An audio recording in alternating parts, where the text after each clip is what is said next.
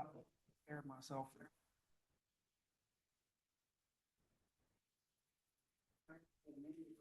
About baby. Okay.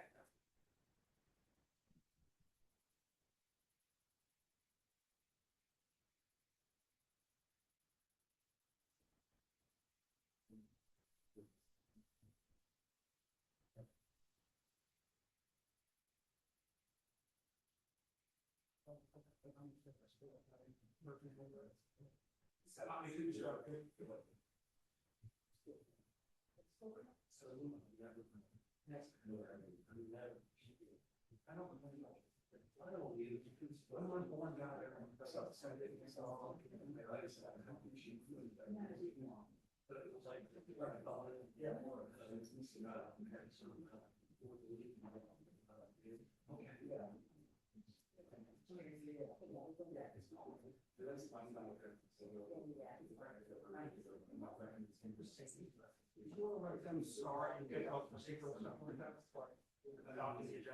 Yeah. If you want to go ahead and turn your mic, and you can do like open up the meeting and we can the agenda. Okay. Okay, welcome all. Welcome to the 2026 Marvin Village Retreat. This is a 2-day event where we hope to get a lot done. I want to welcome everybody. It's 9:36 on the 14th. I'm going to call this meeting to order. And let's see here.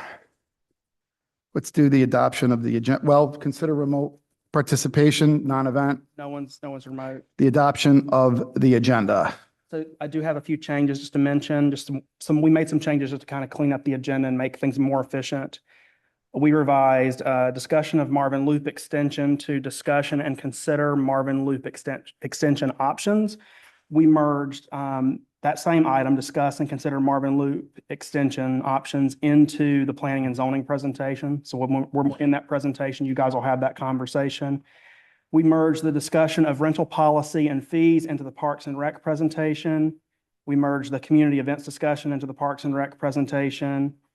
We merged the discussion of Powellville Roads Tracker into the Public Works presentation. That'll be tomorrow. We removed the discussion of recreation manager position, and then we revised the Public Works Director item on day 2 to encompass both of those positions, discussion of staff vacancies. And then we revised discussion of naming Village Hall Park to discuss and consider adoption of a name for Village Hall Park. Okay, great.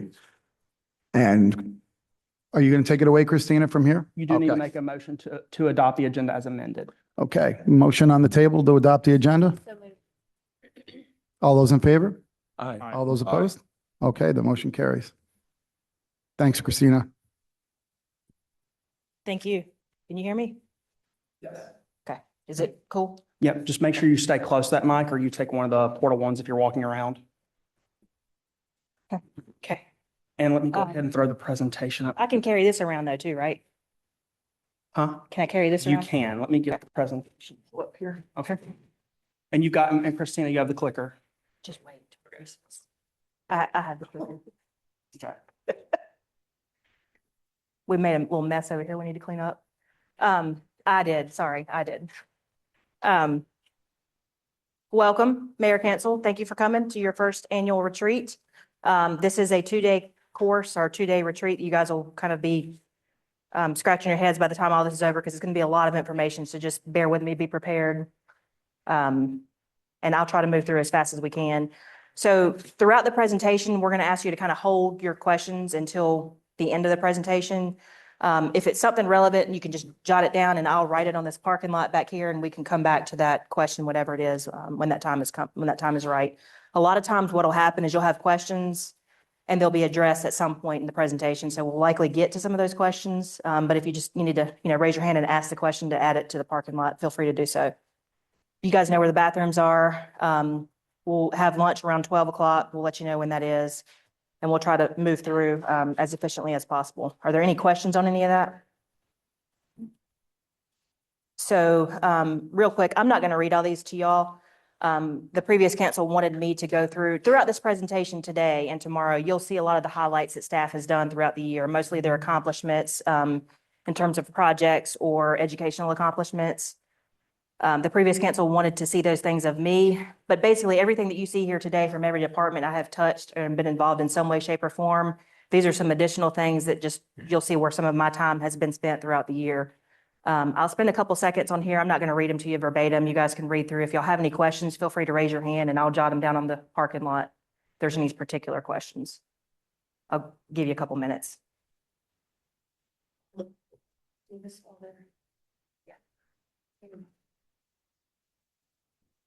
I apologize. I'm going to turn this on for a second while y'all are looking at that.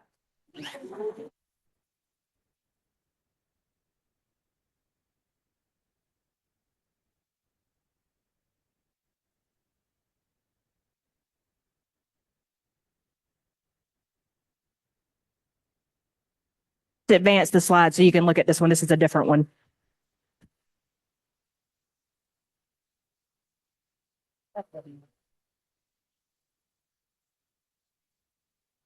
Thank you, Jill. It's going to be like snacky the rest of the day. Are there any questions on any of this that y'all want to come back to later? Okay. Left-wing training, who's that?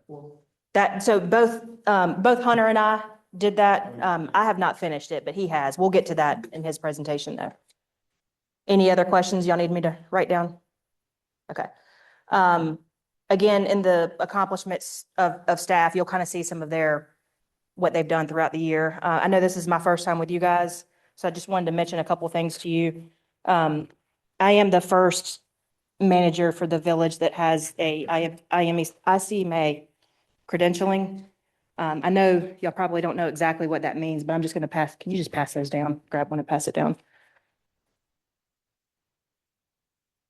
Exactly what that means, but essentially it's a voluntary program. To be a manager, you don't necessarily have to have a particular degree. Most professionals do, but this is a voluntary accreditation that makes sure your employees have a commitment to education. There's a requirement of 7 years of direct experience with an additional with a master's degree. If you don't have a master's degree, you have to have 15 years of experience before you're eligible to apply for it. These are all the classes that I took last year. I'm not going to read them to you. If you guys have any questions about them, I'll be more than glad to show you this later, but here's the others.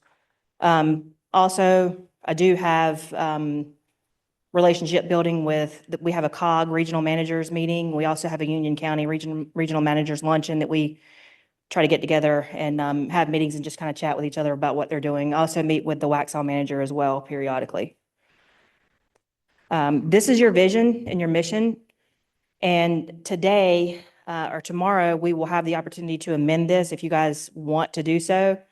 You guys have it here in front of you. You also have it on the doors adjacent to you. So throughout the retreat, you can read this and see if you guys want to make some changes to it. We'll come back to this at the end of the retreat.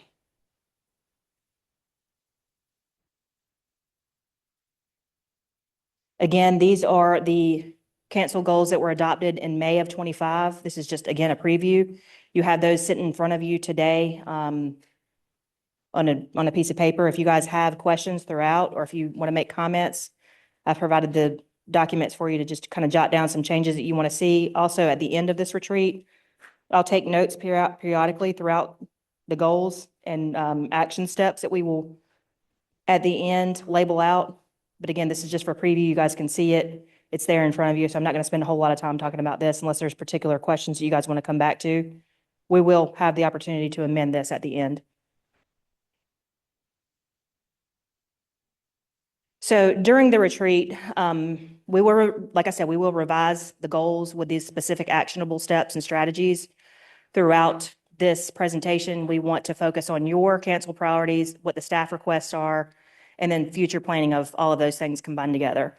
We want you all to consider the aspects of certain questions, and these are all not an all-inclusive list, just things that I've come up with. How can we promote a vibrant community with a high quality of life? And these are just questions to consider throughout. How can we promote a clean, safe, family-friendly community? Do we want to promote a thriving heritage district, and what does that look like? Do we want to consider an MSD overlay? Do we want a diversified business and residential growth? What intergenerational events and recreation entertainment amenities do you think reflect the community, or do you want to refocus those efforts away from events? What specific accomplishments do you want to see in year 1, year 3, year 5? Do you want to look at land acquisition for parks? Do you want to look at land acquisition for public works? Things take time to plan, and we have to start putting those things into actionable steps if so. I put some questions in here for you. Where do you see Marvin in 10 years? Where do you see Marvin in 20 years? And what are those measurable benchmarks? So those are just questions to consider as we're moving along these presentations. So before we get into a whole lot, I wanted to give you a quick kind of understanding of the budget in general. So the process kind of starts with us here today in the next couple of days. What we look at is the goal setting. Here today, you're going to establish those goals, and tomorrow you're going to establish those goals and those actionable steps that reflect what those goals are. You'll also see a initial presentation of the CIP, the Capital Improvement Plan. And then in a subsequent meeting in the next couple of months, you will adopt that CIP. Throughout that process, staff meets internally, and we have tons of meetings to go over what the requests are and how they match with the strategic plan of the village. And then we form the budget. And this is all done internally. I'm the budget officer, so I'm actually required to put all this stuff together and present it to you all as a balanced budget. So from there, Jill and I will meet, go with all the department heads, and we'll have very in-depth conversations. We present the budget to you all, and then you have your budget work sessions, and that's where you start considering if you want to delete some things, if you want to change up some services, if you want to add services, if you want to consider other revenue sources, which primarily is a tax increase. And then from there, the budget is adopted, and then we implement and manage the budget at a staff level. And then it starts the process back over again in the next year. So really the reality of what everything you see and hear and discuss today boils down to the fact that the budget is pretty tight. And when we balance it pretty tight. So any additions are going to have to be funded with either a reduction in services or a reduction of scope of services, staffing cuts, and/or increased revenues like a tax increase. That's essentially what it boils down to. We have a couple of minor things that we could propose to cut, like for example, Hunter has the comp plan. Hunter, correct me if I'm wrong, but I think it's about $100,000, 150. So that's really the biggest kind of, I don't want to call it fluff because it's not fluff, but that's the biggest project that we would have that we could say that we would cut. But you have to start thinking about, you'll have other plans that are needed to be adopted throughout the year. So, and other needs for that matter. So just something to consider. Does anyone have any questions on that before I move on? Okay. Oh, You got plenty of time if you want to actually dive into the strategic plan now. well, I don't want to go too much because they need to hear it and change. So when are they scheduled to call when? We're ahead of schedule right now. We could go on to departmental presentations and come back to Well, central. when is COG scheduled to call? They're scheduled at 11, but they should be here like 10:30. So we're ahead of schedule. Okay, well, we'll come back to this slide unless y'all have any questions thus far. Nope, okay. So we'll move directly into the departmental presentations. So what'll happen here is every department will have an opportunity to kind of give you their accomplishments, what they're working on this year, and something that we had changed in either the last retreat or the one before is putting actionable goals in for year 1, year 3. And this is all driven from what we have known strategic goals to be for the council. So these things may change. We're just kind of giving them to you as we saw fit in this context. So that may change things next year, just so you are aware. And I'm going to turn it over to Austin. And then whenever they come in, we can just find a good stopping point. Are there any questions for me thus far? Okay. So before I begin my presentation, good news, it's not a long one. I will be very efficient here. So just a few things I've been working on in the past year. We are continuing to review all of our physical and electronic records. We've got a pretty good system in place for us just to go through it on an annual basis, label things, determine what records can be disposed of per our retention schedule, which is both a collaboration of state regulations and local policy. We do have a continuing challenge with email records because emails do not have a set retention period. It's solely based on the content of the individual email threads. So that's an area of records where we've not had much luck with actual retention. I know my inbox is kept pretty well, but we have a large We have a large number of archived emails that have just never been gone through. So it's a record backlog that we're responsible for maintaining. Austin, I know we weren't supposed to ask any questions until you're done, but I'm going to ask it anyway. We don't have any kind of retention policy at all on our email? Well, so emails isn't a category for retention purposes. It's the content of the email. So Okay, instead of, we keep emails for however long, it's emails regarding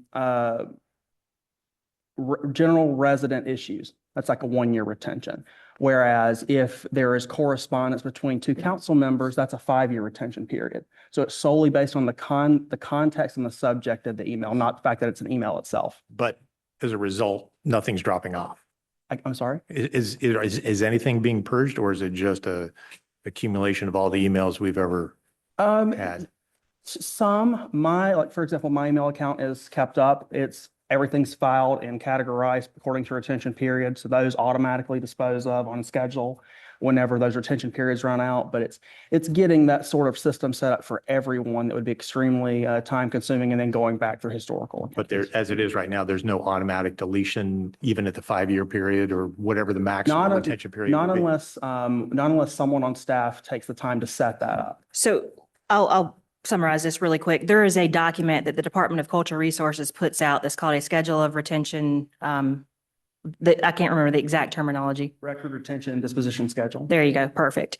We adopt that schedule. And in that schedule, it basically categorizes types of documents, meaning, planning documents, email correspondence, or maybe not email, but it'll say correspondence related to citizen complaints. We internally, all individually, keep our own records. So unless I have taken an opportunity to do an auto delete, and I'm pretty much 99.9% sure none of us have done that. But we would all individually keep our own records. He, at the end of the day, is the record person. So we all try to run through things through him. If we feel like we can delete stuff, we will run it through him. But I'm pretty sure none of us have any type of auto deletes.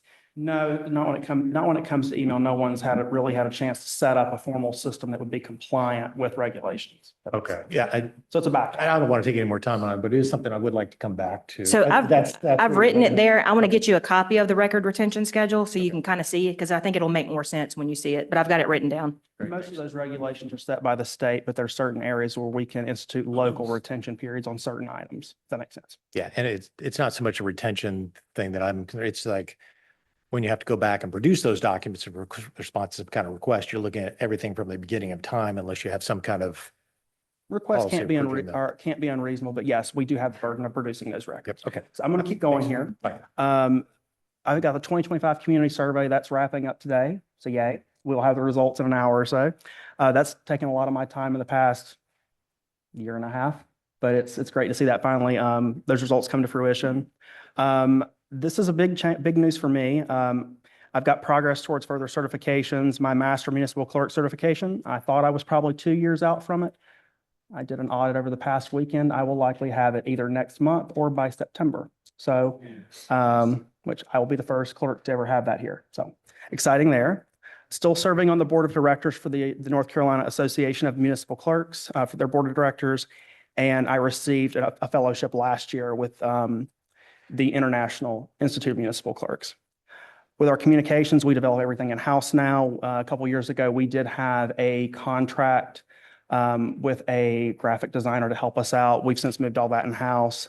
Pulled when she was here, really guided us along to get a lot of systems set up. And now that she's left, we're transitioning with Lucas here, and we're able still to produce most of our things in-house. So looking good there. And that includes the Mayor's Monarch logo that you see up here. We did that in-house. The Mayor's Monarch Pledge, this is an accomplishment. This is something that's still ongoing, but it's a project I'm really excited about. It's been a lot of fun so far. I think it's going to be something it's going to be a project that has a lot of physical, viewable deliverables, and I think it's going to be make a really good impact on the community. And public record requests. We had 74 last year. In 2025, I think it's the most we've ever had on record. We have finished 64 of those. 3 of those were abandoned because the requester stopped corresponding, and we have 7 still open. We've had unique challenges from these record requests due to the scope. A lot of the requests had very expansive or vague scopes, or we had to go in and make clarifications with the requester. or get IT involved. So it's been very time consuming. And there is an opportunity here for software innovation, systems where you can set up workflows, systems where you can essentially digitize all physical records, some of which still have to be kept physically. But this is an area where the village could see growth as far as our internal operations, if that makes sense. Communications is a big part of what I do. We do a really good job with communications. We have an open rate of 60% on our emails, very low unsubscribe rate. We've seen steady growth across our social media platforms, Facebook, Instagram, and YouTube. Instagram has grown faster than any other platform. It's the visual aspect. It catches people's eye. It has a good demographic. Instagram more plays towards I would say the mid-20s to the mid-40s in typical demographics. Facebook skews a bit older. And YouTube, we just primarily use for meetings, but we're seeing that grow as well. Any questions on this before I move on? I've got a quick question. John, go ahead. Go first. I was just going to say, do we know the number on the email list? Because I know we have the numbers on the social media. I can How pull many those- people are It's a slow and steady growth. We have roughly around 1,100 or so, and it stays around that number. We'll get more as, some of the houses that have been built recently, people move into them. But it's a very large list. It's one that frankly, a lot of municipalities would be envious to have. We have a much broader reach than a lot of towns, if that makes sense. What is the accuracy rate of that list? I think I saw an email recently that it's around 60%, 65% accurate, so that when you do a blast, a good open rate, which is great. Mhm. I want to applaud you guys on that. Would it be even higher if we had a more accurate, accurate list? Our list is accurate. The open rate is just dependent on whether someone is actually reading our emails. The emails are valid. We have a 99.6% delivery rate, meaning it's reaching an inbox. That inbox does exist. Now, whether someone is checking that is not something I can tell. I can tell if they're opening our emails on an individual basis. But that's not a concern. Our list is very accurate and we have a strong above average open rate. How long do they leave the email open? How long are they on it? That's not something I can read. I can read into open rates. I can tell when links are being clicked. It's those sorts of things. I can't really see how long someone's reading it, for example. That's not something that's measurable as far as ours. Yeah. You need more sophisticated software for that. John, I know you had something. no? Okay. I guess. Okay, I'm going to move on. Records retention, we've talked about this already. Like I said, we went through nearly all of our paper records. There's some in planning and some administrative records that still need to be gone through. A lot of those have a permanent retention or next to permanent. Looking forward, Laserfiche is a software that we've looked into in the past. It's a record retention software. $27,000 roughly to set up with about a $10,000 annual subscription. It basically sets up a digital repository where records are scanned in, they're automatically categorized, or assigned retention periods. We would get alerts when it's time to destroy something. And so it would be a good way going forward to address any sort of records backlog. We would be required to have an electronic records policy in place. That's not just something that we write. It is something that there is a template provided by, I believe, the North Carolina Department of Cultural and Natural Resources. So it would need to be a policy that would be compliant with their regulations, and we would work with our IT vendor to make sure all of the safeguards that would be in this policy about the access to records would be followed, if that makes sense. Any sort of software, there would be growing pains with just training staff on how to use it, getting it set up. Digitization would be timely. If we were doing digitization purely in-house, it would be very timely. It would take probably months, and that would be a great job. That'd be something fun for an intern to do. Digitization, they do have an add-on where they come in and they do all the digitization of physical records for us. We had someone come on site a year or two ago, and we've had another company come in since, and we're landing around this same number, about $100,000, not to exceed. That'd be a ceiling to digitize everything. Obviously, we don't have money for that, but it's something to keep in mind. And then we need to continue to plan for storage with the growth of records. When, I think it's the next slide. Because minutes used to take up a lot less space and they take up a lot more now. Originally, 6 years of minutes could fit in one binder, and now 1 year of minutes takes up 3 large binders, for example. We bought a new fireproof cabinet recently. We've still got plenty of room in there for future years, but this is going to be something you're going to continue to see grow with the growth of minutes and planning records specifically, because those are long-term records. Austin, and those are required to be hard copy Yes. records by statute. They can't be digitized. There are certain records where you could digitize them and you could seek authorization from the North Carolina Department of Natural and Cultural Resources to get authorization to destroy the physicals if there is a sufficient electronic copy. Minutes are not included. Minutes always have to be kept physically. They're backed up in multiple different mediums, including like microfiche. That's one way that they are always recorded. We send those off to the state about on a year or every 1 or 2 years, roughly, if that makes sense. So then like Charlotte will have paper copies going back 150 years? I can't say if they do. I can say they're supposed to. Okay. Sometimes things happen with physical records. Plenty of towns have had tragedies, including a lot of the Western North Carolina towns with the hurricane. A lot of physical records were lost from a lot of towns.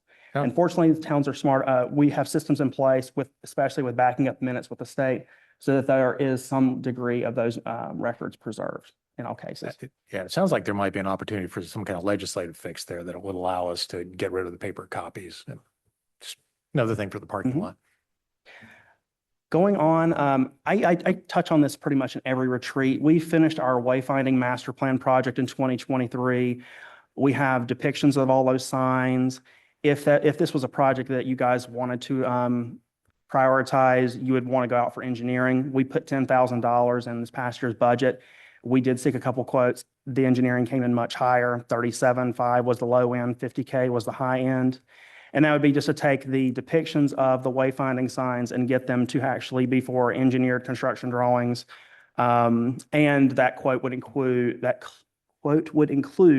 a vendor holding our hands through the DOT permitting and encroachment process. We don't have funding for the actual signs themselves. As far as the wayfinding signs themselves go, all the signs would be done for under $200,000, would get the entire village, all the signs, but that doesn't include monuments. Monuments are the fancier Welcome to Marvin signs. Those are more expensive, likely between $50,000 and $100,000 each. Would obviously want to shoot towards something smaller and towards the lower end of that. We do have phases broken out for this based on the paperwork that was provided by the vendor that we used back then. That's a quick little summary over that. Any wayfinding questions? This is something that we have looked into some grant funding in the past, but there's not a lot out there for this sort of thing. Some towns have used grant funds for these types of projects when they're a part of something else, like some sort of infrastructure improvement when it comes to roads and greenways, for example. You could lump something like this in depending on the project scope and depending on the grant that you're applying for. Austin, do you know of the kind of the gateway ones, which would be the major kind of more expensive ones, but how many of those could be potentially affected by the movement of our municipal boundaries or anything like that of those 6? Not many. The one that would be the most affected, there's a couple of places where we know we're never going to move. State Line is one, Marvin Road into Charlotte's another. Those boundaries are never going to change. In this plan, this plan would include the monument sign that you see at Publix. Our logo is actually getting swapped out on there in the next month to reflect the tree logo. But that one would be one that would be retrofitted in the future. And it's kind of a central location where even if our borders change slightly, you wouldn't need to move that sign. It's still in a central location in a busy intersection. Bonds Grove and Providence Road, that's another one where you're really not going to see the boundaries change there. So really the only one that you would see that could change would be on Marvin School Road towards Ray Road. That's the only really, I would say, boundary that could realistically change in the future. Without significant annexations. Any other questions? Okay. So going on to some goals for me and my department. Like I said, working towards my master clerk certification, excited to be doing that. I'm getting more involved with the Clerk Association. I run a couple committees. I'm on the board of directors. And you'll hear it here first. I will be the association president. I'm going to make sure that happens and bring that home to Marvin in future years. This past year, I've seen a lot more time go towards helping Christina with various projects. She's got a lot on her plate, and I'm happy to take what I can off of hers. Another big thing for me is succession planning, because I know I eventually won't be here, and I don't like to think about those sorts of things, but there will come a time where there will be another clerk. And I want to make sure that whenever I do leave this position, which is not planned and hopefully not anytime soon, that person will be able to come into a role and feel like they have what they need when they get here, and not have to spend time catching up or cleaning up after me. Development of the electronic records policy is something I would like to work on if you guys wanted to move towards that digital, that record software solution. We've hired a replacement deputy clerk, so we can check that off the list here, but we're going to be spending some time onboarding and training Lucas with our policies and procedures. He'll be taking over planning board and board of adjustment minutes, and additional things as needed, and wayfinding, if it is something you guys want to prioritize, we would want to move towards engineering in the next year and start moving towards the first phase and look for other funding sources. Year 3, again, more time to help Christina take more off her plate, take on some ACAO duties as needed. That's like assistant manager level stuff. Continuing my focus on succession planning. In 3 years, I would like, if Lucas is here in 3 years, I'd like him to be able to have his clerk certifications, his certified and North Carolina certified certifications, continue to build his knowledge base on local government law policies and procedures, and transfer more communications duties towards him over time. And if we're focusing on wayfinding in 3 years, I'd like to see at least one full phase done. Maybe we have a monument or two. Maybe we have these cute little Marvin community signs you see in the right-hand corner, bottom right corner. Those signs were originally planned to designate which neighborhoods are fully in Marvin and which ones are not, because it seems like no one really knows at times. And then moving into year 5, I definitely want to have, as far as succession planning goes, I'm trying to modernize as much as I can. I want to cross-train my colleagues, but I want to have as much paperwork, standard operating procedures. I want to make the most common aspects of my job heavily documented just for whoever eventually takes my place. Continue to help Christina. I'd like in 5 years for my deputy to be close to his master clerk certification. 5 years, I'd like to see more wayfinding, and in 5 years, I would like to see more Marvin merchandise. Whether it's in local stores here, if it's things we give away, there's always more opportunities for that. So that is the end of my presentation. Are there any questions before I hand it off? I'll just note real fast too, the whole succession planning conversation is something that we have at an organizational level. So although you might not hear other people say that, we are all doing the same thing. We have taken an approach from pretty much my level down to do prioritization of tasks, and we constantly are updating those. So he goes into a lot of detail on it, but that same kind of philosophy applies to everyone. So just so you are aware. Bob. To accomplish your 1, 3, and 5-year projections, Mhm. what do you need from us? If you had to set a priority for us to say, if you want me to be more efficient, more productive on behalf of the people of Marvin, what is that one thing you'd like to see us do? I'll give you 2. Always fund continuing education and throw money at software. That we can do a lot of things internally with internal processes, but at the end of the day, there are certain things that really technology is going to be the most efficient, effective solution. Any other questions? What is the engineering on the way signs? Wayfinding signs? What do you mean exactly? There was 37 to 50,000 engineering. Yeah, so that one, that's going to be everything from taking a concept drawing of the sign to an actual engineered drawing. To where like the bases of those signs need to be breakaway. So if a car hits them, they're gonna break and minimize the chance of an injury of a driver who collides with them, for example. It's going to be going through the NCDOT encroachment and permitting process. It's basically getting us everywhere from a concept to the point where we're ready to place an order with a vendor to actually construct the signs, to fabricate them. It's the construction plans essentially and all the work related therein. There's no other questions. We'll pass it on. Any other questions for Austin? Okay, we can move on to planning and zoning. This is going to take an hour. It's not ready yet. Here. Hold on, let me. Hey, Austin, do you want to introduce Lucas? I mean, I don't know if anybody else has been. met Or him. while Hunter, while we wait on Hunter to get back, this is Lucas Holden. He's our planning technician and deputy clerk. He took Polony's position. Introduce yourself. Hi, so as he said, I'm Lucas Holden. I started here 3 days ago, something like that now. Time flies. And I came back. I'm originally from Cleveland, Ohio. I got my bachelor's of science in geography with a concentration on urban and regional planning from University of North Carolina, Charlotte back in winter of 2024. And I spent the last 2 years up in the Pittsburgh region of Pennsylvania working for the town of McCandless, which is a suburb of Pittsburgh. It's say about 3 or 4 times the size of Marvin. And I was a planning assistant up there. I helped them in the process of, they had just recently introduced a comprehensive plan and they were at their, 3 or 4 years out, looking at what had been successful, what adjustments needed to be made. And so that was a big part of my job up there. And now I'm back down here and so far seems like a real good place. I'm happy to work with y'all. Welcome. Thank you. And you guys will have another formal introduction at the next council meeting, just so you're aware. So you'll have to, I'm sorry, but you'll have to repeat that. All right, good morning. No, I'm okay. I think, well, yeah.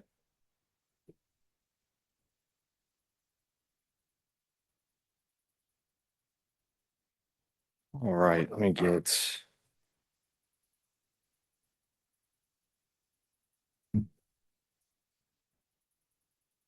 That's weird. This slide got messed up. This is supposed to be. I said, that's weird. This slide's supposed to be like the 2 slides down. So I'm gonna start here and then I'm gonna go back. So just want to go over last year's kind of accomplishments and things from the planning department. So the village, we had 4 total rezonings approved. They were the Rosemary Hall, which is the 8-ish acres there across from Marvin School, there at Robinwood and Marvin School Road.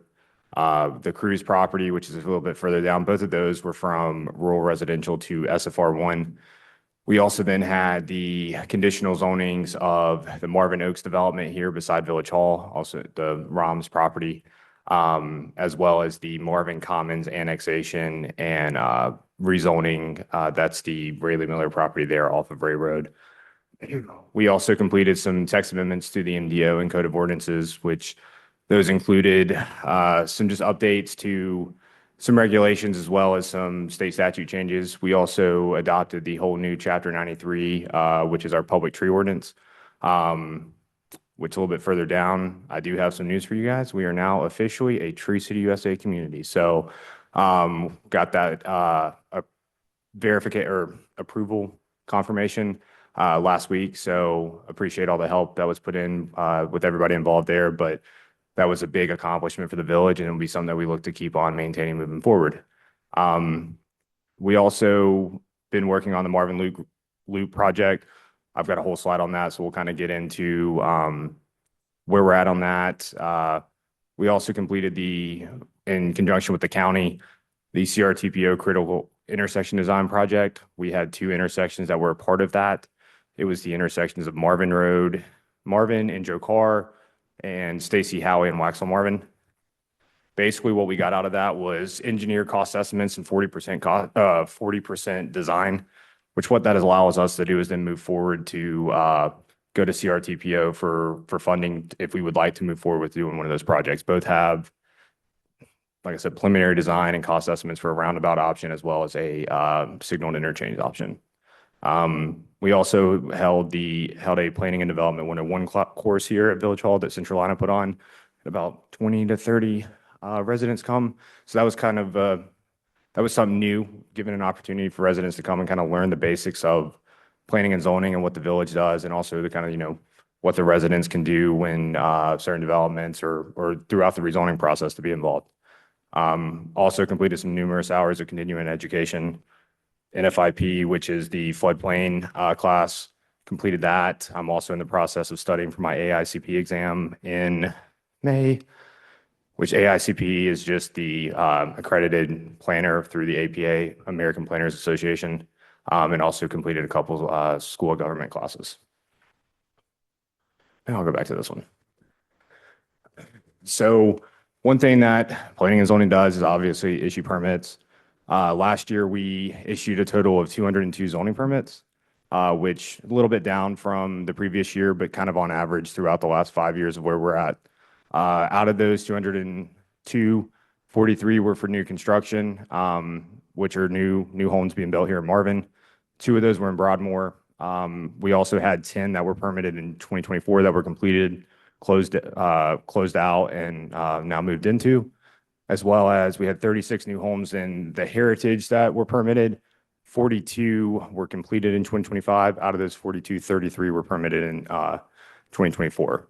We also had 5 other homes in other developments or no subdivisions that were permitted for construction. 42 outfits, which are interior renovations, 3 additions, and then 80 accessories. Half of the accessories are pools. People love pools here in Marvin. That's on average we typically issue anywhere from 30 to 50 pool permits a year for new pool construction. Other than that, like I said, we had 2 commercial outfits there at Marvin Gardens for new use, which was a UPS store, and I can't remember if it was the Yoga 6. I'd have to go back and look. And then we had 17 tree removal and 4 signs and temp signs, which once again, 2 of those signs tie with the change of use there at Marvin Gardens, and 1 customary home occupation permit. Sorry. So just kind of an update on current residential projects. Oh, sorry. Go ahead. Just going back to the permits, what's the general, I mean, I know that this is going to vary tremendously, but what's the general turnaround time from an application until it's approved? Assuming that it's a complete application. So I always tell people, it kind of depends on how many I get in a week. I always tell people, if you get it to me on a Monday, you'll have it no later than a Thursday. If you get it to me on Thursday, most likely you'll get it back that day. Because if I get an influx of them, it's just a process. Like, I've got 3 right here on my desk. Like, they're ready to go, but I've got to scan them in, put them in the database, and then email them back to the applicant. And that's kind of just some tedious. And having Lucas will definitely help with that. But it just depends. Yeah, that's just zoning permit. Sorry. Were you referring to like other development type projects?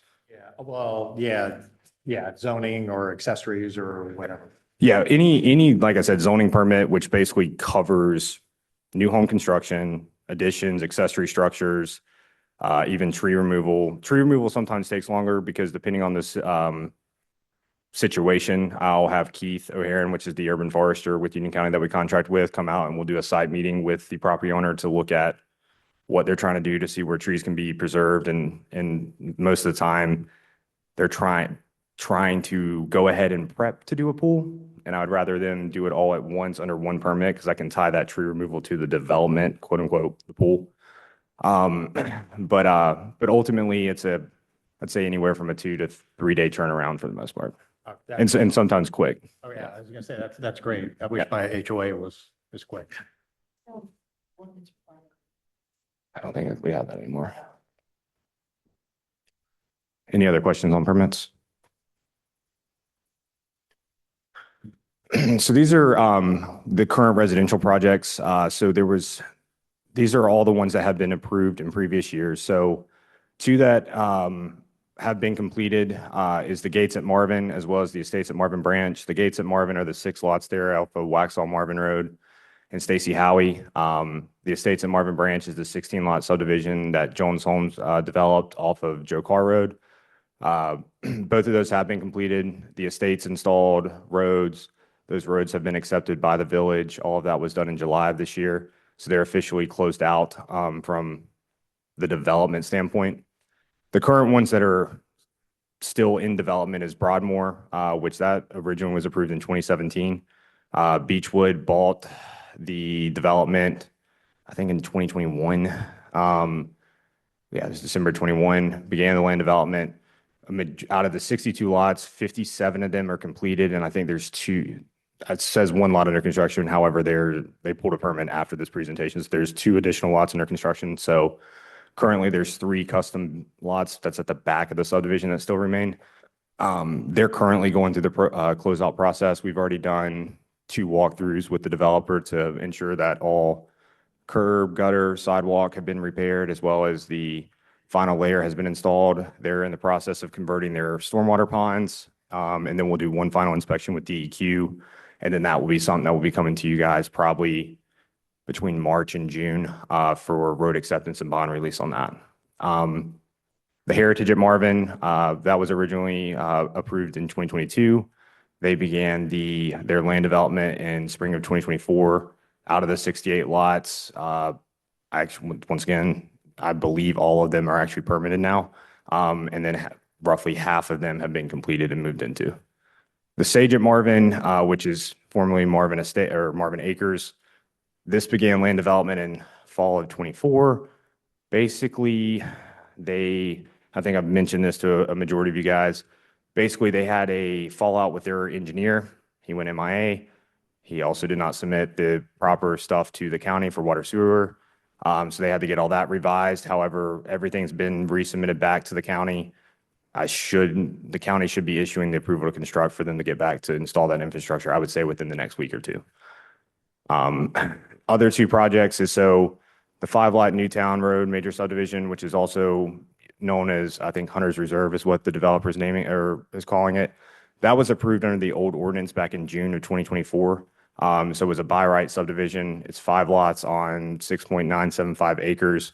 Those construction plans have been reviewed and approved, and the final plat has been approved and recorded, as well as the project's been bonded.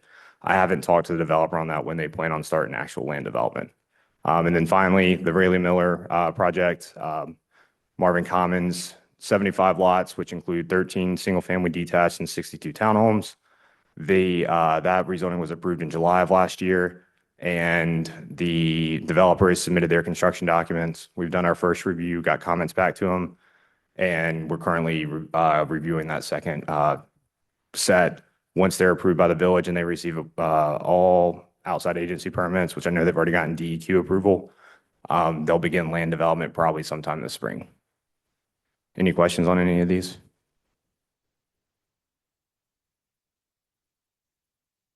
So commercial projects here in Marvin. The first commercial project that Marvin ever had was Marvin Gardens, which that was approved in 2016. Currently, once again, includes Publix, the building 2, which is the building basically where the Great Clips is, Great Clips and Marco's is there to the right of Publix. And then buildings 3 and 4 have also been constructed where the Mexican restaurant is, and then the urgent care. As well as out parcels 1 and 2. Out parcel 1 includes 7-Eleven, and out parcel 2 includes the Dunkin' Donuts, Yoga 6, and can't remember what the third is. So there are still 2 out parcels that are available for development. We did have an application in earlier or last year for Whataburger. However, they decided to not proceed further developing on that out parcel. So those 2 out parcels are still they're owned by Publix. Publix, it's basically would still own the land. They would, whoever wants to lease it would basically build their building for whatever, if it's a restaurant, fast food, whatever. But ultimately, Publix still owns the land, and they would lease the land from Publix. The other projects, we have Marvin Commons, which that rezoning was approved, like I said, last year. That includes their approval with the residential units, also includes about approximately 165,000 square feet of commercial retail. And there's just some of the elevations. For the timeline on this, as I mentioned, the construction documents are for the whole site development. However, once the site's developed, the residential portion will probably be constructed first, and then the commercial portion will come back and basically with their final kind of site layout with their building placement and parking, which most likely will receive that sometime this summer, if not fall this year.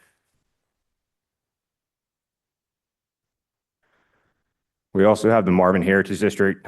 So just to kind of recap, the Heritage District was originally identified in the 2004 land use plan as a village center district. A lot kind of different documents between 2004 and 2020. However, about in 2020 is when the village started kind of further looking into this to get the district implemented. We had the small area plan adopted in 2021, which a small area plan is a specific land use plan for specific area. So it's just focused on the Heritage District.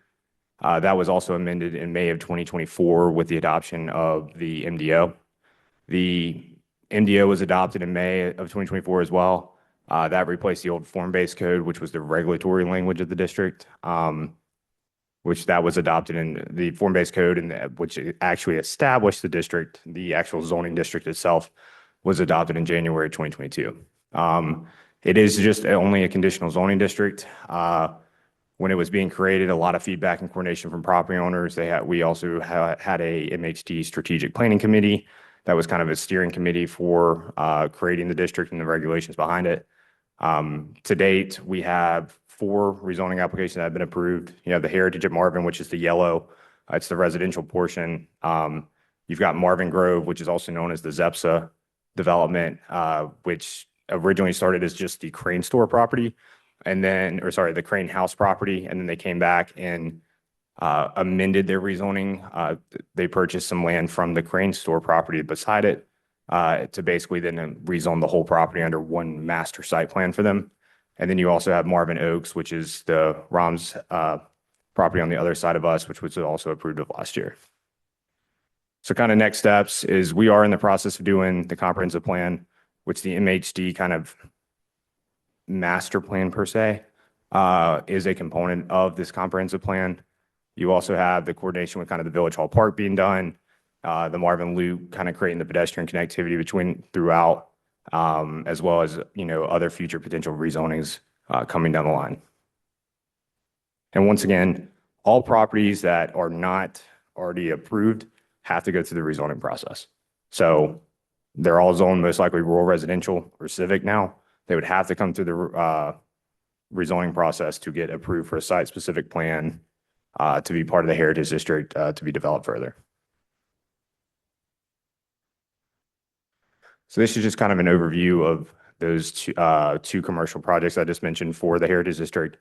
So you have Marvin Grove, which, like I said, started out in phases. In short, it totals, let's see, what is that? 30, roughly about 35,000 square feet of retail commercial office space. They are in the process of getting their construction documents. I've said this for about the last year now. I'm expecting those in the next month or two. Their engineer is very kind of old school, wants to try to make sure gets everything right. He has already submitted stuff to DEQ. They have already received their Army Corps permit as well. They've submitted to DOT as well as had those conversations with Union Water for water and sewer extension there. So he's doing it kind of a different way because most of the times from a development standpoint, sometimes they submit it to the village first and then submit to all those applicable agencies. Once again, we do not release for construction until we have all those permits in hand. They're just going about it where they're submitting it all to the outside agencies and then to us, which is probably smart because most likely our review is going to take the least amount of time compared to some of those other agencies that review from the statewide as a whole. Hunter? Mhm. So total for this is gonna be about 46,000 square feet. See, I said 35, but yes, I think, 10, 20, 30, 40, yes, 45, sorry. I want to clarify that is their max. So in the site plan in the top right corner there, that's the layout. So the max footprint for the buildings are 5,000 square feet.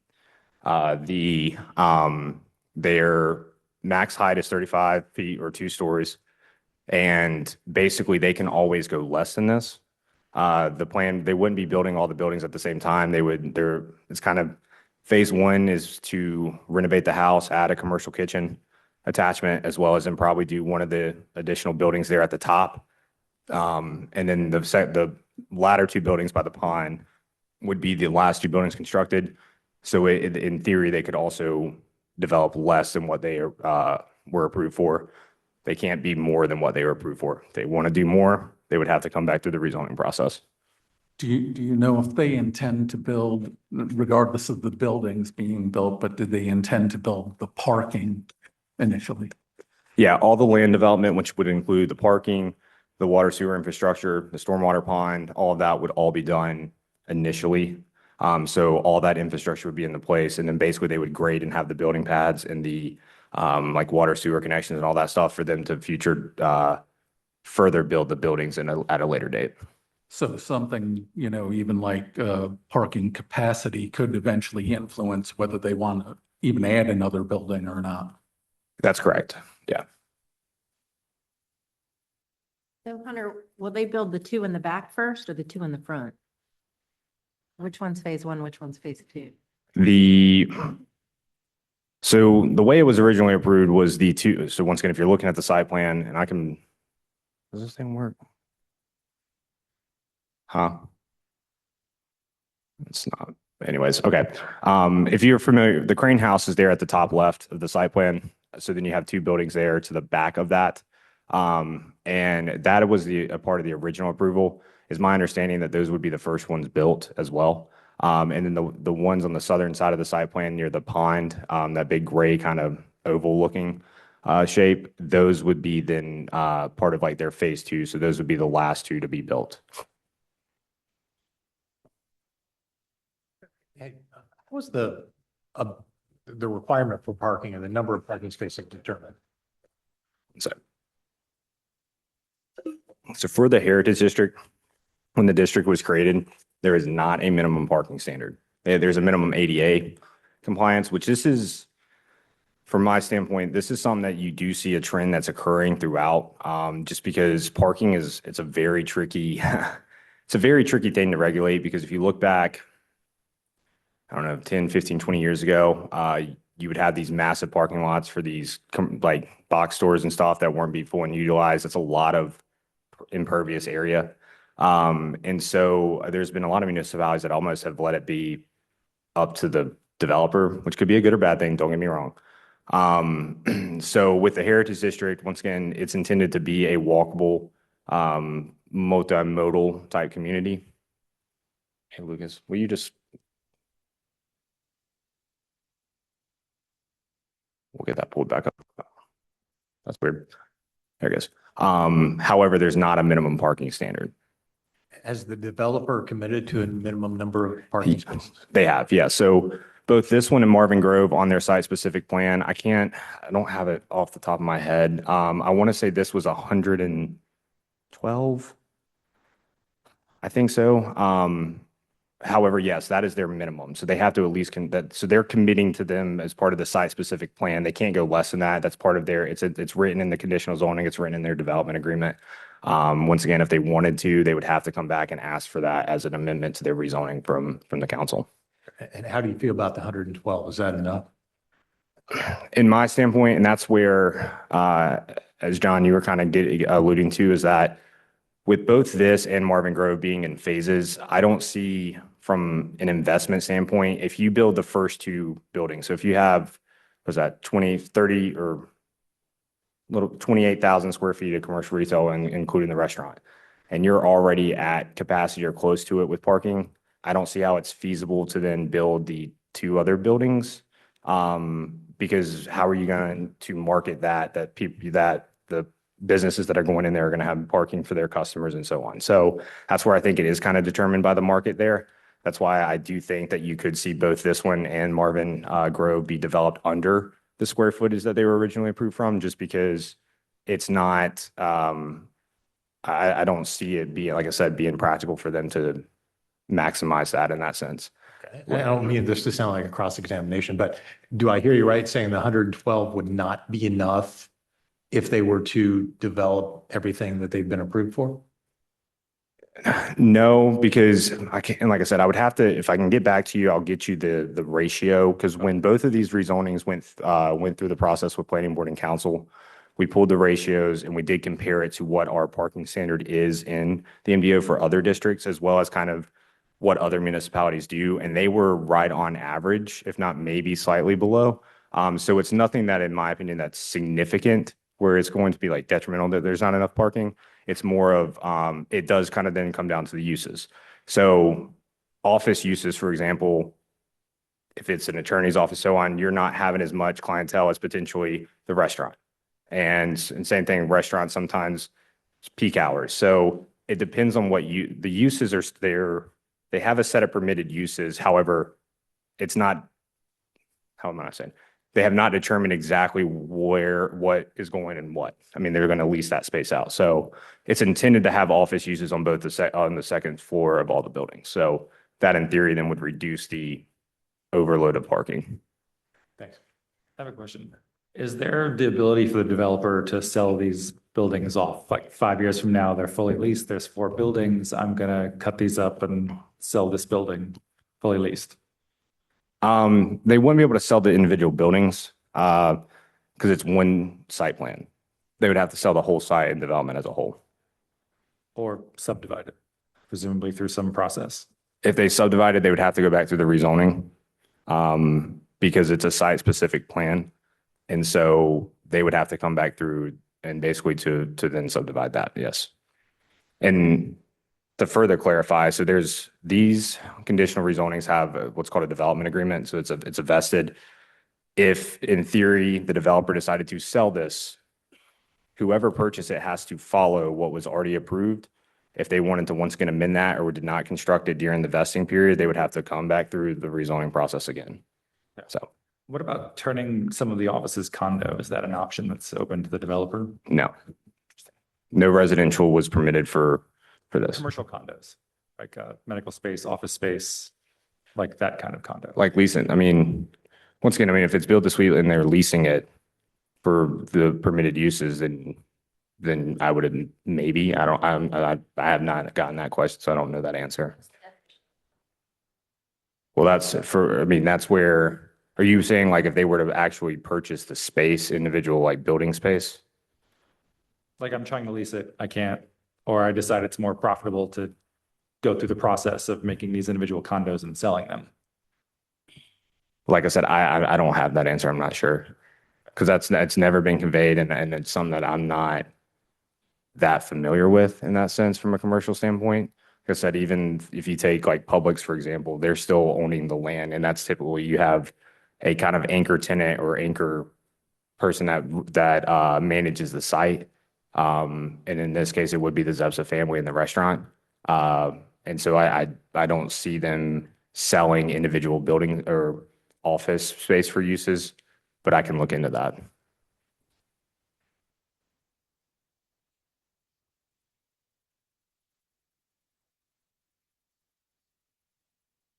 Any other questions?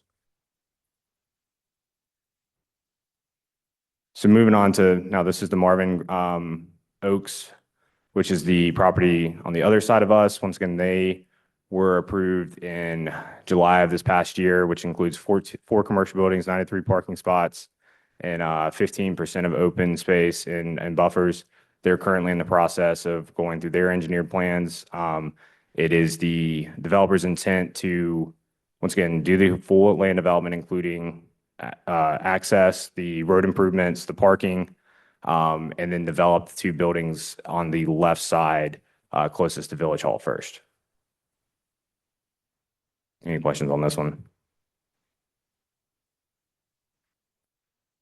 So this is something that kind of put together, just kind of give you an idea of what's left in Marvin.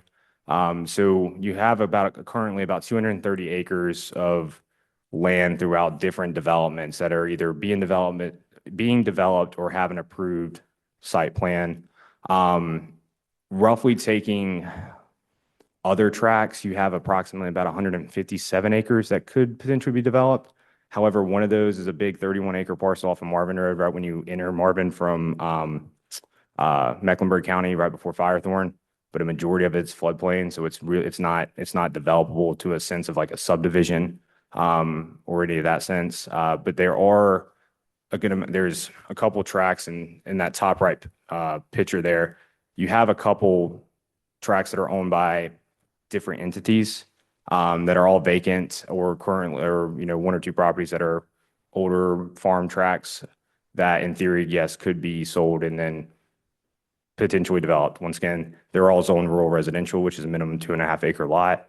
They would most likely be coming through the rezoning process for any type of residential development for those properties. But in short, land is scarce.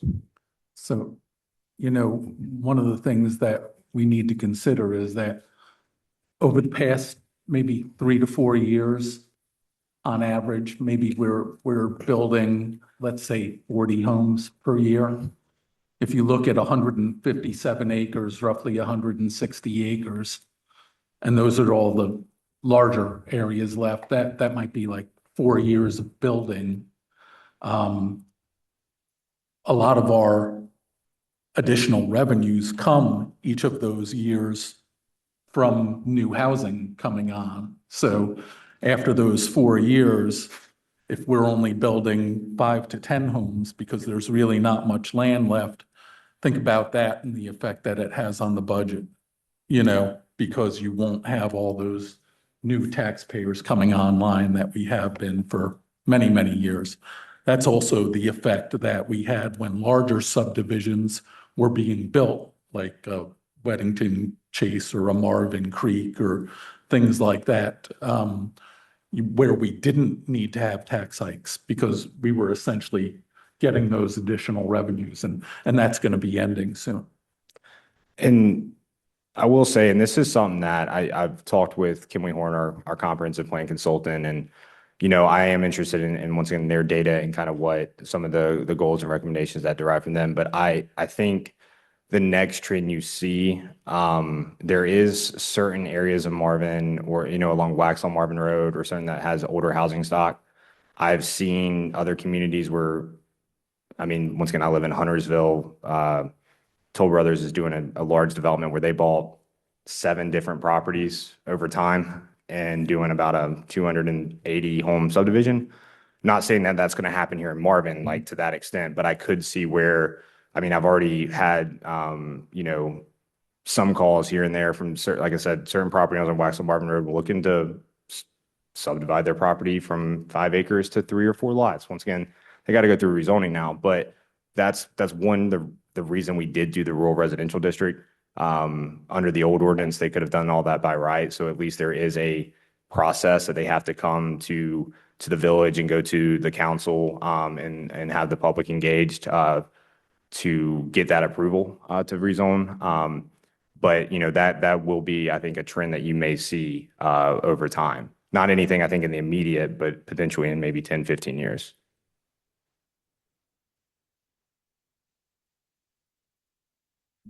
All right, so Marvin Loop. This project, we were awarded this grant in 2022. Sorry, it's just, this has been a process with this one.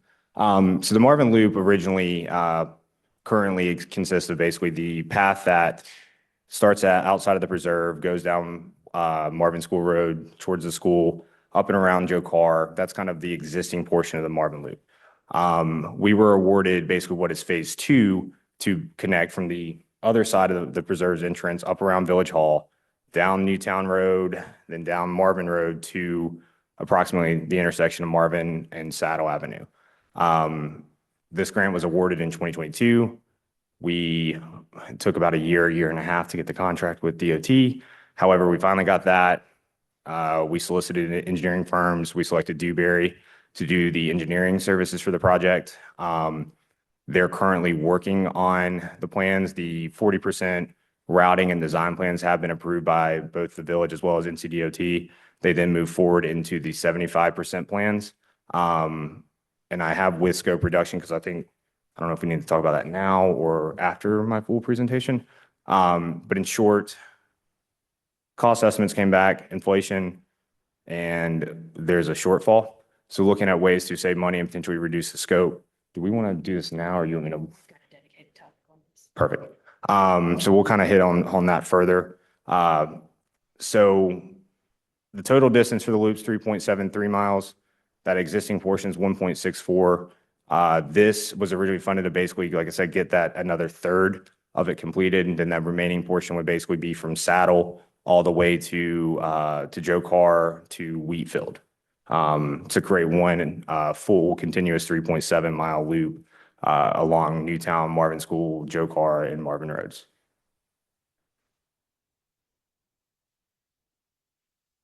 We'll come back to this.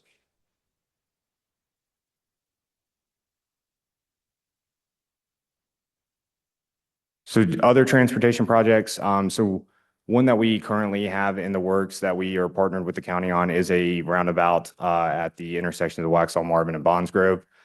We partnered with the county to split the 20% local match there. So we're kind of on the hook for 10, county's on the hook for 10. So slightly off, we have a little bit more because the county only had 500,000 in their funds for their critical intersection projects. So essentially we're on the hook for 544 of that on top of any overages. That's currently moving into the right-of-way phase sometime this year. So basically the county, DOT is administering the project, but the county is also the contractee with DOT. And then we just have a separate agreement with the county to pay our portion. So I'm kind of out of it as much, like compared to the loop where I am the project manager. But this is slated to be constructed, I believe, in 2028 prior to the Providence widening, if that is still on track. Other two, you have a question? Sorry. Yeah, I'm kind of jumping ahead a little bit, but as far as like, let's say at 544,000, I assume that's not coming out of our pocket in a single year, but it's. No, sir, it's not. What's the period over which we would be making that kind of? So the way that we broke that up, and like I said, I don't have the full breakdown, but essentially out of that 544,000, 2/3 of that's the construction cost, which is what we have that then broken up over 27 and 28. For our portions, we basically go ahead and put it in the budget to then basically put it into the fund or reserve fund balance because it does come out of our, how do I say this? You have the preliminary engineering phase, right-of-way phase, construction phase. That's when we cut 3 checks essentially. But we plan for those, so we're putting money back to make sure then when there's the time for us to pay that, it's not one big budget hit to an extent. Did that answer that? Yeah, I guess the follow-up question is, I assume that we're putting money into a reserve then already, or are we? That's correct, right? What's the status of that? Yeah. Didn't we with the? How much do we have in the bank? We dedicated 1 penny of the last tax increase to go into fund the future roundabout. Yeah, we have a capital project reserve set aside for that. So when we get into the PAL bill tracker, you'll see those numbers. So the other 2 intersections, which once again, none of these are funded. This is an option that once again, council, if they so choose, staff can then go submit an application with CRTPO. It is a great opportunity because you can see, for example, the roundabout at Marvin Road and Joe Carr would be about a $7 million project. If we get awarded funding, we're only on the hook for 20% of that. But that still is a hefty amount, especially with the size of our population as well as our budget. But that is broken out and like I said, through about a 5 to 7 year process. But the other 2 intersections, like I said, would be Marvin Road and Joe Carr, as well as Stacy Allen and Waxhaw Marvin. We do have that in the CIP and we'll kind of further discuss if council when that is something that they want to look at potentially going for the funding through CRTPO to get those projects done. And like I said, these are for the roundabouts. The roundabout was the preferred, solution. However, there are cheaper alternatives which are signaled interchange. However, from a scoring standpoint, to get awarded through CRTPO, it could jeopardize that, if that makes sense, just because they look at, and I can kind of happy to meet with any of you guys on this. But in short, they break down the longevity, the safety factor, all that stuff, and that the roundabouts over time meet that criteria, like it's an A or B grade. Where the signaled interchange potentially would fail in about 15, 20 years. So When are we slated to talk about this? Those two? Yeah. It's on the CIP. I think I believe, so what? Talking about it. So we'll talk about tomorrow. Okay. So just kind of to wrap up, so upcoming projects. So we're currently working on that comprehensive plan. This will be, Kimberly Horn's going to be here later this afternoon to kind of give you a high level overview of what that all entails. But this will be something that's a guiding document for the village for the next 20, 30 years. It's basically would replace our land use plan. That will be adopted anywhere between probably May and July of this year, as well as we got some potential upcoming rezonings. I've already mentioned to you that Jones Homes is under contract with the Let property. And I am expecting a rezoning submittal sometime in February for them to begin that process. So once that actually does occur, obviously the first step will be they'll have a neighborhood meeting, invite the public to come, and then, share their development plans for that, as well as in future road improvement projects. And also looking for additional grant opportunities, which include kind of stormwater grants, road improvement projects, and one grant opportunities to complete the loop in total.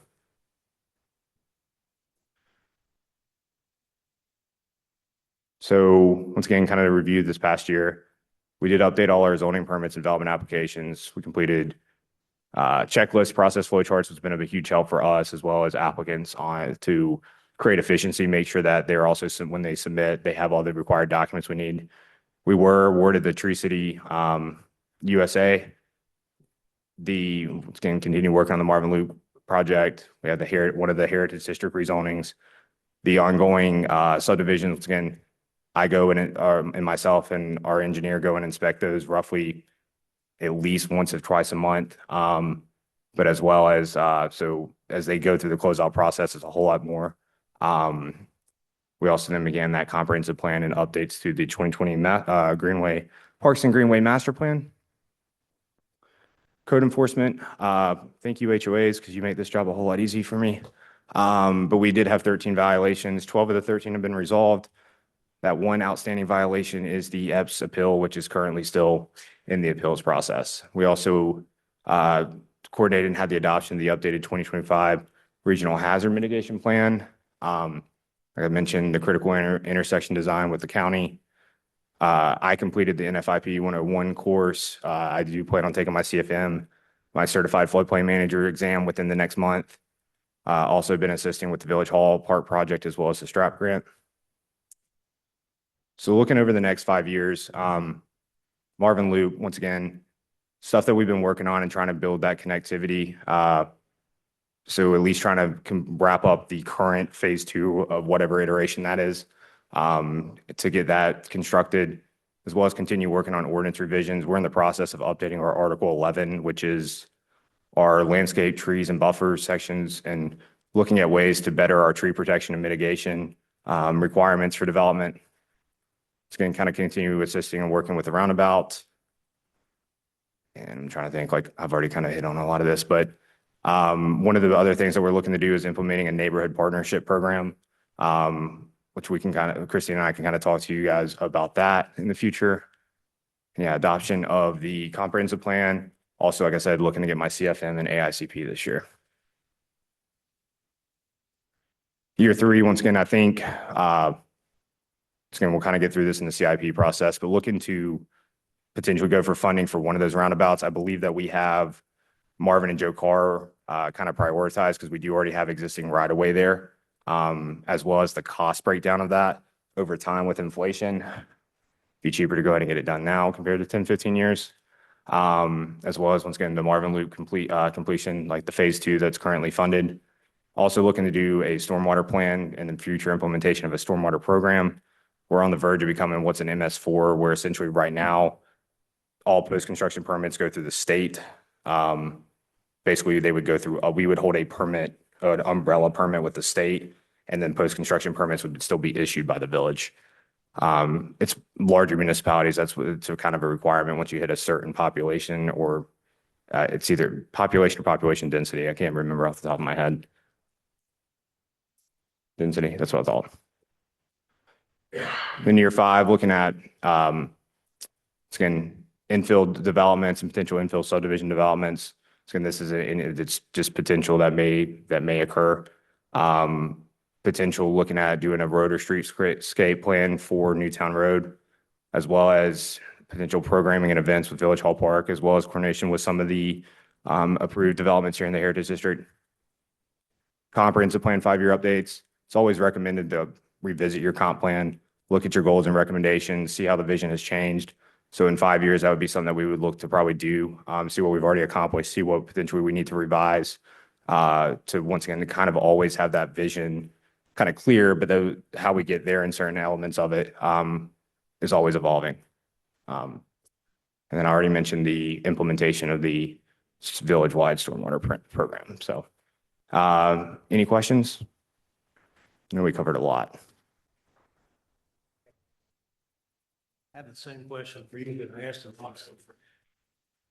Moving into 26 or beyond, what do you need from the council? So when we talk about budgeting, moving forward, we want to make sure we address how we're going to be most productive with the money spent. And the only way I know to do that is you tell us how we're going to get a good return on our money.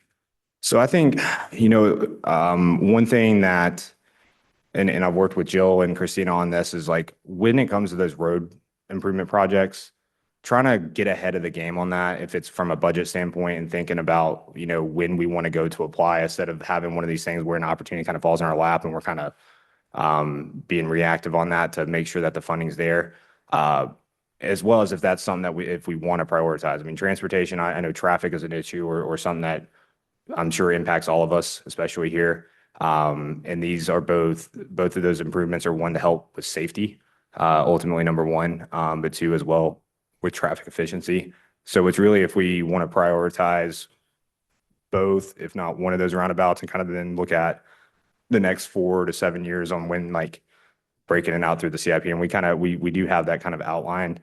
But that's probably the biggest thing, because those are big projects. Hunter, I know that, did you? I just wanted to piggyback off of that, because that question for all departments is really going to be driven by what services and functions you guys want to see. So, and that's kind of like the platform today, is to see where you guys want to go, and then we can structure where we're going departmentally and organizationally, how we can carry those things out. We have put in our CIP request, kind of what we lay out to see the goals that you guys want to accomplish. And I think adhering to that CIP, or at least kind of guiding us in that CIP as to where you want to focus your efforts, will answer that question, majority of that question for sure. But I think, to Austin's point, just continuing education and staying behind what our priorities are and funding those priorities, whatever they may be for you all, is going to help guide that train for us. Sorry. So, really, public safety, being of primary importance to many Marvin residents, we make the investment in our sheriffs to have coverage over and beyond. And, we talk about all the time, we want to make sure that, that's being additive to our residents, and that we're still getting the investments that we should be just from the regular taxes that go to the sheriff's office. When we're talking about the investments that we're making in roads, whether it's taking over subdivisions or we're participating to move roundabouts up, what are the ways that we can continue to demand the investments from state DOT into our area that we should get, so that our money's not replacing that investment that we should get? Because if you go through Southern Union County, they're building regular roundabouts in all different places, and those are being paid for in many cases fully by the state DOT. So how do we make sure that we're still getting the investments, though we're bucking up to kind of advance things in some ways? I guess, are you asking how are we making sure that DOT is prioritizing our projects? Am I hearing that question? I would say that they're prioritizing our projects because we're putting money in the till many times, but I'm saying that state DOT should be making investments in Marvin anyway. And how are we making sure we're getting that and not just replacing, our money for theirs. So we, I mean, and you can piggyback off of this, but we don't have any control over how the state spends their money. I mean, we could obviously petition to our legislators how they want to see it, but as far as I am aware of, our legislators don't have any control over DOT budgets. I've had this conversation with Representative Willis a couple of times, and he's wanted some statewide change in that oversight. But we're in Division 10. We are really bound by whatever else within Division 10 needs. And they prioritize based on that. I think we can stay live and fresh and in the know of how that money's being dedicated to the CRTPO meetings. I can't remember which one of you were involved in that, but that's going to be an area where we can stay fresh and in the know of how money can be dedicated towards us. And Hunter does a good job with their staff in terms of, cooperating and finding when there's funding available that applies to one of our projects. But it's one of those things where CRTPO is really where it's going to hit. Yeah, and that's when it comes to transportation projects, like there's kind of different ways they can get done or planned. So it can get added to the STIP, which is a state improvement transportation plan. That then potentially leads DOT to fully do the project to an extent. But then you also have your CRTPO kind of the locally administered projects or funding that's available through them, because CRTPO gets money from the state as well as the federal government there. So they have a big pot of money that then gets allocated specifically throughout the communities that are within their jurisdiction. And so that's another kind of way, and that's a way to potentially get it on our schedule to an extent. I mean, it's still at the graces of DOT, but it is a way to kind of plan and get those and that's like, for example, the Marvin Loop, that was our first ever CRTPO grant project, and those funds were awarded. Now a lot's happened since then, but that is a different way than us trying to then coordinate with DOT and do an agreement or have them kind of plan and put it on their plan to when they're going to do it, because things then always get delayed and maybe not as prioritized. And I'll just level set expectations too, because DOT takes forever to accomplish anything. I mean, we were under the contract with that Bonds Grove roundabout 2 years ago, correct me if I'm wrong, and we're not even slated to see construction until 2028.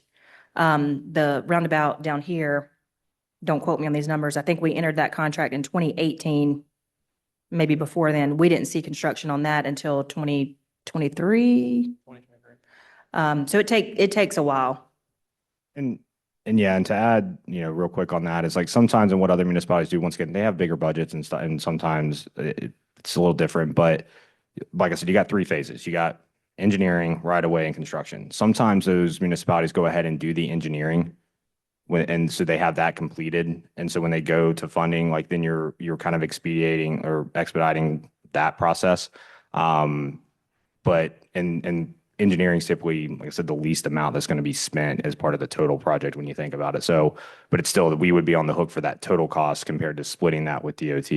But that is one option too, is potentially, if we want to do any of these projects, coordinate with DOT, because they have standards, they still have to review and approve things, but we don't have to maybe go through all the loopholes that you would if we already had a funded project for that.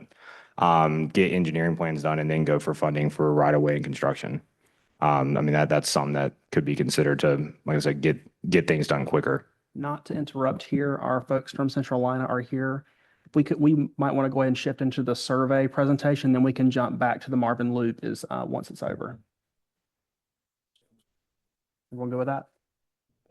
Okay. Well, before we move on, did that answer your question? Yeah. Okay.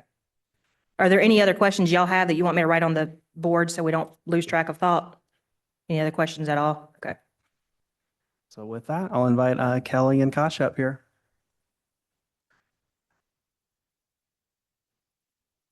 And you guys, we can either make room for you at one of our tables here, or you can stand and walk around with a mic. Or yeah, that's fine too.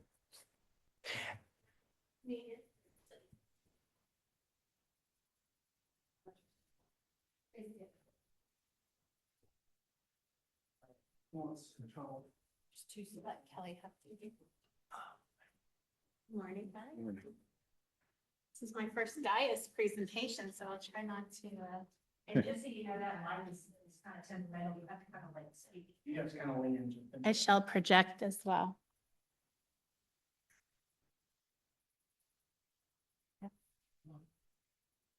Good morning. My name is Tasha Thompson, and I'm the Director of Strategic Engagement and Technical Services for Centralina Regional Council. The bottom line of what that long title means is supporting our communities and building relationships. So I've reached out to Mr. Mayor and our rep, Mr. Eck, and I just wanted to extend that invitation to the rest of you as well. If you'd like to learn more about Centralina, please let me know. Before we begin, I'd like to acknowledge that there was an error in the process, which my colleague Kelly Weston will share in just a few minutes within her presentation and with detail. Centralina has borne the cost of this, of the mutually agreed upon remedies and the remainder of our contract outside of the initial payment. We are sorry. We are an organization that firmly believes in providing a high level of service to local government and the people you serve. Throughout the presentation, you'll hear and see more about our commitment to the project and our shared expectation of professional service delivery. Thank you for this opportunity. Thank you to the community. We celebrate and honor the ways your residents came together to make this survey a priority. And now, Kelly will debut findings of the 2025 Marvin Community Survey. And we, you want to get the introduction, and then I'll go into a little bit about Centralina. So good morning. My name is Kelly Weston. I am with the strategic engagement team at Centralina, and I just wanted to thank you all for the opportunity to work with the village on this survey and also the opportunity to come before you this morning and present the findings from that survey. This was a pretty comprehensive survey that included a lot of topic areas for citizens to provide feedback on. And so we're gonna, in the results, we're gonna present kind of an overview of those findings, but we're going to leave you all with hard copies of the of the report document for you all to look at. We'll also be providing village staff with the electronic versions as well for distribution, as well as the full data set that was collected so that you all will have that for your records. But we'll dive into that in just a little bit. All right, so I thought it would be a great idea to start with a very brief snapshot of what Centralina is. Some of you have been aware of Centralina and our mission for a while, but I thought it would be good to do some level setting. So Centralina, as you can see, our mission is up there. This came out of the 60s. The federal government said there needs to be more cooperation on the local level, state and local organizations coming together. So in 1968, the North Carolina Department of Administration put forward legislation to create a system of multi-county regional planning districts that covered the state. And there are 16 regional councils in North Carolina. Centralina is one of the most active and experienced. So as you can see here, this is a snapshot of the services we provided across the region. 9 counties are within the Centralina region. There are four focus areas we like to hone in on, and that's collaboration, connection, service, and innovation. The top 3 services, SETS, which is our department, regional planning and community economic development, are focused on equipping local government with information, resources, and technical assistance that expand capacity and help you serve residents. And then the bottom 2 are Workforce Development Board and Area Agency on Aging. Those provide direct services to your residents. So it's helping them find jobs. It's helping your business owners place the right people in positions to have successful business opportunities. And then the Agency on Aging really helps the senior population. So if that's something you'd like more information on for your residents, please let us know. And then the Centralina leads regional engagement to prepare, plan, and act on issues that respond to today's needs and tomorrow's opportunities. And that's a small example of some of the things we do. Do you do any advocacy on behalf, like lobbying in Raleigh? Yes, we have a federal lobbyist and a state lobbyist.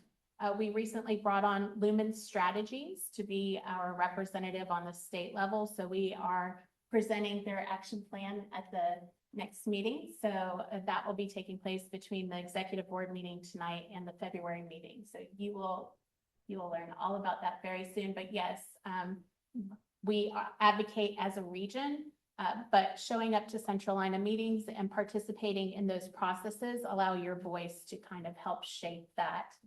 So it's kind of, you show up, you participate, you are obviously there to have a voice when others may not. So there is an opportunity there.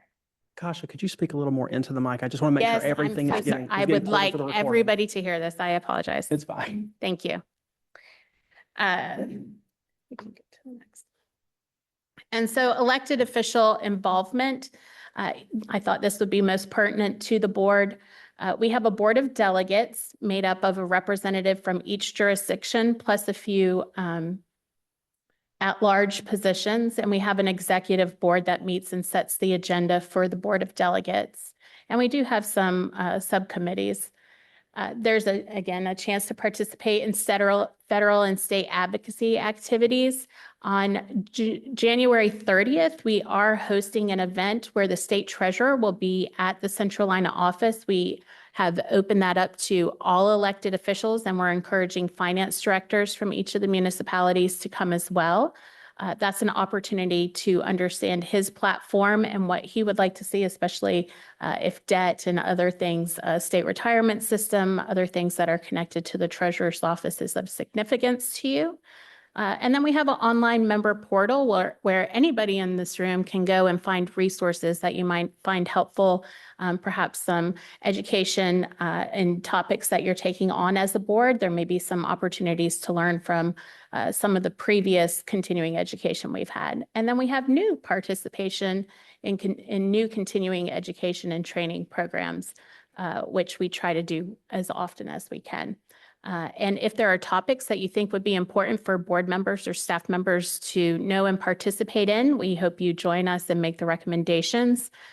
We also kind of fill a stopgap between things you may learn at the School of Government and practical application, right? We're here to walk you through those processes as well.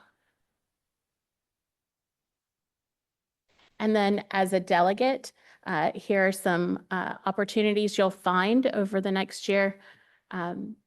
Really being an advisor on those local issues, having a vote and being a decision maker on our policy agenda, really linking Centralina services to your community, understanding the breadth of what we do and how your folks can benefit from those services. A champion, we're always looking for a voice who can bring the local story to the state and federal level, which we think is extremely important as you advocate for those interests. And then if appointed, there's an opportunity to be on our executive board and set the agenda for the organization.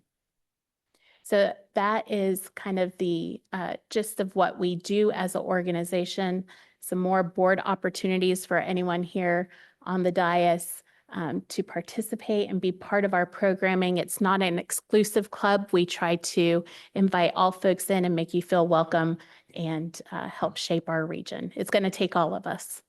So with that, I will turn it over to Kelly for those survey specific findings. I will entertain questions after the presentation and being mindful of time. And I will share my cell phone in case any of you have specific questions I can answer afterward. Thank you.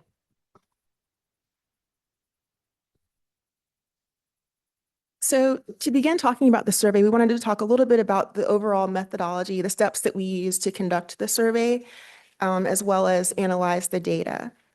So just first looking at who the survey was for. So the survey was for your residents of Marvin. There were 2,066 households that were ultimately targeted for this survey, and that was based on a list of parcels the village provided us from the county. It was exclusive of any duplicates and any of the HOAs. Each household was assigned a unique identifier that was used to confirm their residency and also ensure that each household just submitted one survey response. So it was really important to make sure that this survey was limited to Marvin residents, but also that you were just getting one response per household. There were multiple methods used to conduct outreach to encourage participation in the survey. The primary method was a postcard mailing. And our Central Iowa project team actually collaborated with village staff to design a postcard that included each household's unique identifier. And we worked with a third-party mailing vendor who printed and mailed the postcards directly to the households.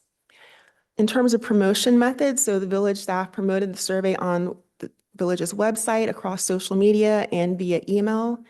And also HOAs were able to help promote the information about the survey and encourage participation amongst their neighborhoods.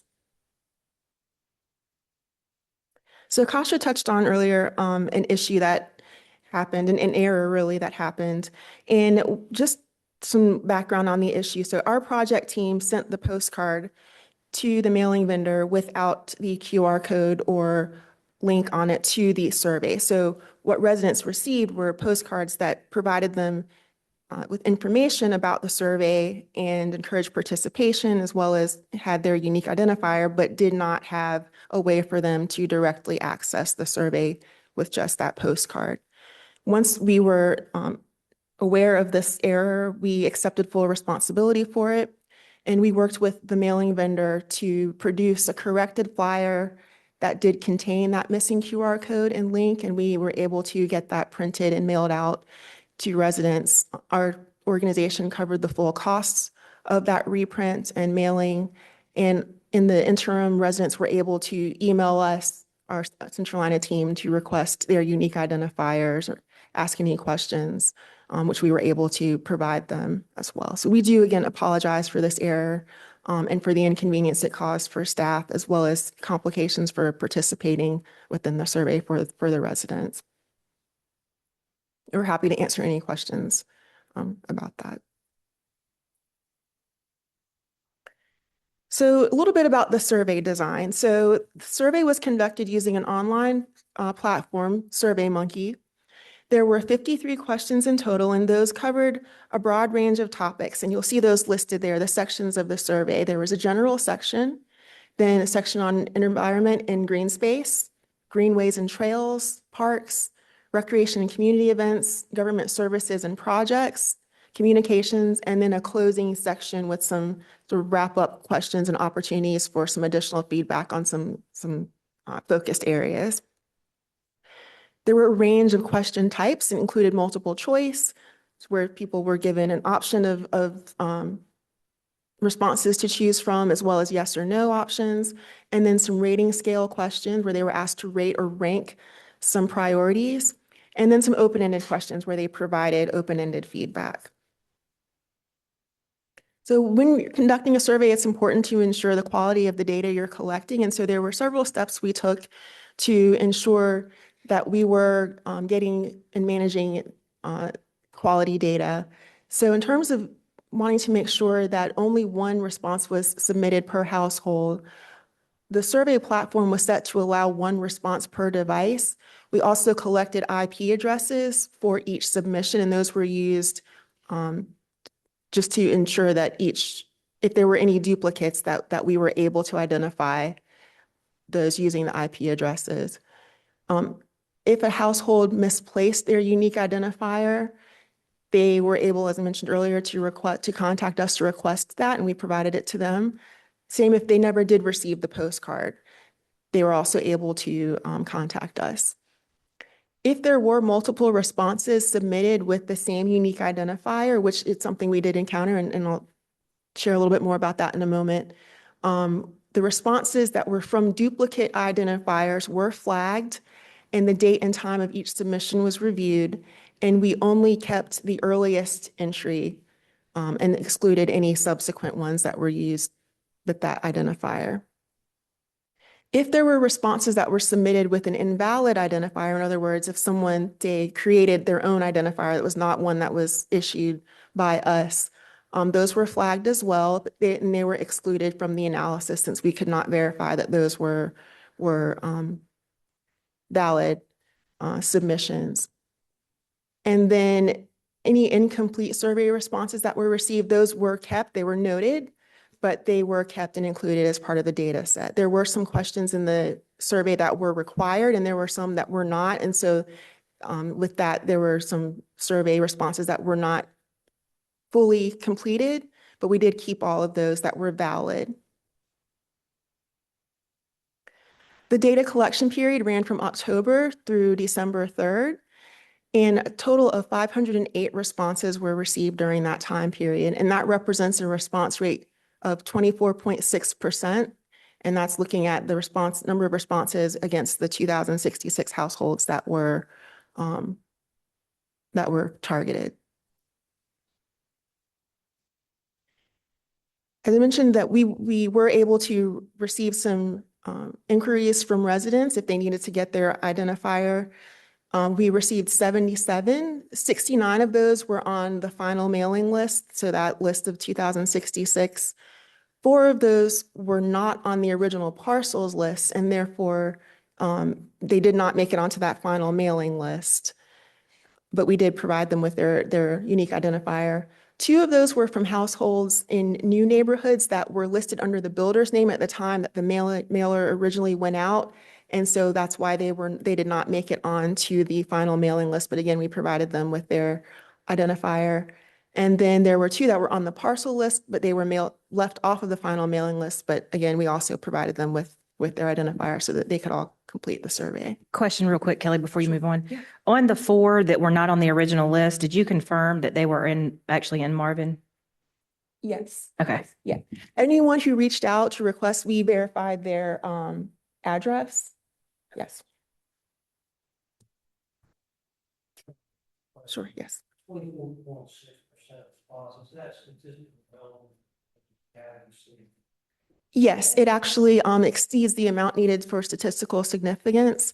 And I will note too that survey rate is actually a very good rate for community surveys. I actually have it mentioned later on, but generally the range that you see for community surveys is within 15 to 25%. So that rate is on the higher end of that range for a community survey. So it's a very good participation that you all saw. Just one question about what we might consider in future ones of these. But do you ever accept or provide unique identifiers that might be like 2 per household? Because I know I've heard of situations where, a wife or a husband may have submitted and they don't necessarily reflect the same choices that they would make. But do you do things like that, or is that another way that you can do it in the future? I think that would be up to you all to decide how you want to determine how you're collecting those responses. So if you want to do that based on household or based on individual, if it's based on household, then it would be just 1. But if you're doing it based on individual, you may want to consider if the unique identifier is something to keep or if it's something to Like you could allow 2 responses per unique identifier or something like that. I think that's something to consider. Yeah. I've got a quick question. Of the 508 that did the survey, what percentage actually did 100% of the survey versus just answered a couple questions and then hit the send button? Say most of them completed a good portion of the survey. We could get the exact number of how many completed the full survey, but most of them completed. We actually had, just not to skip too far ahead, but 476 responses that were included in the final analysis out of that 508. And that came after we removed any of those that were submitted with an invalid identifier and also removed the ones that were submitted with duplicate identifier as well. So basically of that 476, that may actually include people that had relevant answers, but still had an incomplete survey, correct? Correct, yes. Okay, Yeah. so I'm just curious to I'd like to get to the answer where what portion of these were you said most were answered, all 53 questions were answered on most of the respondents? A good number. We could provide that Yeah, I'd exact just be curious to see number. that. Yeah. Thanks.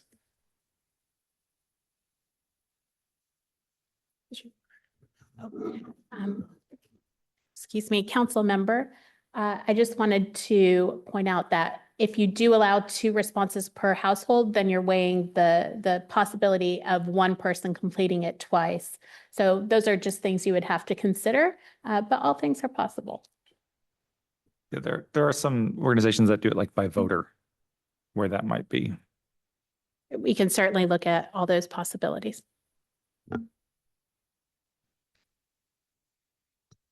One of the questions in the survey asks for respondents to indicate their neighborhood. And so we were able to sort of track where you were seeing most participation. I think this was useful for staff to enlist the assistance of HOAs to help to encourage participation. So this is just a high level breakdown of the overall participation in the survey by neighborhood.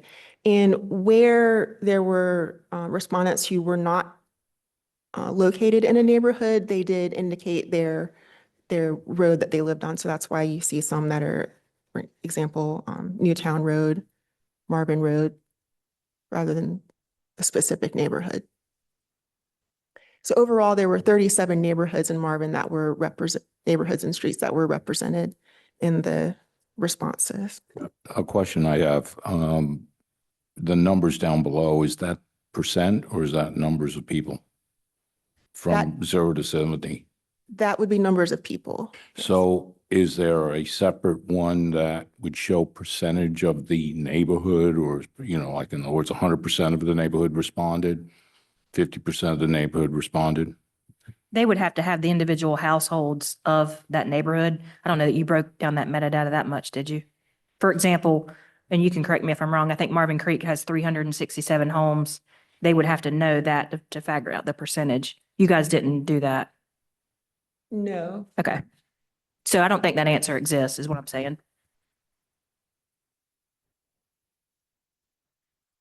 I think it would have to be in the data we receive on the spreadsheet outside of self-identification.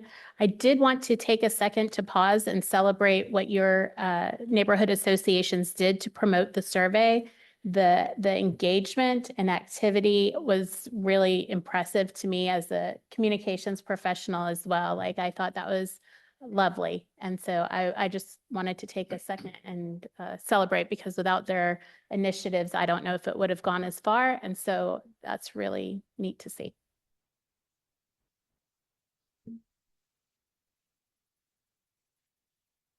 So I touched on briefly the steps that we took to narrow down that list of 508 to 476. What was excluded, those responses that were submitted with the invalid unique identifier, and then those responses that were submitted with that were duplicates. And so that is how we prepare the data for the analysis. And so with the analysis, we looked at both the quantitative and qualitative data. So with the quantitative data, we analyzed the responses within each of those 8 question categories. We reviewed the multiple choice response distributions, as well as the yes or no response distributions, and also the ranking question scores. So with the ranking questions, SurveyMonkey calculated scores for each of those questions. Respondents were asked to rate where they would place a list of priorities, or what order they would put those in.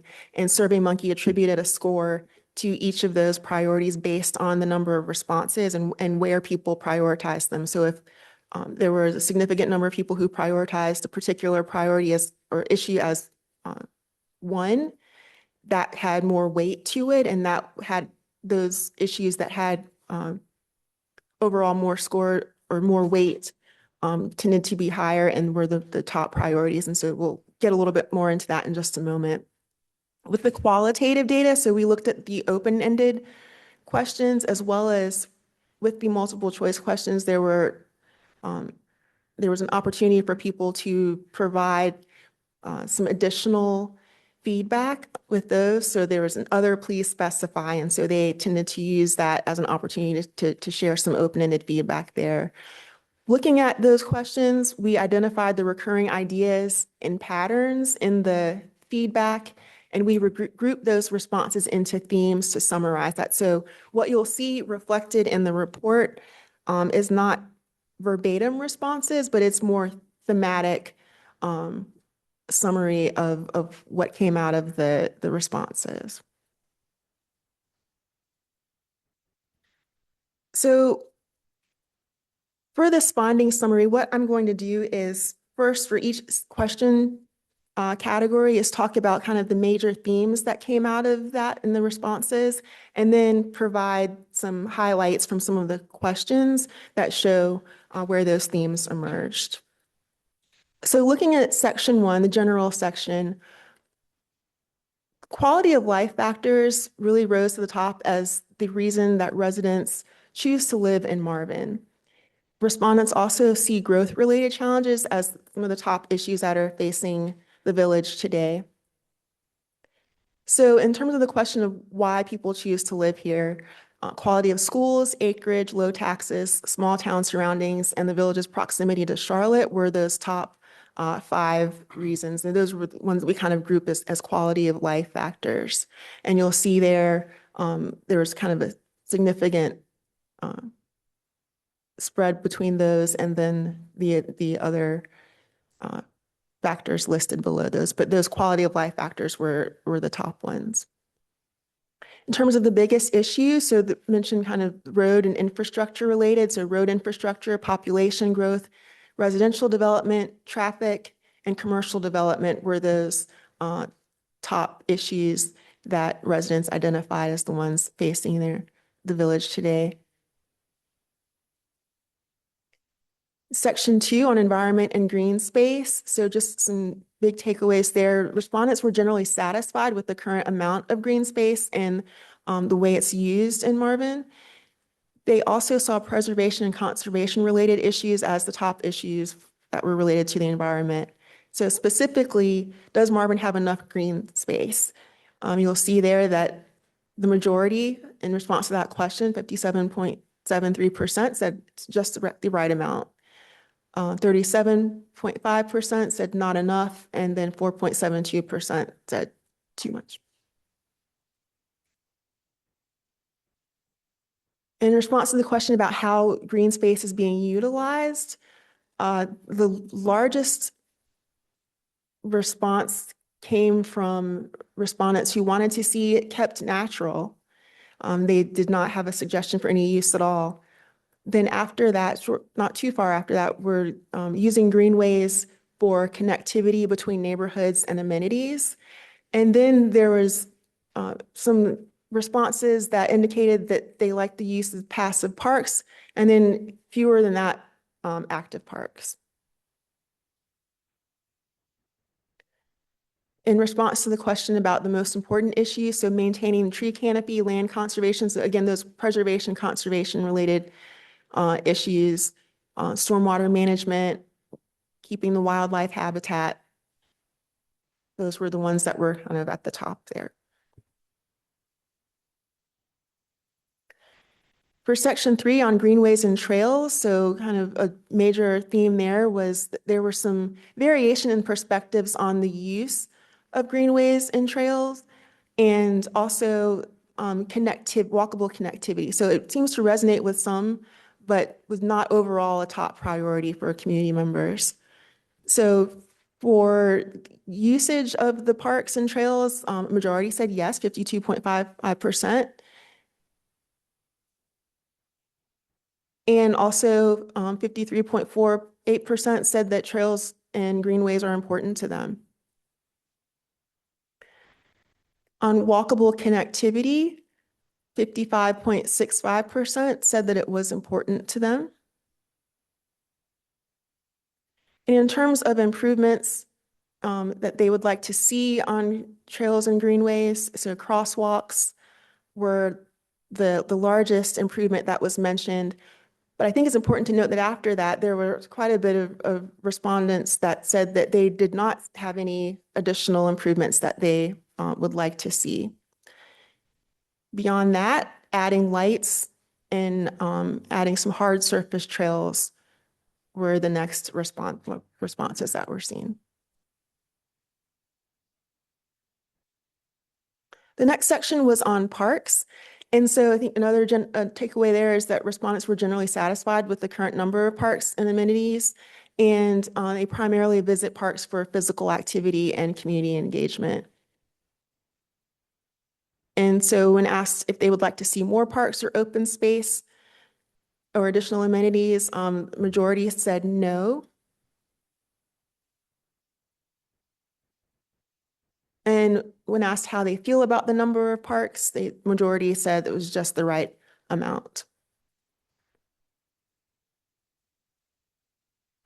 In terms of additional amenities, the response that actually received the largest number of responses was none of the above. So they did not have any additional, large number of respondents did not have any additional amenities that they wanted to see added. But beyond that, those who did wanted to see playgrounds, picnic tables, tennis and pickleball courts were also ranked pretty high, as well as event lawns, dog parks, and community gardens were kind of those sort of in that top half of the responses.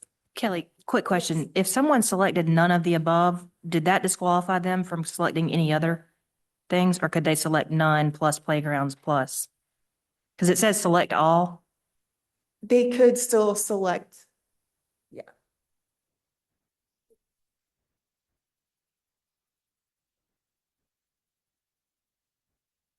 The next section was on recreation and community events. So respondents prioritize maintaining the current recreational facility approaches that the village uses over expanding those or looking for opportunities for some cross jurisdictional collaboration on facilities. And also respondents were generally satisfied with the current number of events that the village offers. So when asked if they had an interest in partnering with other towns on a sports complex or aquatic center, the majority, 72.93% said no. When asked about their interest in building a community center, 74.67% also said no. And then when asked about the number of events that Marvin offers on an annual basis, majority 83.33% said that they were pleased with that, what's currently offered. And in response to the question about if there were any events that they would like to see held annually, what rose to the top is being mentioned the most was a farmer's market, holiday-related events, including a holiday market, concert series, and Marvin Day. Those were kind of the ones in the top half of those responses.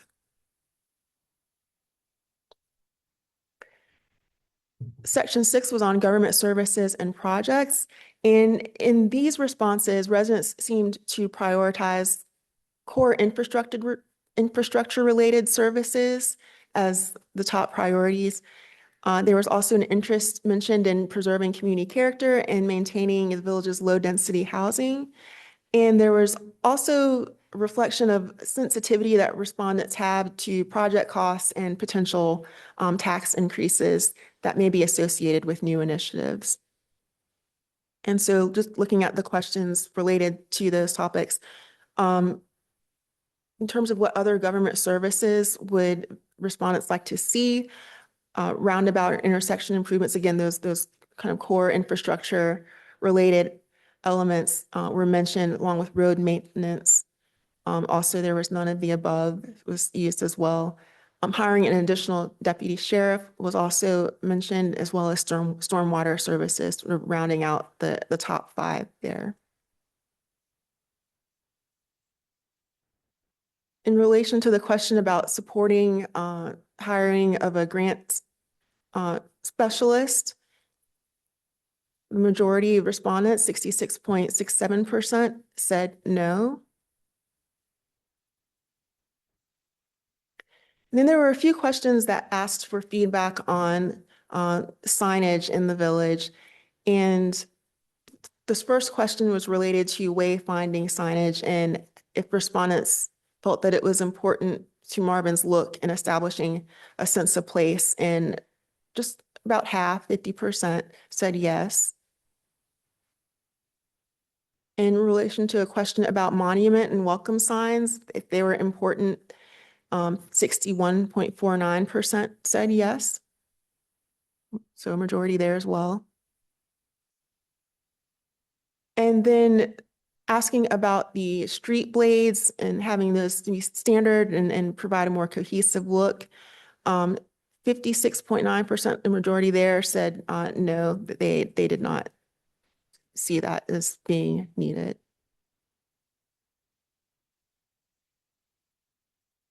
So this section also asks a question about the 2024 bond, and for anyone who voted against the bond, asked for their reasons for why they chose to do so. And so this was an open-ended question. Some of the themes that emerged from those responses were, and really kind of at the top there, was concerns about tax increase and high project costs and debt. So really those financial related concerns there.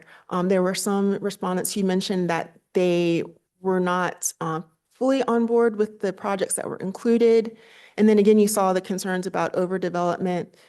Those were mentioned, as well as there was some reference to limited public input and involved in the process, and also some mention of public safety and road safety concerns.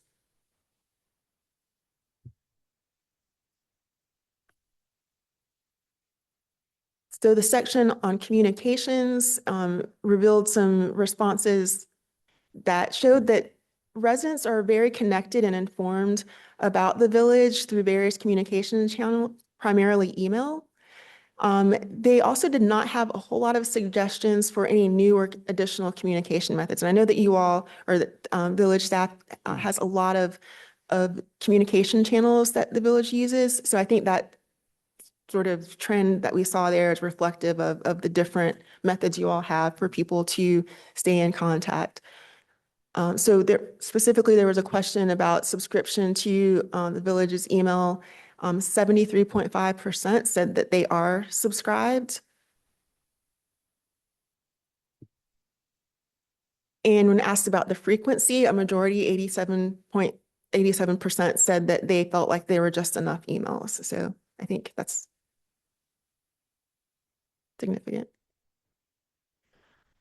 In terms of where do residents receive their news and information, again, email is the primary method there. Also the website and the village social account. So I think it's good to note that it's you all's communication channels that they're getting the information from. Other social media, I will note that Nextdoor was mentioned quite a bit in the open-ended responses. So that's one. Banners and signage were also mentioned as well.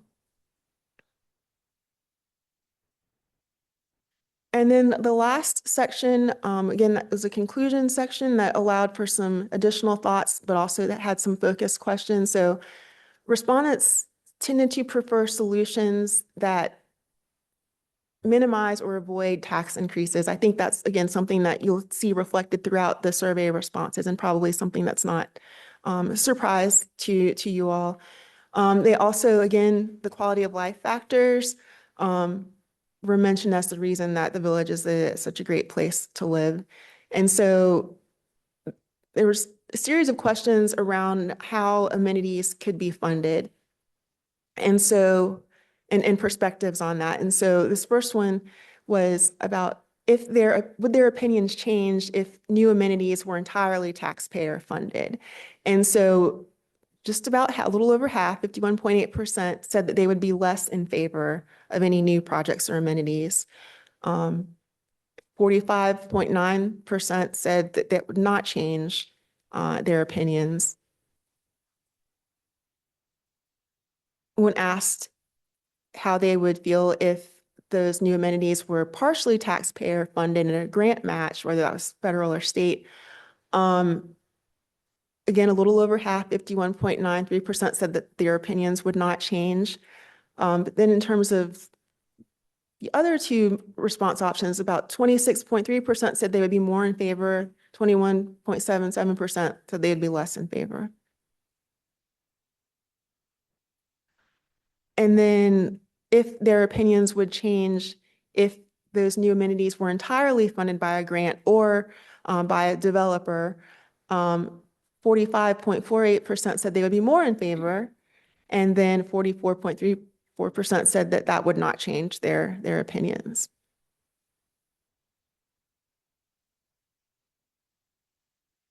So there are some, I think, key themes that you probably saw throughout those responses, and you wanted to note those. There were concerns mentioned about residential and commercial development.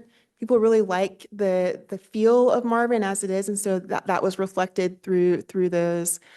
Traffic and road infrastructure challenges, again, as you mentioned before, those were noted as well. And then again, sort of going back to the balance between development and the feel of Marvin, really a desire to preserve that small town rural character that the village is known for. As mentioned before, the concerns about funding sources and cost sensitivity, that came out in several question categories and responses. And then just the moderate interest in new amenities. So like you asked about the parks and additional recreational opportunities. And so there was moderate interest reflected there. And then also the balance between safety and connectivity. So making sure that the village is walkable and connected, but balancing that with concerns about that were voiced about feeling safe and safety for property as well. So I think there are a few key takeaways that are important to note also about the survey and the process overall. You all saw, again, some strong engagement. As I mentioned before, that response rate of 24.6% is fairly high, and I think something worth noting. You were able to leverage the community network. So as well as Kasha mentioned, the HOAs supported the outreach and were able to promote the survey within their neighborhoods to really encourage that participation and engagement that you saw. And then lastly, this is a robust data set that you all have in front of you. And this sort of comprehensive data really provides a strong foundation for you all as a body to do some informed decision-making and future planning with the insights that you've gained from your residents. So it's a tool that you all have to use. So that really concludes our presentation. Again, we're going to provide you with the actual full report, so you'll have that as well, but we'd be happy to answer any additional questions that you all might have. Some feedback. So great job with the engagement. I think that's a really great stat that like almost 25% of people responded. But I just want to give some feedback on places where I think there might be some room for improvement. Obviously, there were some issues with the mailers, and I'm going to assume that I'm more engaged than the average citizen. But I never got it. And more likely, I did get it. I didn't realize that I got it, and it ended up in the garbage. So maybe we need to do better at letting people know what it will look like, or maybe the way it looked made people think it wasn't MERS junk mail or something, and they discarded it. So I think there's opportunity there to get better engagement. And the other one, I obviously can't speak to this past year's survey other than looking at some of the questions, but in the prior year's survey, the way the questions were designed made me feel like it lent the opportunity for bad data or misinterpreted data. And I'll give you an example from this one. 53% of people use the green spaces and trails. 53% of people, the trails are very important to them. Well, of course, right? But separately, that most people are really concerned about trails could lead me to a different conclusion, right? So we had, kind of 3 separate referendums where people were very clear at about 70% that they don't want new trails or connectivity. So I think in there somehow, a smaller percent of people are maybe more represented, and it feels like more people want it than maybe do. But to the prior year survey, I remember there's one question, and I love that you put like, what if a tax increase change your mind? And I think that was a huge improvement. I don't recall if that was in the prior year, but there was one question like, where would you like your tax dollars spent? And then it was a list of things, which implies that tax dollars there's this surplus that we could, do you want a pool? Do you want an indoor basketball court? Do you want a you know. So I think having that in there is important to get good data. Because in people that I had spoken to, they were like, yeah, I put all these things down, but like clearly people don't want taxes raised, right? Like when we hire a grant writer, like obviously that's going to be the benefit, and people are like, nah, I don't want to pay for it. Like, 2 quick notes. When we were advertising the survey, we included in our promotions actual depictions of what the cards did look like. So those were going out through all of our communication channels. And the other thing is we had, and this wasn't shown in the presentation, but when people were taking the survey, at the beginning of each section, there was a disclaimer that said, our tax rate is 5.63. Keep in mind, that's a small tax rate. Any of these projects may require a tax increase. So we want to make that very clear. Like if you say, yes, this may require us to raise taxes. We want to make that clear. I think too, one thing that might help moving forward, like if we do another survey a couple years from now or whatever, is if we put it in an envelope that has a Village of Marvin return address, so people know it's something they should be looking for, because it is easy for postcards to, we get so many of them in the mail, it can be construed as junk mail. So if it's something specific with our return address, that might even get more respondents, but 25% is great. And I agree, 25% is great, but to Fred's point about not receiving it, I was struck by the note that there were 2 people who were on the parcel list but didn't receive it. Did y'all go back to make sure to double check that everybody who was on the parcel list was mailed, or did you just fix the 2 folks that said that they didn't get it? In my experience, those 2 would be like the canary in the coal mine, and it would indicative of greater problem. I just want to make sure that we check that. Yes, once that was made, that was brought to our attention, we did go back and verify to see where there were gaps in the mailing and did reach out to those. But most of those were ones that we were notified that they had not received it. So were there, I take it then that there were more than 2 that didn't get it? Well, they may have sent it. They just said they didn't. told us. Actually, I should say that were on the parcel list, but were not mailed. That- I think there was reference to 2 folks. You're right. Is that just the total of, is that the total, or is that just people who notified you that they didn't get it? Those were just of the inquiries, excuse me, those were just of the inquiries that we received, yes. Okay. They wouldn't have known if there were other ones that had purchased house before. So it was likely a lapse between the time the survey went out, the time the GIS records were updated with whoever had purchased whatever house it was. So they wouldn't have known to cross-reference that because they wouldn't have known which houses that would have applied to. Does that make sense? Yeah, I just want to make sure that everybody who's on the parcel list got mailed. That's what I was trying to get at. So I think this was primarily probably in the heritage development. Broadmoor. I thank you. I think this is excellent feedback and I appreciate it. And this is stuff we can absolutely use moving forward. I believe a comprehensive communications approach leading into the survey launch is very important, whether it's through utility bills. I think the postcard was a great idea to get people on board. But as you know, when you mail those postcards, especially during certain times of the year, they can get overlooked. And what we don't want is anyone to think that their opinions aren't valued. That's why we certainly go the extra mile to make sure we can rectify it at any given point. That said, we work in partnership with the town to develop the questions and the communications approach. And so if changes are necessary, then we're certainly open to that. And incorporating your feedback and expertise as a board into that process. And there is another point that has slipped my brain, but I'm sure it will come back around. Could I ask a question, if you don't mind, real quick? Please. So I was recently at a School of Government training and we talked extensively about surveys and kind of what to do with the data after you get it. And one of the things that really stood out to me was they said their survey will tell you what they're saying, but not why they're saying it. So they recommended that you try to put together, get some volunteers from the community who might want to come in and have like smaller focus groups to kind of break down these results and kind of understand. So to your point, 53% are using trails.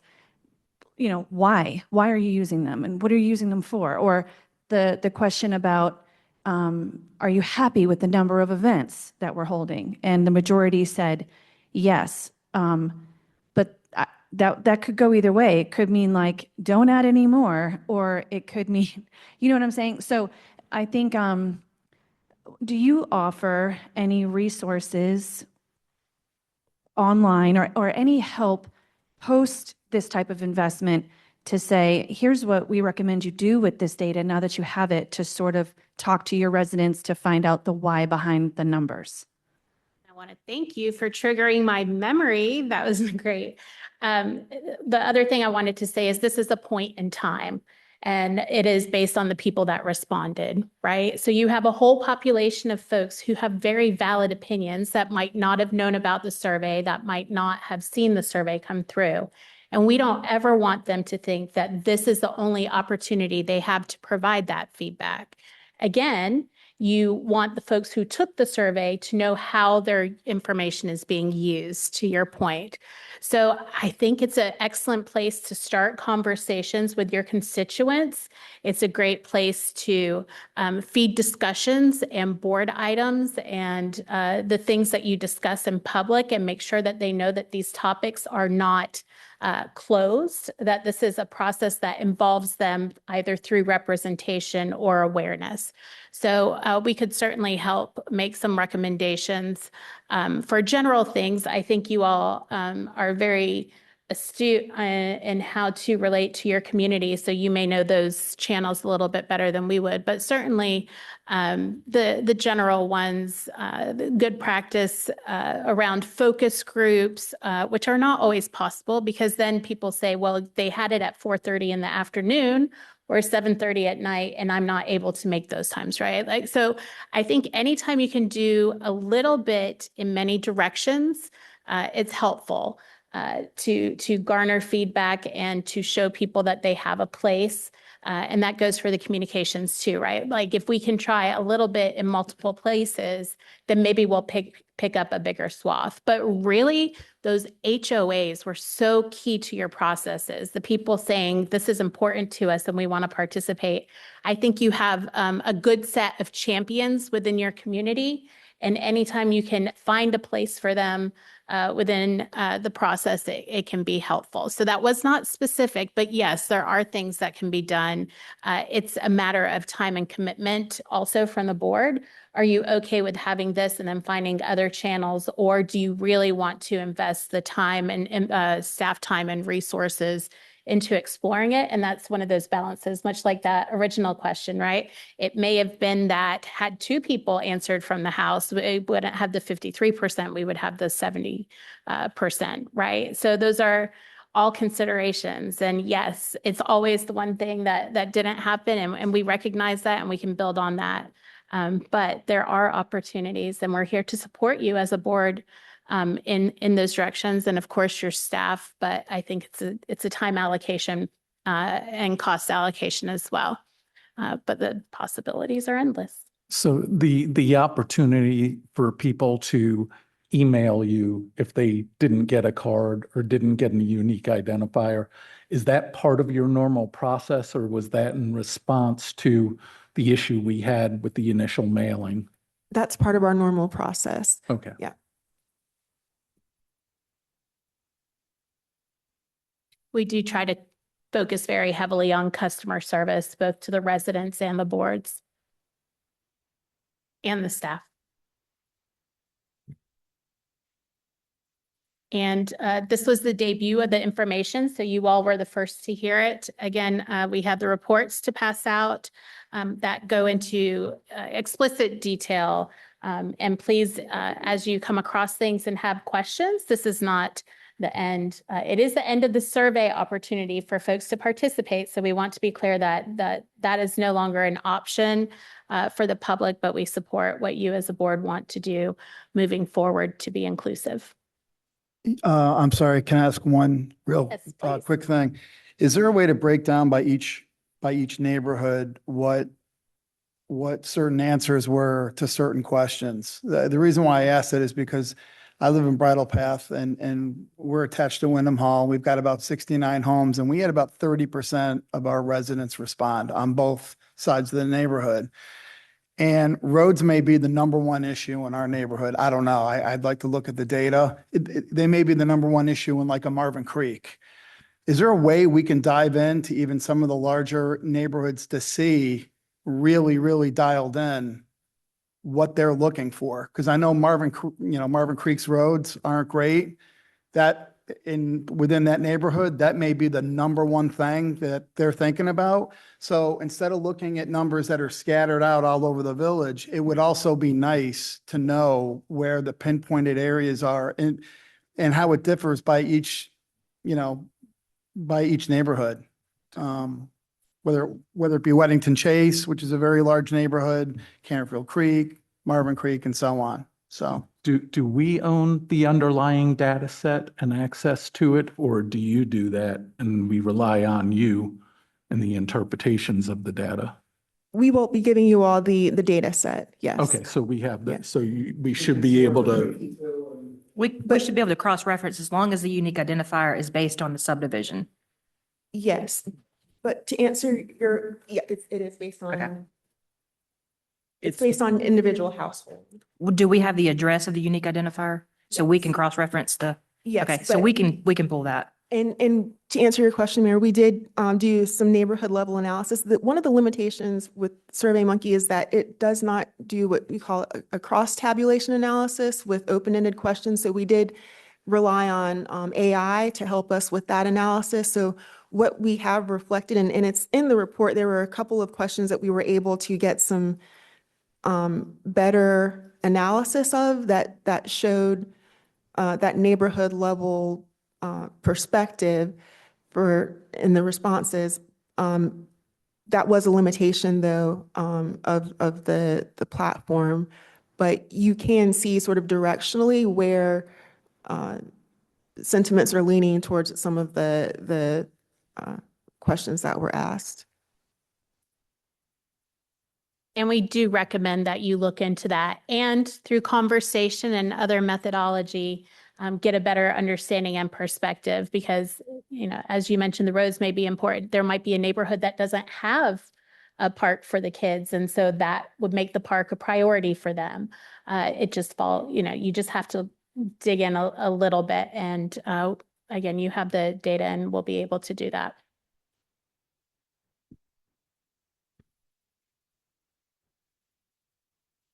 Any other questions for Kelly or Kasha? Thank you, guys. We really Yeah, appreciate it. thank you. Thank you. And we hope to see you January 30th for the conversation with the state treasurer. So, got it? Central line of reps, I'll see you Yes. there.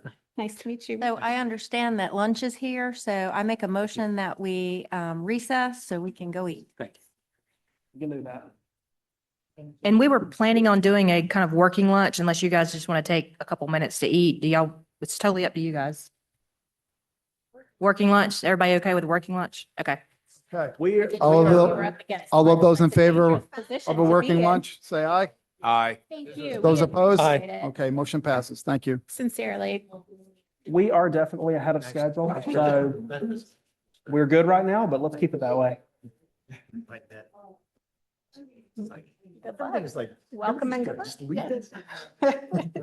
Well, that's okay. I'm only 5'2" in the chair. I was like, oh, do I sit forward or lean back? Because the two cannot happen at the same time. Okay, so we'll see you soon. If you have any questions, but please show up. You're mine. We are at the table.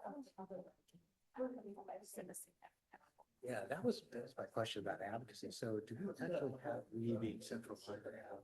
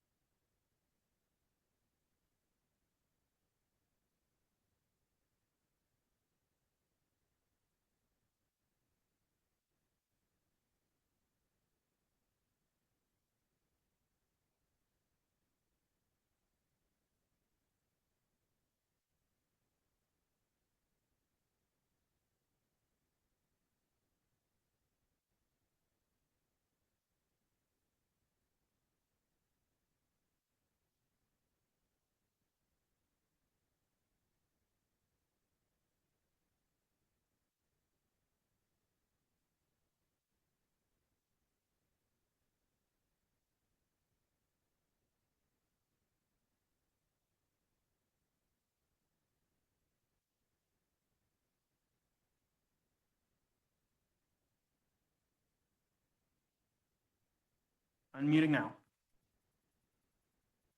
Okay, welcome back all. Hope everyone is enjoying their lunch. We are going to reconvene the meeting now, and Christina will take over. Thank you.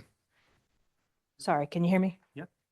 I'm going to move some things around just for the sake of time. Mayor Pro Tem had to run an errand real quick and she'll be right back. And I know this is an item she probably will rely on you guys to make a decision on. So we're going to go ahead and talk about the Marvin Eford Park emergency exit, if you guys are okay with that. It's been a while since I've looked at this, but we budgeted this year about $30,000 for the entire project. That was for the engineering and the construction. And that project came in for engineering alone, $20,000 to $30,000. And then the construction is estimated around 20 to 25. So if that's something that council wants to do, we will have to dedicate that project into next year's capital improvement plan for additional funding. It's not something that's required. This is something that was brought up by, I think, one of our either deputies or the fire department for emergency access for event plan or events. So just bringing this back to you all for consideration. Approximately $20,000 to $30,000 more is needed from what we budgeted in this year's budget. So just discussion on any of that? There's a dirt path. Is there currently like a dirt path? I think there was at one point in time, because previous council thought there was a previous emergency exit. When we looked into it, there was nothing filed with DOT. What I really think had happened, because if you look on GIS, you can see images where it was there. I think it was probably a utility easement that they had gated up and they were just using it for maintenance purposes, and then so slowly that went away. So there's really nothing there now. We would have to do all the site plans for construction and encroachment agreements and that kind of thing. I think there was actually a trailer on the property at one time, and the trailer may have had a separate entrance. Bob, I don't know if you recall, but there was an actual physical gate right on Waxhaw Marvin Road there, but there was no like culvert or anything like that, kind of did it. It was just kind of a rough entrance way to a trailer that was occupied at a time. I'm just feeling that until we know whether we're. Turn your mic on. Sorry. Whether we're going to do Marvin Day or what are the activities we're going to have in the park and how big will those activities be? Because if we're not going to have big activities, I don't see necessarily the need for an emergency exit because traffic flow won't be so bad. But if we're going to continue with big events, then, I may take a different decision. So mine's contingent, my thought is contingent about how we're going to use the park moving forward with our activities. Yeah, council, just for your mind's sake, I don't agree with this at all. And putting that in fact, I was just out at the park the other day, just walking around, looking at it. I happened to be out there with my grandson. I don't think there's any need, to your point, Bob, with events. It's money we don't need to spend, but that's my opinion, just so y'all know. Would it be possible to put like crush and run or gravel and it's not an exit?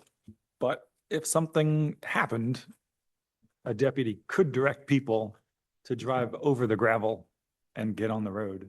We would still have to put we would have to do an encroachment agreement for anything that we put there. So we'd still have to have the DOT planned approval.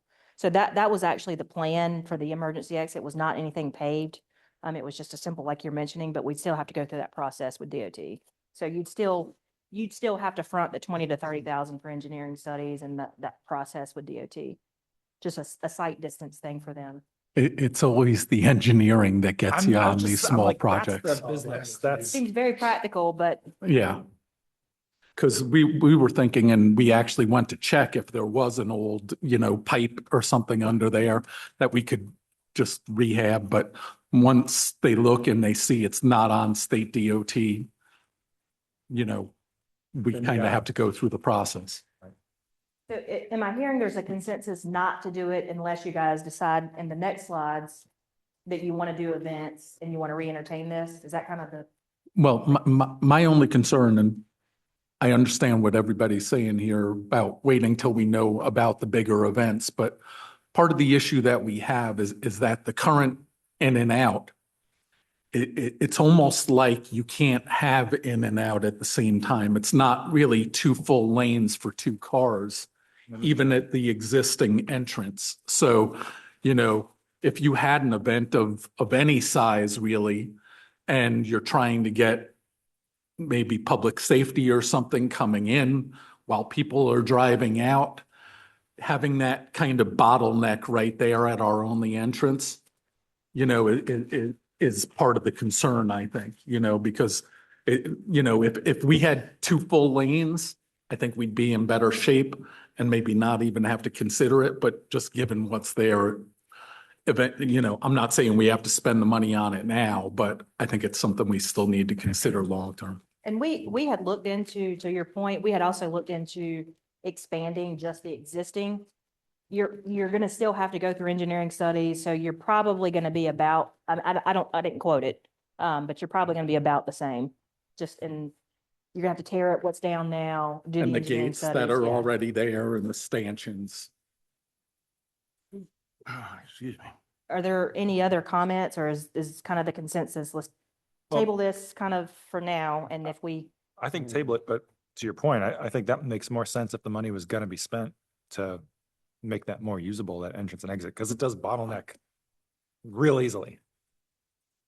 so do y'all want to table this for a future meeting, or just until someone brings it back up, like just so I'll know where we're gonna put this? I think we should talk about The the events use of first. the events and Okay. then figure out what we're gonna do. Okay, and that was gonna be my next thing.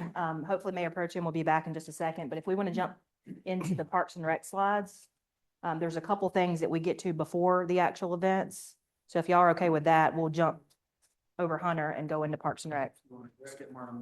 Yeah. I don't know, just. We'll do it after.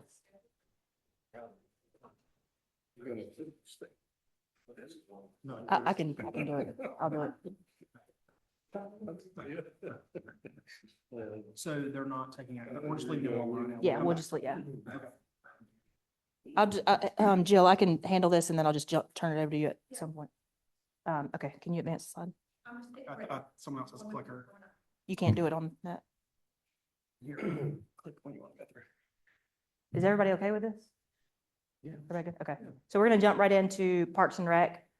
Jill is actually kind of doing a lot of our Parks and Rec right now in terms of events. I'm kind of handling some of it myself, but event recap, these are some of the events that we have had. National Night Out, this is an event where we don't fund a lot of it. Actually, we do. And we'll get to the money in a second, but this is an event that is coordinated with Union County. If you guys aren't familiar with it, this is actually one of the good attended events where law enforcement comes out. They bring their nice SWAT trucks and all that stuff.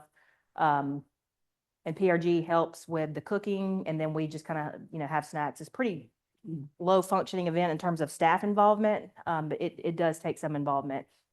And y'all can stop me at any point in time if you have any questions. Trick or Treat, that's probably one of our biggest attended events. You guys were at that event this year, so you saw exactly what that entailed. This is pretty labor intensive on staff, and there is a cost associated with it. We'll get to that in a second. As you all are aware, we did have our first Arbor Day event this year. We will plan to do that this year as well. I'm sorry, last year. We will plan to do that this year as well.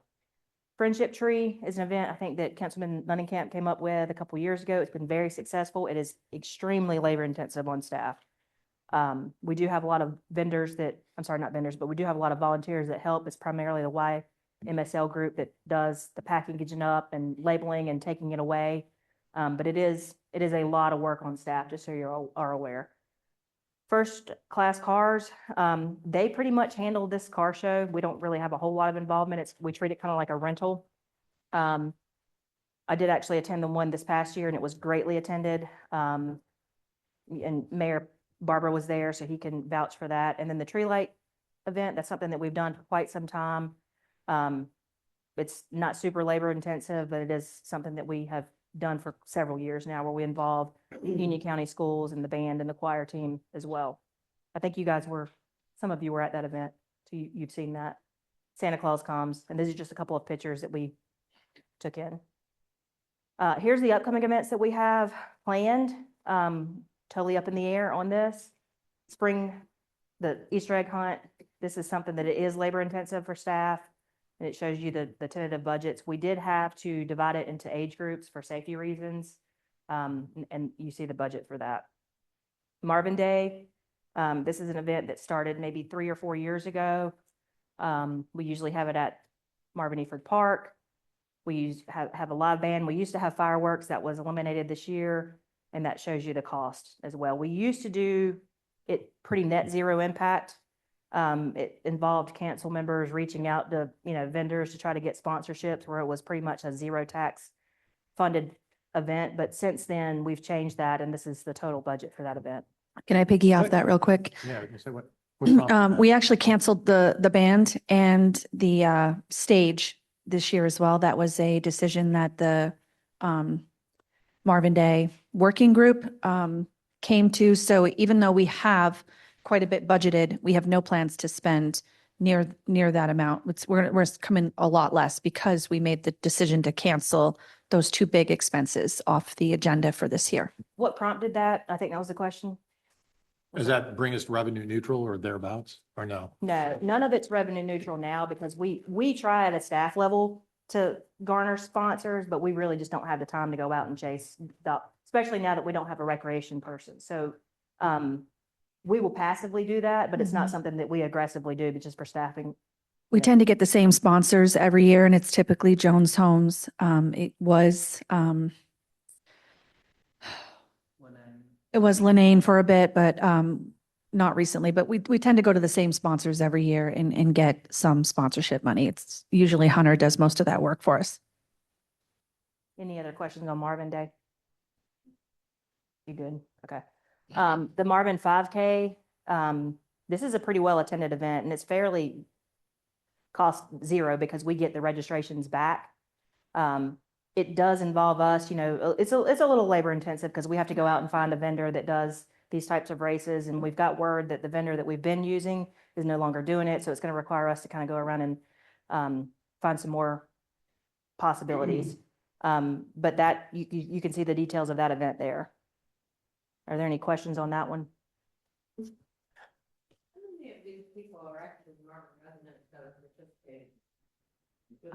I don't know that we know that. I can say that. I'd have to search their address, but a lot of them are Marvin residents. They get priority to sign up, but a lot of them are not because most of these races get broadcast throughout the running community. So you'll see people coming from Charlotte, Waxhaw, Indian Land, Fort Mill, all to run in this race. So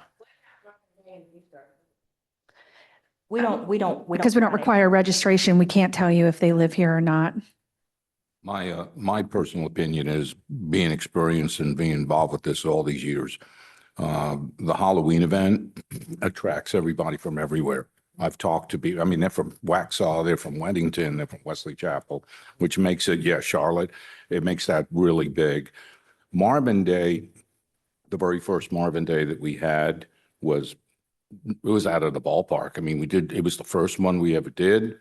We had raised close to $36,000 and from just going out and soliciting vendors. Steadily over the years, it seems like balancing between other summer events that are going on in other communities. It was one, I think it was the next year, the following year, there was an event at Indian Trail, I think, right? And there was something else going on in Waxhaw. And so it was almost like, where is everybody? Like this is, then the next year, it was a little bit more frequented. The following 2 years, a little bit more frequented, nothing like the first year. But because you're looking at the budget, my suggestion was last year, if you do something all the time, everybody takes it for granted and there's other events going on all around the area. I think Marvin Day is something that should be reserved for event, like a big event, like when we hit 30 years, as a community. That would have been a great time, let's say, to just do it, let's celebrate Marvin, or maybe when we hit 35 years as a community. Everybody takes, like I said, it's almost like, oh, is that another thing? And it's competing. Bless these folks' hearts here. They're competing against other communities. You're trying to find the right time. It was last year, I remember us talking about it. It was almost like a balancing act between spring break. We had done it in the summertime. We started out in the summertime at the end of June. Then we started walking it back because there was a lot more events. There were people that were taking, Easter vacations and stuff. And it was like, when do we capture the most? I thought we nailed it the best time, but it takes a lot of effort. It's So in a- terms of the first year, I'll mention that we did have it at an off-site location and we were able to secure via agreement with a private resident, another location for the fireworks to be released. That was a logistical nightmare. I'm not gonna lie. It was very taxing on staff. We didn't have anyone to do it and we all literally about went crazy that year. That was, like he said, about a $40,000 event. It was great. It's not realistic in terms of staff allocations unless we have someone dedicated particularly for that level of event, which is why we kind of piggybacked off of that to change it over to Marvin Eford Park. And then I think at that point, the attendance was affected by parking. We had shuttles, but parking, I think, is a big deal. People want to be able to park in the area and not, have to be shuttled in. So we adjusted the next year to reduce the perimeter for the fireworks. So we changed up the location slightly for safety reasons. And it was, I guess, maybe more well-attended as the second year, but probably nowhere near the first year. So totally up to you guys with however you want to handle it. We're just here to provide the information to you all to move over to. Before we Kind of along those- go, I just wanted to add to your point, Bob. It's not uncommon when a town decides to start hosting a festival that they've never done before for the first 5 years or so for that event to continue to be massaged as you're getting feedback on what works and what doesn't. The first year we did it in June and it was great, but we also had a colossal rain and lightning storm come through.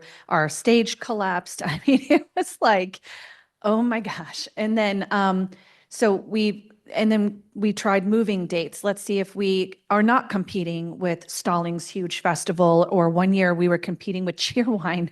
You don't want to compete with that one because it's hard to get vendors, face painters, and food trucks when they all can go to the Cheerwine Festival. So it's like, you don't know what you don't know until you start. And you get this feedback each year and you start to improve.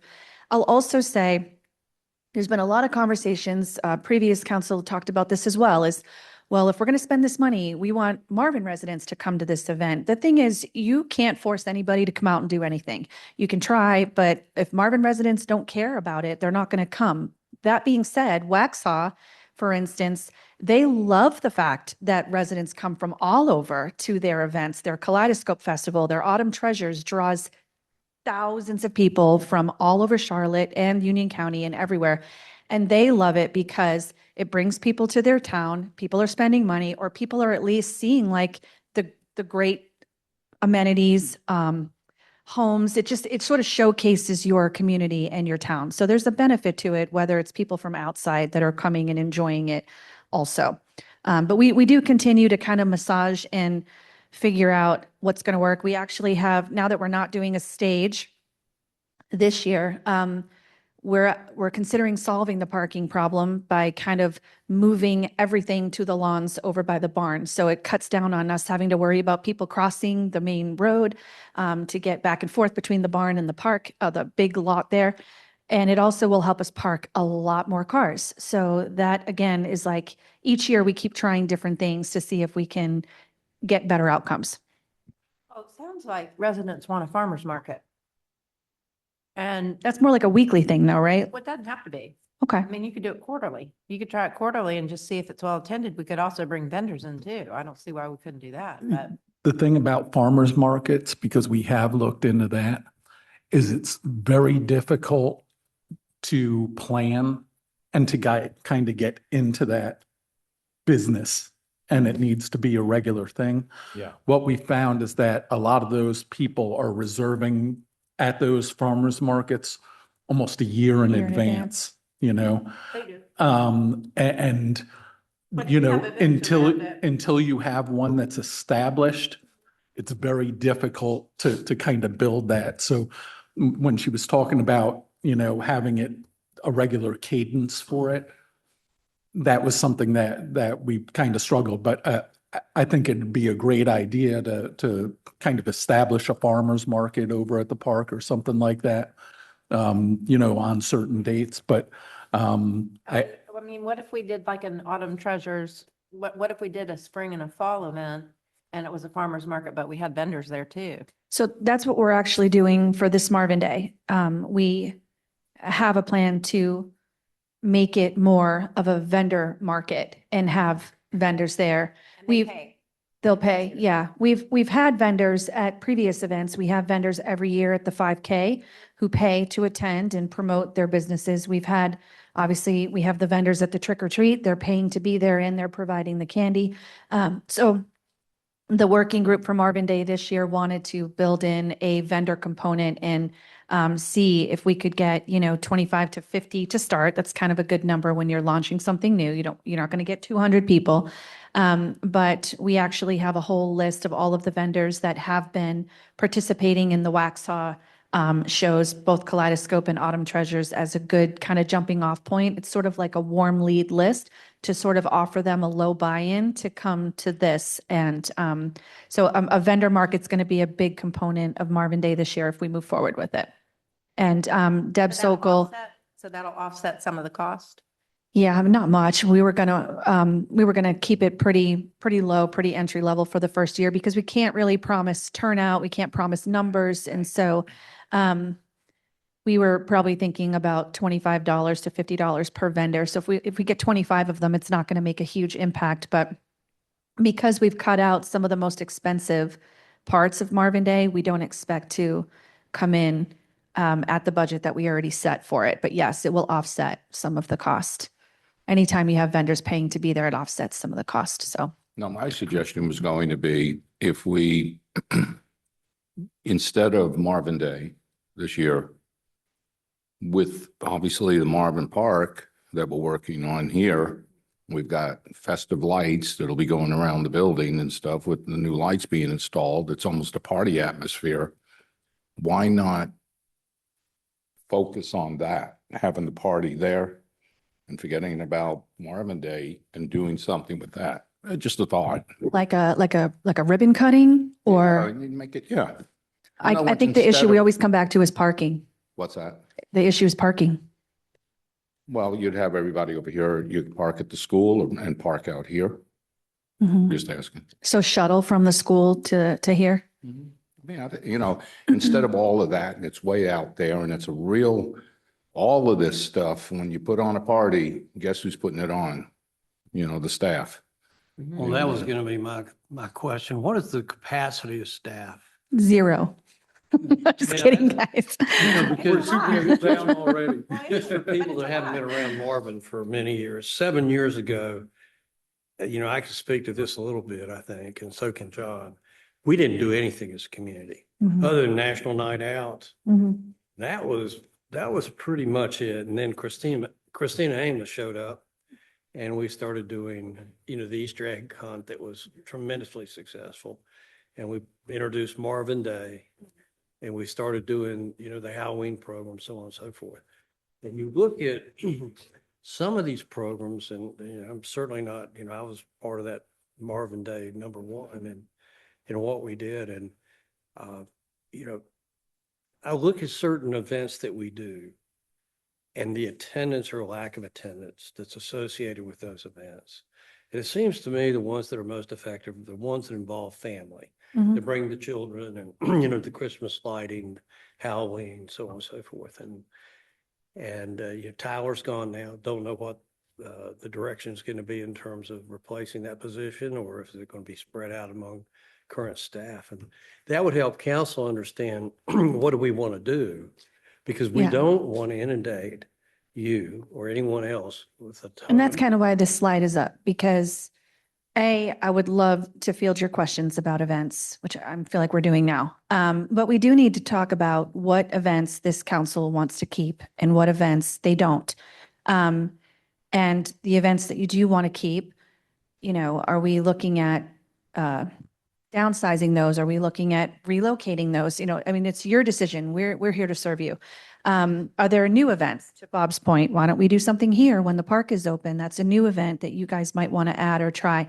And you might need to take a little bit of time to look at some of the kind of like the free flow answers that people gave on the survey about results, because so far we only have a percentage, right? But we haven't had time to really dive into the actual paragraph feedback.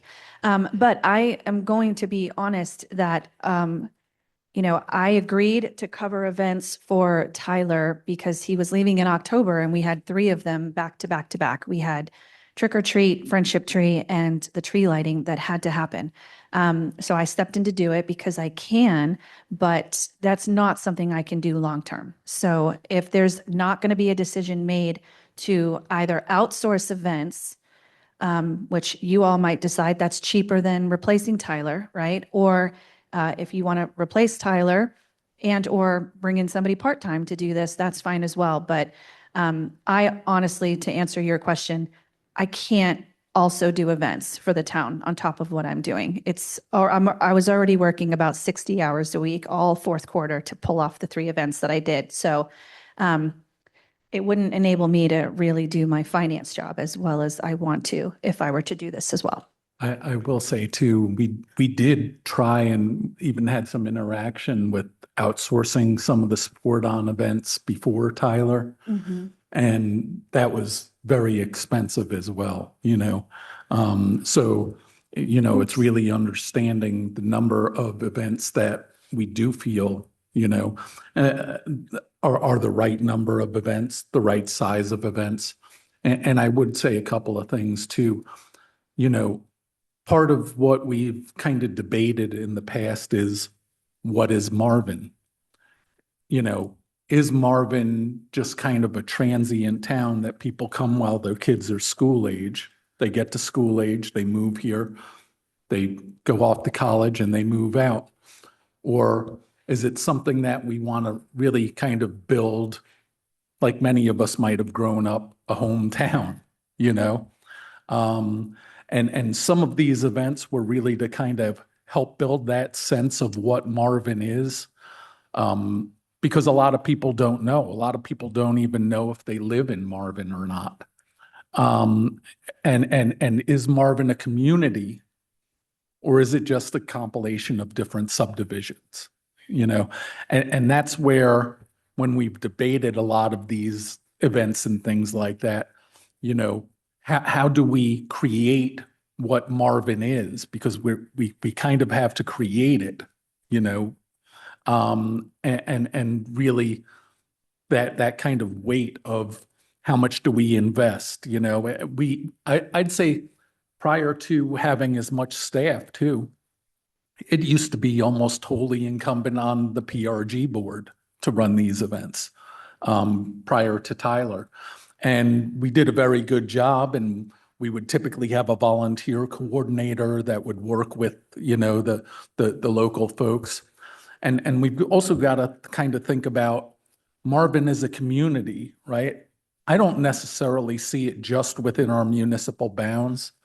So I don't get caught up in who's Marvin or not. Yeah, long-term, we pay the taxes, but the people that are in our Marvin school district are the ones that we go to church with, we work with, our kids go to school together, all of those things. And I really think that's something that we want to keep in mind too. How do we create that better sense of place and community of what Marvin is, and kind of define it through the events that we have. Which events are the most taxing on staff? Friendship Tree. Okay. So That was going to in be my that, question. well, Is like, well, where do we get the biggest bang could- for our buck? And it sounds like Friendship Tree is probably at the bottom of that bang for the Biggest buck. bang for your buck is probably National Night Out and Trick or Treat. They bring the most people and they cost the least amount of money. Trick or Treat is offset by vendors and it's the most attended. So you're going to get your biggest return there. The car shows, we just The started car shows are those, great, but they're not really our events. They are private events that we help promote because it's a nice feature. And we used to do car shows as part of our annual events, but that was a lot of work and this is a lot easier. So we just really help promote those, and the people seem to like them, come out looking at the cars. So But it sounds like from a staff allocation, staff workload standpoint, like the car show would probably be high bang for the buck because it's little work from us, but we're Mhm. getting a big return from, the Marvin branding, I guess, right? Is that yeah, fair? fair. Okay. So I think to the Tyler replacement question, right? We should probably think about this in a multi-year kind of thing, right? And what scale do we want to do? Like our 5Ks and things where we're essentially renting it easy. But I think all of this to me kind of ties in more to marketing than amenities, right? And it is building the Marvin brand. And as we were talking about earlier, as we're running out of land and options and possibly tax base, if we're not going to increase taxes, increasing property value is the only tool we have left, Mhm. right? So I think doing something, we don't control the school district, right? But we might be able to control the brand of Marvin and make it a little better than it is. And I think these events are a great way to do that. But I think it's also a thing if you get what you pay for. And I think if we had someone dedicated, that might be better, but I think we should try and figure out what scale do we want, because like Jill pointed out, these take a while to build, just like a farmer's market does. And it might be better to do a small scale and then Mhm. ramp up. One of the things she mentioned too was family events, are some of the most popular things. And if you think about also, the type of attendance you get when Sandy Ridge or Marvin Elementary, they have their fall festivals and things like that. When you get the younger kids into these things, but what we've also learned over the years is that many times we plan these events and we make them maybe 6 or 8 hours. But what we found is that, things peter out pretty quickly. So condensing the amount of time dedicated to those events, I think, has been an effective way. It may also cut down on some of the costs in that way. But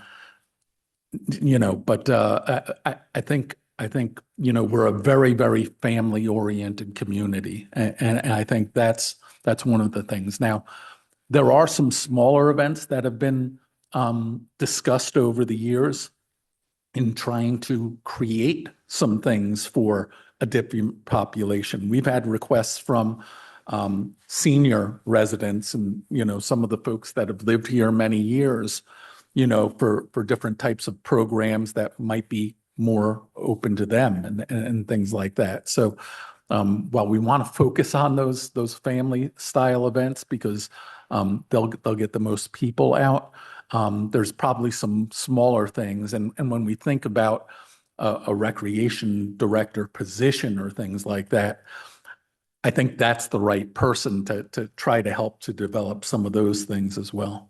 I think also there are things you can do that would be, my kids are older now, but I remember getting super excited about, movies in the park, right? Like I loved that. Just set up the picnic blankets and the lawn chairs, show a movie. My kids run around, get tired. I put them to bed. It was great. Food truck Fridays, that seems to be a thing that Weddington has incorporated at their town hall. Throughout the summer when it's warm, they have a different food truck every Friday. And, they promote that. Of course, they've got all that parking there at the Harris Teeter, which helps. But that's something we could, someone, I don't want to say me, that's something that someone could pretty easily probably implement. It just takes lining up, 7 or 8 food trucks during the summer months, 1 per Friday to come.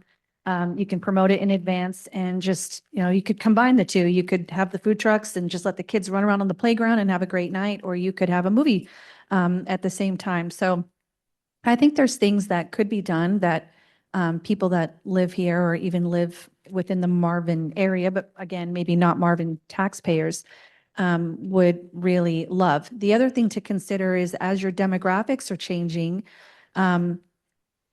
I wouldn't be shocked if in a few years there was requests to have like a Diwali celebration or something in our town and at the park. And so that is definitely, I don't know that I would know the first thing about planning that. I could certainly research it, but working with people within the community to plan something like that, I could see that being hugely attended and popular. So, You know, we've never incorporated a menorah lighting in our holiday festivities. That's something that we could do. Maybe those tend to be lesser attended and smaller, but maybe that's like a cute event that we could build into our annual calendar and do here at Village Hall. So there's definitely things you could do to make it, you know, I love when I'm at the park and people come up to me because they can tell I'm running the thing. And I had a woman come up to me and say, this is my favorite event every year. And that was the tree lighting. And I was surprised because I usually hear people like this, that's it, you know? But she said, we look forward to this every single year. It's our favorite event.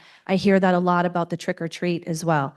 In National Night Out, I honestly think it's the free food that gets people out.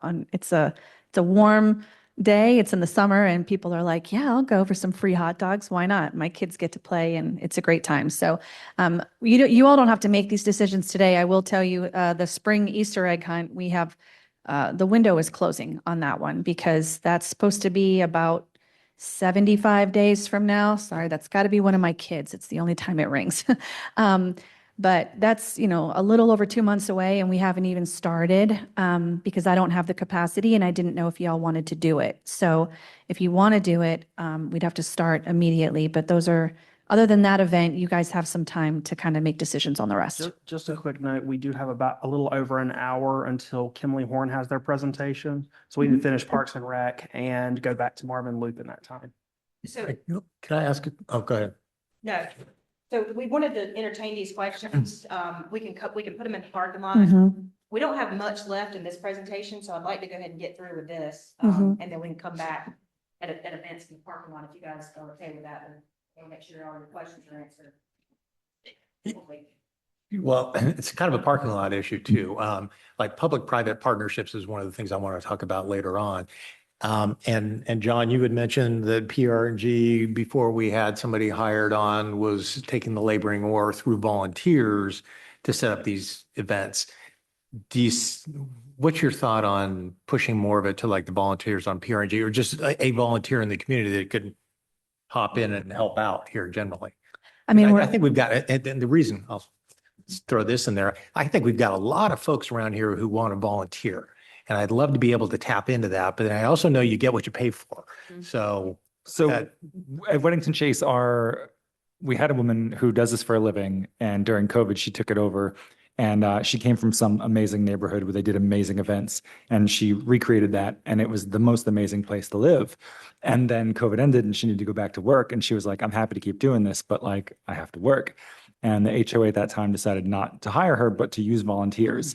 And people have the best intentions, but life happens and there might be layoffs and I've got to go for this promotion and, you know, and every year like the same kind of thing happens. And that's my fear with volunteers. That's why I asked the question. Well, and I do want to piggyback off of that, but I don't want to interrupt you, Councilmember. No, I just wanted to say, and I understand what Tom's point is, but when we sat on PRG, and for a number of years, finding volunteers was very difficult in our community. I think, John, would you support that?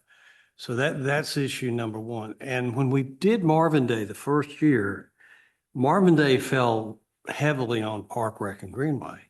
And I think for those that remember, people on Park Rec and Greenway kind of kicked back saying we wanted to be a volunteer for Marvin and serve on the committee and, you know, give guidance to council on what we think need to be done. But we didn't sign up for Marvin Day. And a lot of hours were put in. And I was in charge of the garden tours and the art exhibits. And there's a lot involved, as you know, Jill. So that's a consideration. And, you know, the thing that comes immediately to mind is the friendship tree. The first year, Park Rec and Greenway did it. And yes, it's labor intensive. Is it worthwhile? Absolutely worthwhile. And can we shift that back over to Park Rec and Greenway? I don't know the answer to that question because I no longer serve, but I know there are people on that committee that embrace that program. And they may say, hey, we'll take that thing back over. And they may say, no, we won't. Don't know. But to Tom's point, is there a way to spread the responsibility for a lot of these programs? And I think there is. It's just getting people to step up. Yeah. Jill, I'll take this if you don't mind. Yes, to both your points, and I realized the question. We actually just had this question yesterday with Weddington had asked very similar questions about our events. And my answer is shortly, like you said, it's all going to go back to the staff is going to be the downfall, unfortunately, if something happens. And it does happen. There's also things that we have seen over the years where volunteers just don't know what they don't know. For example, PRG, the first year, we really should have emergency action plans that are done for larger events because that's what, you should do. And those are huge documents that have to be produced and coordinated with Union County, the fire department, the sheriff's department. And if you don't know what you don't know, you're not going to do those things. And so when we rely on people that don't, I mean, they have good intentions, but they may not know these things and how they apply to us. Just yesterday, I gave an example to Weddington of bounce houses, for example. If someone like a friend is doing these events, they don't know that bounce houses aren't applicable on our insurance policy. So we have to go through and get an additional insured lined up on their insurance policy to make sure all of our attendees are covered from a liability standpoint. So when we rely on outside people to do those things, there's these little nuances that they just don't fully understand. We've also had issues in the past where we've had volunteers assigned to certain tasks and they have no skin in the game and they've left us at a liability exposure, like a physical liability exposure where they just leave ship. We have, like when we have these bounce houses, we have to sign that we're going to have someone manning and watching it. And we did that. And then just one day in an event, we saw that there was no one manning the bounce houses. So these kids are just free falling whatever they want in the bounce houses. So I am hesitant to offer volunteers just for that reason. But if that's what you guys want to do, we'll explore it, but just know that it's going to come at an expense of it will fall back on staff in some way, shape or form. So that's my 2 cents. So maybe what we need to consider as a part-time person, because I don't know that we want to continue to do a lot of these really intensive events. I mean, I know Yeah. Easter egg, for example. So I've got a solution, roughly, and we'll come back to this discussion again in the parking lot, but I want you guys to hear the staffing solution that I'll propose to you. But in short, if you're going to have a dedicated events person for recreation purposes, whether it's expanding programming, expanding events, however we want to look at it, overseeing these, it's roughly $80,000 net cost to the village. So just keep that in the back of your mind. And that's budgeted currently? Yes. Okay. As part of PRG, how are we doing with rentals and what type of revenue are we? Okay. Is everybody good on events? Because then we'll move on to the rest and she's going to go. Yeah, we're going to park it. We're going to come back. Do I have it? The clicker. You also have a standalone discussion item tomorrow for staff vacancies. The clicker. All right. Okay, so we talked about this a little bit. These are the 3 events that are on the calendar, but not necessarily moving forward. Am I going backwards? There we go. Hold on. Thank you. You would think it would go the other way. Okay, so here is revenue for Parks and Rec this is through 12/31, so we're exactly at the 6-month mark of the fiscal year. You can see we're doing pretty good in most of the categories. We're over, but we've raised more than we predicted for the year for professional pass. That's partly due to me being a little stickler with some people on that, whereas maybe previous people were not. 5K hasn't happened yet, so we haven't opened up registrations. There's $0 there, but we did budget to receive that much revenue, almost 8,000. The only one where we're kind of down in revenue is Village Hall rentals, and that's just because we don't promote it a lot. I don't push it a lot, and we don't have a lot of rentals happening here. So we might just need to revisit that budget for next year. Or decide if we're going to rent Village Hall at all. But any questions about the revenue or where we stand so far, first half of the fiscal year? No. Okay. Here's just like a kind of 5-year look back of how much we've raised in revenue for facility rentals and professional pass. So you can see there's, we saw a big drop during COVID, and we saw some spikes afterwards. And then honestly, it's just change of staff, change of pricing. There's all sorts of things that have impacted these numbers. And then the professional pass was just, it takes a certain organized person to really stay on top of that, promote it, and work with local businesses to do that. So any questions about this? Okay. And all of this money, obviously, as you know, just helps go towards supporting these facilities that we have. So this is something that can be parked in the interest of time. It can be brought up again tomorrow for day 2 if we can squeeze it in. But there is an opportunity. I did print this for you all. Hunter, will you grab it? It's on my desk here. I printed out the fee schedules so you can see, and I'll have Hunter pass it around. You can see what we're charging right now to rent the barn, the picnic shelter, and Village Hall. There was a decision made by the previous council. It sort of came about as part of the discussion of what is the benefit of being a Marvin resident versus a non-resident, especially when we were pushing annexation so hard. So one of the things was, well, let's increase the amenities for being a Marvin resident. And one thing was, can we get more Marvin residents to rent these facilities if we make it really cheap for them? And can we sort of make it overly expensive for non-Marvin residents, almost to deter them from renting, so that more Marvin residents could get a chance to rent it? So we've done that now for quite a bit of time. As you can see, looking at that schedule, a Marvin resident pays $25 an hour, I think, to rent the barn on a weekend, and a non-Marvin resident is paying $150 an hour. So it's a huge difference, and it really has not, in my opinion, based on the numbers and the data, it really has not achieved the goal. We don't see a huge influx of Marvin residents taking advantage of the lower rates and renting these facilities. So it certainly didn't increase Marvin residents. What it did do is deter non-residents from renting it, which just caused our revenue to decline. So it's definitely something that I would urge you to consider. Maybe, it was worth a shot. We gave it a try, but it just doesn't seem like it produced the end goal that we wanted. So we don't see more Marvin residents renting. We don't see less Marvin residents renting. We just didn't see an increase. But what we are seeing quite a bit of is, my friend lives in Marvin, so they're going to rent it, and I'm going to be the one who uses it. And I can't prove it, and I'm not the rental police, so I'm not even going to bother. But there's a lot of that happening. Like, okay, my friend lives in Marvin, so I'll have her or him rent it, and then I'll just pay for it, and it is what it is. But I would consider sort of changing these prices and see if that helps us generate more rentals and more revenue, because right now it is pretty cost prohibitive for non-residents. What would you change them to? Yeah, I was going to say, can we first do an analysis just to kind of look and see if you were going out and you were renting a barn at Ivy Place or something like that?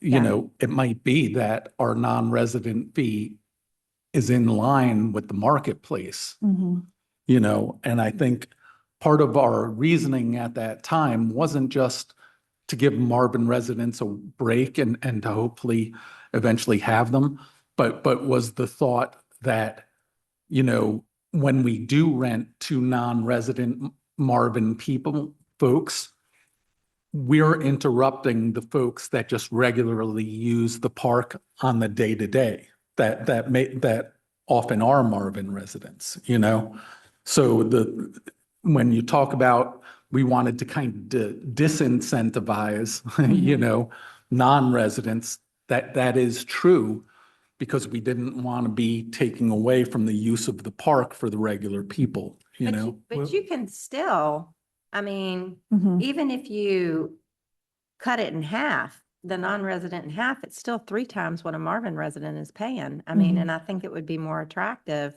If revenue is the goal, I would look at maybe adjusting the non-resident rates. I think the resident rates are fine, but I would look at adjusting. Well, maybe just the keep in mind, the more you increase non-residents using it, you have an impact on just the regular Marvin people that are using the playground and the barn on a day-to-day. But they can still do those things. It's just not as enjoyable. Well, they can't use the barn, is the main Right. thing. Well, I'd like to recommend, when we first did this, I called municipalities in all the surrounding areas and asked them, what are the fees for using the public park? And some people didn't charge anything.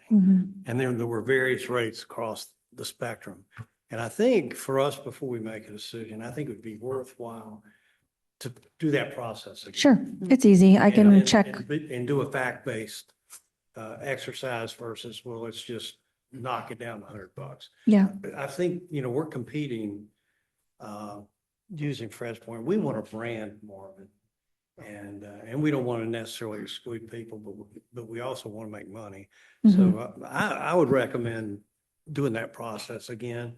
I'm happy to do that for you. It's really easy to check the rental rates for comparable facilities in the area and come up with something to bring back to you. I will say one of the frustrations that I've heard is, obviously, as we're all aware, we've got these big donuts here in Marvin area. And a lot of these people don't know that they're not Marvin residents. So that's one of the first things that we do when we get their application to rent something is we look up on the GIS to see if they're a Marvin resident. And when they're not, and they're shocked to hear that, but then they're also shocked to hear that it's going to cost them $150 an hour to rent the barn for their kid's birthday party that, their classmate paid $25 an hour. They're sort of like, the sticker shock is pretty, especially because a lot of times we have a 3-hour minimum that you have to rent it for, and it's a lot. And so I do hear some frustration, like, what? I live in Marvin. My kids go to school. I'm like, yeah, but you're not a Marvin taxpayer, so you have to pay the non-Marvin rate. But we'll table this for now, and I'm optimistic that you guys are open to adjusting the fees. I'll bring back some data at a future meeting with some recommendations, and then that would just be us kind of tweaking and adopting the fee schedule, putting that on your agenda for y'all to approve. Yeah, and if you could include in that just some information on like the actual rentals, like over the last year or two, like how often it's been rented out by Marvin residents versus non-Marvin residents, just we can have an idea of capacity. So if we lower the rate, we get more non-Marvin residents in there. Is that to the detriment of the Marvin residents? That's going to be a pretty labor-intensive process Right, for we'll us. do that. But I did talk with Christina about that's something that I wanted us to start tracking in 2026 because as of right now, we don't have like a database where we keep track of who was a Marvin resident and who wasn't. So it would take a lot of digging through old paperwork to try to find it. And because of the retention policy, a lot of this paperwork we just don't hold on to from fiscal year to fiscal year. But somebody used to track it. I did find in the Maybe V drive, it just used to be have tracked. Just rentals is good enough Yeah. for me. Yeah. Yeah, I can definitely tell you Yeah. the number of rentals and stuff. So, but I think we can move on from this one. Do I still have the clicker or did somebody take it? Okay. Christina, you might be up next. I think I might be done here, but let me take a look. Yeah, I'm done. Okay. You want this one? Thank you, Jill. No, I'll use this. Thank you. Obviously you guys know we're working on the Village Hall Park project next door. This is funded with a $500,000 grant from Part F. And then we had a 50% match, so that made it $1 million. We subsequently had a grant from our legislator for $250,000 that we are funding half of our $500,000 match. So it's a net impact to the village of $250,000. We're working on a couple of things right now. The components there are listed as a rain garden, which is that front kind of dry pond that you guys see up here, a walking loop, which they just put in yesterday.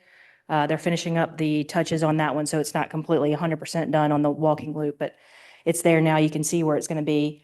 The event lawn and site furnishings, which really just include covered seating, to be added in the next couple of weeks. Are going to be an ADA companion seating for that covered seating area, a potential water feature that Mayor Pro Tem and PRG member Christina Culp and I are working on.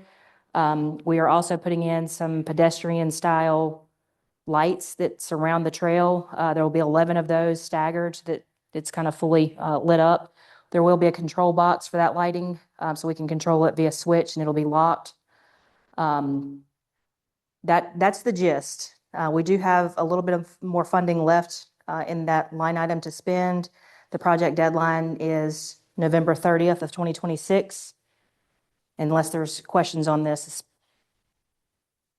Just, I know a lot of the grants and things that we've gotten in the past have been related to PRG, recreation, greenways, things of that nature.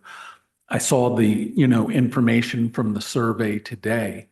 But what I do think when we talk about what it takes to get successful grants. We have been very successful over the last 5 years or so in getting over $4 million in grants. And we can question, many of those we may have to pay half or a quarter or something. There are obligations that come with it. But when you think about whether it's somebody that their job description is just grants in and of itself, or when you look at a recreation director that might also work on grants because they often go hands in hand, you're talking about pretty easily paying for that role, when they're successful in getting these grants. And, I know I've had conversations with some of you through the election season and things like that. And there are concerns about the obligations we have with these grants. But we have to keep in mind that most of these grants are being funded by our tax monies as well. And I think I have a solution that will answer your question and the events question too. And I'll just go ahead and tell you, I'm proposing to you guys to do a project manager position. And in that project manager, you will have someone that can diversify their workload in grant management, grant writing, whatever organization, whatever department needs help this month, whether it's a special project, whether it's events, that person can focus on what, the color of the week is. So you'll hear and see about that. volunteer coordination. So Yeah, that we can get. yeah. So that's going to be my pitch tomorrow for you guys to talk about grant writing and projects and all that stuff. Are there any questions on Village Hall? Okay. So again, this goes back to the 2019 survey. Why are we doing this? And back then, this is what people said. So just showing you guys why we're here. Now, obviously, this will likely change when we come again next year, when we'll have similar discussions here. And again, this is all, like I said earlier, this is all projected to be changed based on the conversations today. This is kind of a carryover from last year and where our projections are. Do we continue events? And we've got those listed there. And if we do, our goals are obviously to expand the amenities and what those attendees look like and what services we're offering in those events. Phase 1 of the park will be completed this year, so that's still a goal that we'll finish up. And again, you've heard this and you'll probably see it tomorrow is in the CIP. You'll have phase 2 of the Village Hall Park. We can axe that, but that's at some point would have to be added into some of these goals. And you might see that in a subsequent slide. Park amenities, we did budget for some park amenities and we don't know what those amenities were. We were waiting for the survey, but that's a goal within the next 1 to 3 years. What are those amenities? Are they pickleball courts? Are they gaga courts? What exactly do people want to see? There's been discussion, particularly with the previous council, about reservation software and facility rental software. Personally, I don't see the benefit in spending the money on that quite yet. I think it would be great, but I just don't think we have the workload for the rental load for an actual software system. And then we'll discuss tomorrow the hiring and replacement of that staff member. Years 3, here's where the phase 2 is. Again, it's up in the air, but we've had discussions about farmers market for quite some time. I can even date back farmers market to 2015, 2016 in the original Village Hall plans. So that's been a topic of discussion for almost a decade now. And then in years 5, if we had that phase 2, and even if we don't, do you want to start looking at a summer concert series for the park next door or even Marvin Eford Park? What amenities do you want to look for in the Heritage District? And then, again, budget programs for events and specific staff like we've discussed. And then we've had discussions in the past about athletic complexes, which obviously we saw today is probably something that will be cut out. But in years past, that has been a topic of discussion. We've had some people in Marvin Creek particularly actually ask about this specifically. We had a little working group not too long ago that focused on this, and we didn't really get anywhere because we needed some funding to have people come in and tell us where the gap analysis was with what's existing in the general area and what's not, and where we could close that gap. Christine, a quick question. Well, one quick thing. Where it says amenities and programs, that's at Heritage Park, that little bit of land. Oh, I'm sorry, Heritage Park, okay. Yeah, so Heritage Park is basically right in front of Meadowlark. We have a little pocket park over there. And at some point, there is a plan to It's about 2 acres. I think it's about more. What's that? 2.25. Yeah, it's a rather small piece, about 2.25 acres. And, you know, whether it's something that we try to keep as natural possible and maybe put some, you know, butterfly gardens, things of that nature. Or whether they've also discussed whether it might be a good area to put like a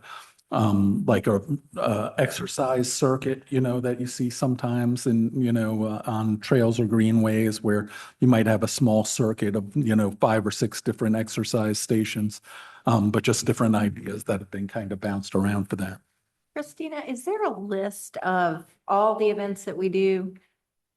in the We, year? so, right when Tyler started, I got him to start doing these, event detailed documents. I don't have like one list, but I have all the detailed documents on what an event entails, how kind of labor intensive it is, what the costs are. So I have that information. It's just not like one particular list. I can get that for you. Can you write that on my board so I don't forget? Just put on this parking lot, just put, event detail. Yes. Yeah. Well, you probably want the detail as to what it entails, like the cost and all that. Well, I would just like to know the cost would. Yeah, I'll take care of it, Jill. But yeah. Are there any other questions on Parks and Rec? Okay, I'm gonna turn it back over for Marvin Loop.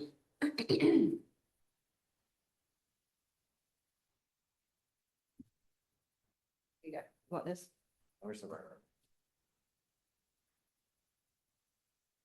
Okay, back to this. So I know I've met with some of you guys, with some of council regarding kind of where we're at regarding the loop. So as originally proposed, we were awarded a total of the project total was 1.7 million. We were on the hook for 40% of that. And the grant funds and obviously covering the additional, the remaining 60%. The original scope that was proposed or that was funded was, like I said, from outside the preserve, comes around Village Hall, goes down Newtown Road, and goes down Marvin Road in front of Venice Brook and dead ends there at Saddle. Inflation's happened. Like I said, the time that it's taken to get from when we were originally awarded to here, costs went up. The cost estimates on the 40% plans came back at total for the construction project was like 4.2 million. Went through some alternatives, looking at basically reduction of scope and kind of what that would look like. And then I think I got some initial feedback from some of council and saying, hey, we would like to try to build, construct what we can within the current parameters of the funding. And so that's an option that I had our engineer look at. So in short, what that would then cover would be still coming outside from the preserve. Let me go to the next slide too, right here. Starting from the preserve, coming around Village Hall, connecting in with the Village Hall Park, and basically getting in front of the ZEPSA development. That's basically how much the construction cost that's currently funded would get us. There is still some potential fee in lieu that is part of both of those Heritage District rezonings that the property owner / developer would have to pay. They have agreed to dedicate easement, so that's already bindingly secured there. So I guess, what I'm looking for is some guidance from council is if, the other options, we can look at other reduction of scope and other potential funding opportunities. I have had conversations with CRTPO and DOT regarding this. And, there's always an option to go for shortfall for the whole project, for the whole original portion. Just wanted to kind of get some feedback from council so we can then relay that to Dewberry, CRTPO, and DOT. Well, I don't think that the churches want us to put a sidewalk in front of their properties. Like I said, that would be news to me because both churches came to the public engagement meeting back in, I think, October of 2023, and were supportive of the project. When we applied for this, Banks was supportive of the project. We have a letter from them. So, I mean, if that's new, that's new to me.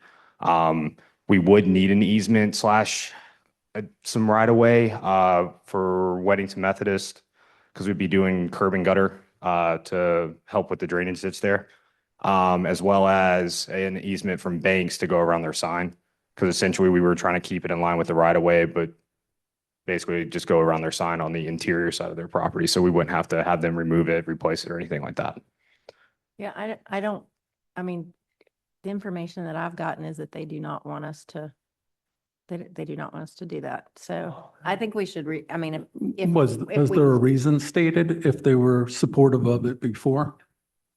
Just that they didn't want it now. And so I think maybe we should have a conversation, like one or two of us should go and have a conversation with them, but it's my understanding they do not want that now.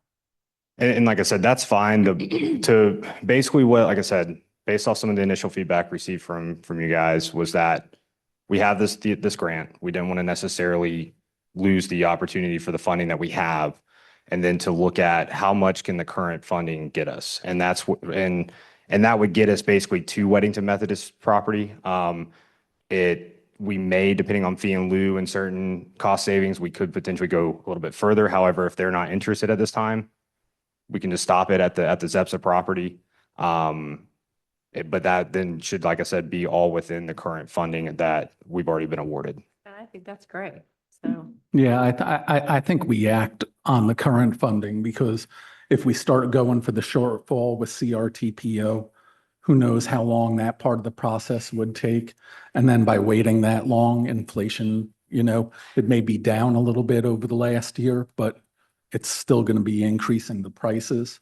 So, I'd be a proponent of at least, utilizing the monies that we have available now to get to where we are. Like you said, this is kind of new news, so I'd be interested to know who you spoke with and we'd follow up with them and so forth. But, that would be for a later date at that point anyway. Yeah, for sure. And Could it be used here? Like we have a walking loop that goes through our park. Could it be used for that? Could it be used to expand trails at Marvin Buford? no, it's specifically, we were awarded specifically for the loop. And so essentially our options are The loop. stop the project as is or reduce the scope. We couldn't allocate it to another portion of the loop because it would, and my thought is once again, you could reduce it and do like a portion over here, but then you wouldn't really have connectivity. So looking at just going ahead and extending the existing connectivity that we have, it would, like I said, at least get somewhat of the goal of the original project completed. And parts of it are already planned on being built, whether under the Zepsa development agreement or the ROMs. Correct. So in short, if we go ahead, if council, what I'm gathering is council seems like all under the same page of like stopping at the Zepsa property. And if that's the case, then we'll do a change order with Dewberry, which in theory should save some money on engineering. So then just in case if there are, once again, inflation and additional costs, we should still be able to get to the Zepsa property, but as well as the potential fee in lieu or then constructing their portions. So ultimately, we would potentially not be spending the full awarded 1.7 million if it comes down to it. Just a question about what I'm looking at right here. Did this include the crosswalk going across Marvin Road? I'm looking at. Across Marvin Road? Yeah, am I looking at the right thing?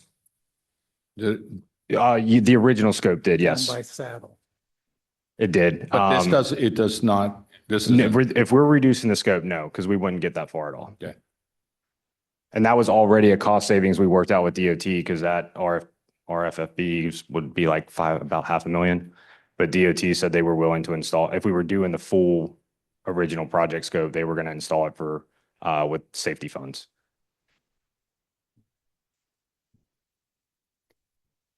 Hey, you said that if we were so inclined, we could not use the funds dedicated for this part of the loop on a different part of the loop. So let's say wanted to extend Wheatfield down farther to the end of Marvin Creek. I can ask that question.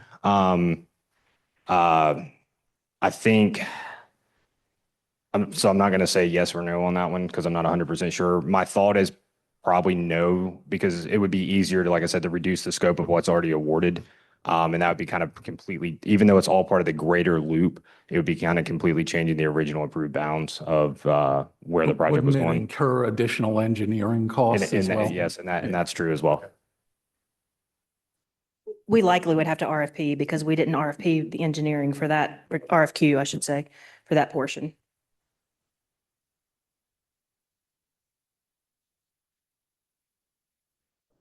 I don't need a formal motion. I just need a basically consent. If everybody's kind of good with me doing a change order or doing a change order with Dewberry, letting CRTPO and DOT know.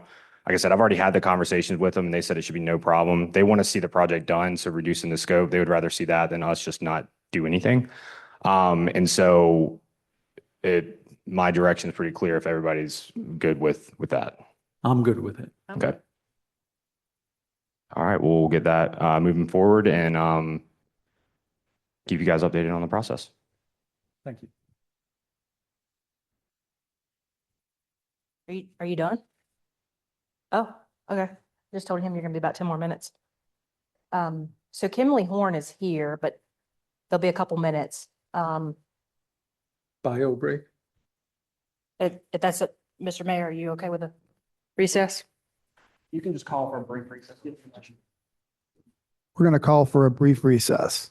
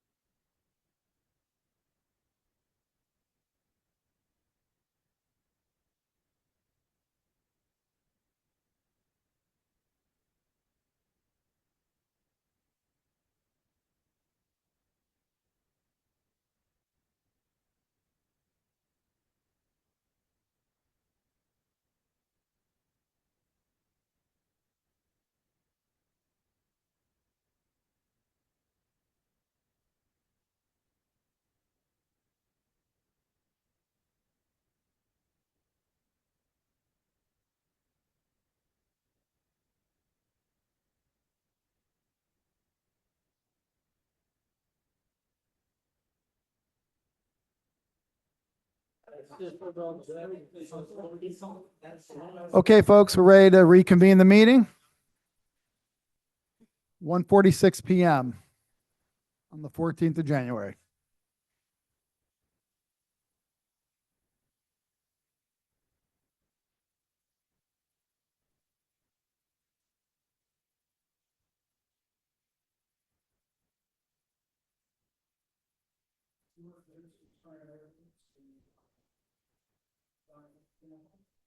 Okay, welcome our guest from, I think it's Kimley Horn. John, how's it going? Welcome. And sorry, just, That's yeah, okay. just to kind of talk, high level real quick. So the village, we're in the current process of, like I said, doing a comprehensive plan.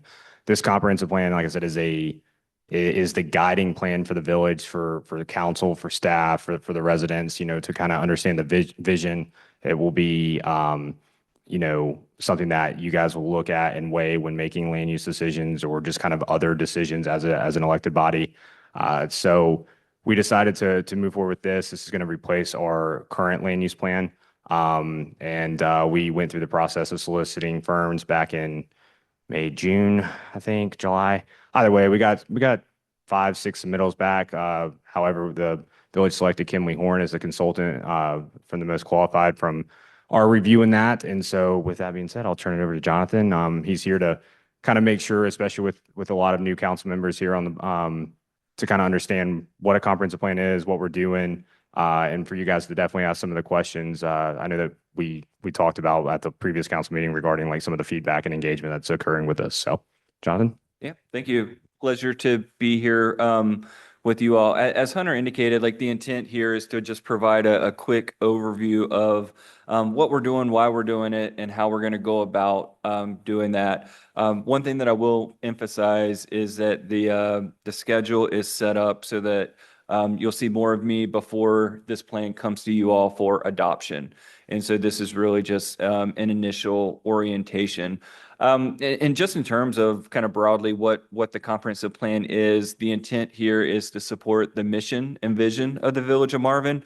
We'll talk a little bit about the engagement process, but really in this case, because you all obviously are kind of leaning into the most recent strategic plan, we're going to start with that mission statement, that vision statement, and see how this particular plan can support that. The way that that's going to go about is it's going to communicate that preferred approach to land use, as Hunter indicated. But we want this to be a living document. We want it to be something that's actionable. And so there will be a policy framework, a series of policies and actions that are wrapped around that land use strategy. So there's a more defined blueprint of how to move forward.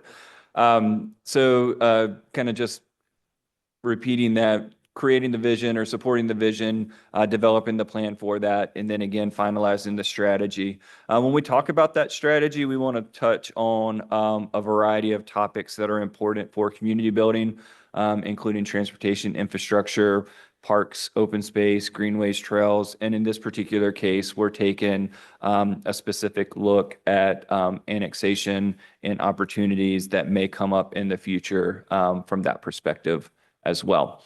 So that annexation guidance is one of the kind of parallel pieces that are going to be a part of this process. We're also going through the Parks and Greenway Master Plan and doing an update of that effort. And then as we get into the specifics of the land use strategy, particular attention will be given to the Heritage District. And so that's why you see that as kind of the Heritage District Master Plan.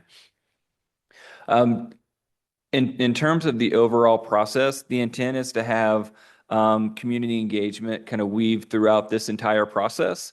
But the plan is occurring in these 3 phases where we develop the vision, refine the vision, create the plan, and then go through the process of, again, adding the implementation actions, creating the report itself, and going through the adoption process. And so I thought I would just kind of break down some of the steps that we're going to take to go through this process. The first is community characteristics. So we've kind of created this initial document where we're looking at all the previous plans and studies that came before this process, touching on demographic trends in housing, and then taking a more analytical look at your existing land use, as well as all the things that go into the natural and built environment.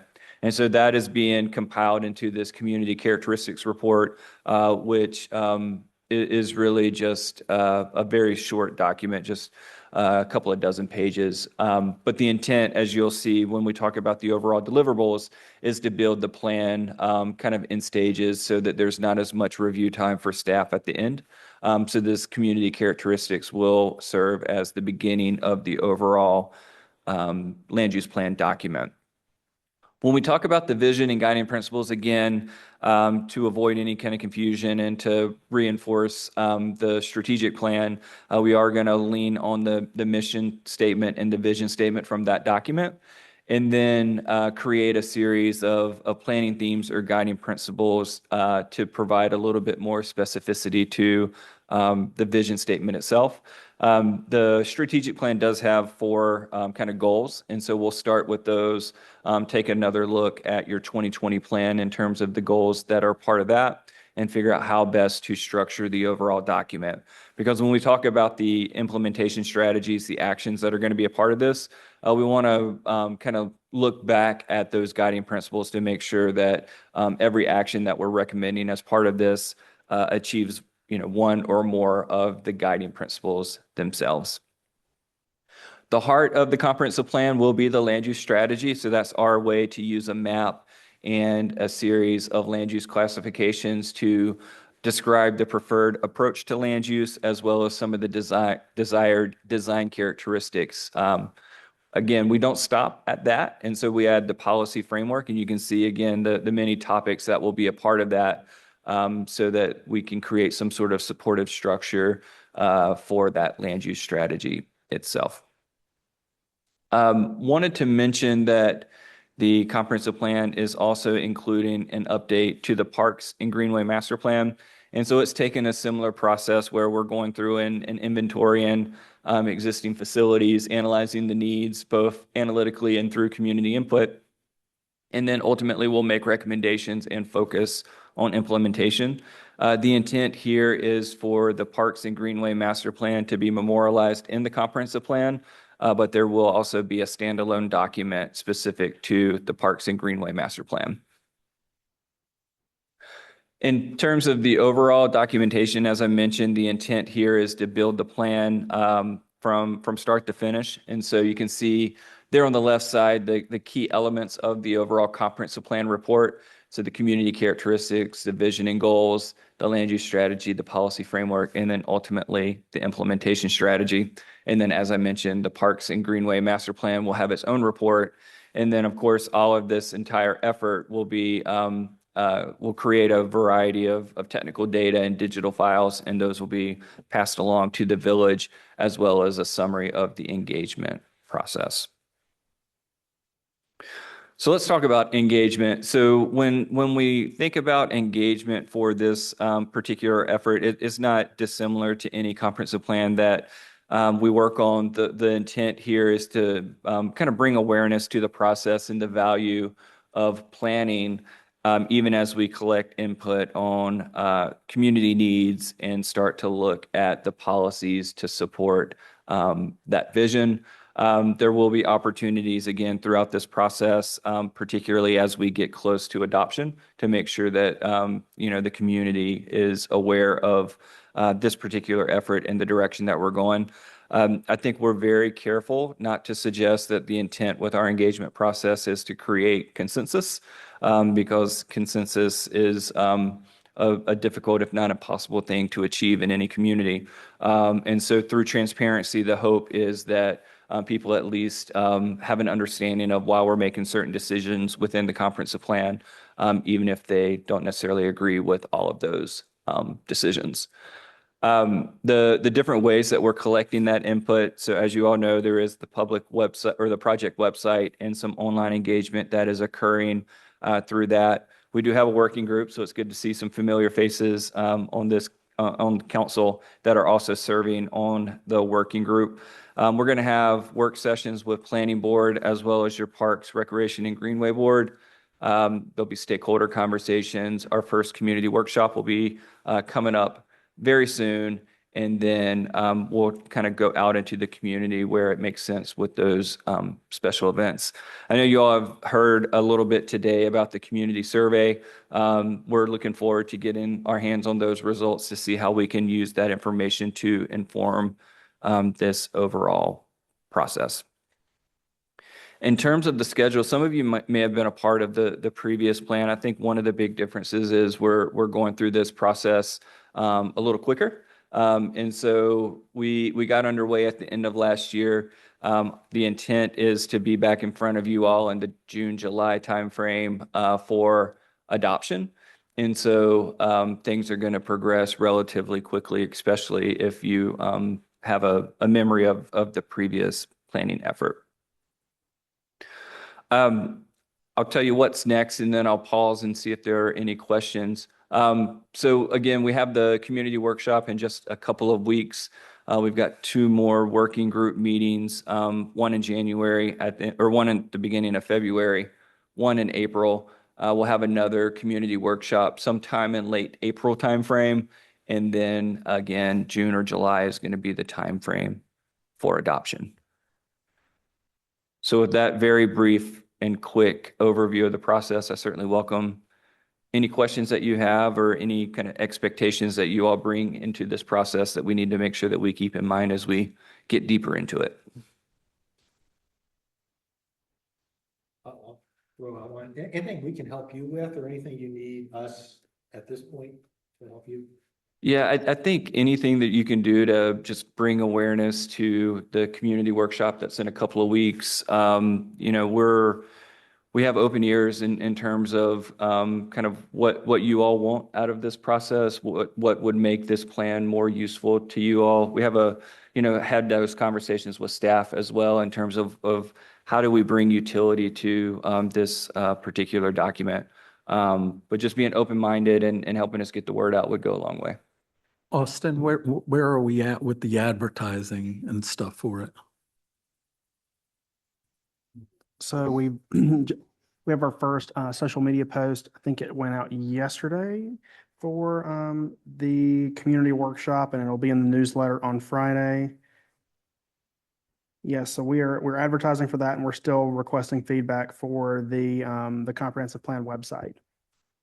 I'd say just something we'd throw out on the HOA list as well, just so that they can forward something. And it's important to note that meeting is advertised as a drop-in anytime to participate. So while we blocked off 2 hours, the expectation isn't that we're requiring 2 hours of everybody's time. If they can pop in and give us 10 minutes, we'll make the best use of those 10 minutes. I'm sure some people will enjoy spending the 2 hours with us, and that's okay too. What's an ideal outcome of that community workshop? I mean, yeah, one, I think it's just to make sure that people know that this process is underway, and that they feel that they've had the opportunity to provide their input. We're going to share some kind of high level existing conditions in terms of like growth trends and the like, and so we'll get some reaction to that. But this first workshop is kind of higher level. What do we want? What do we not want? And you know, we have an understanding of what some of that might be, but you know, we want to hear it kind of firsthand.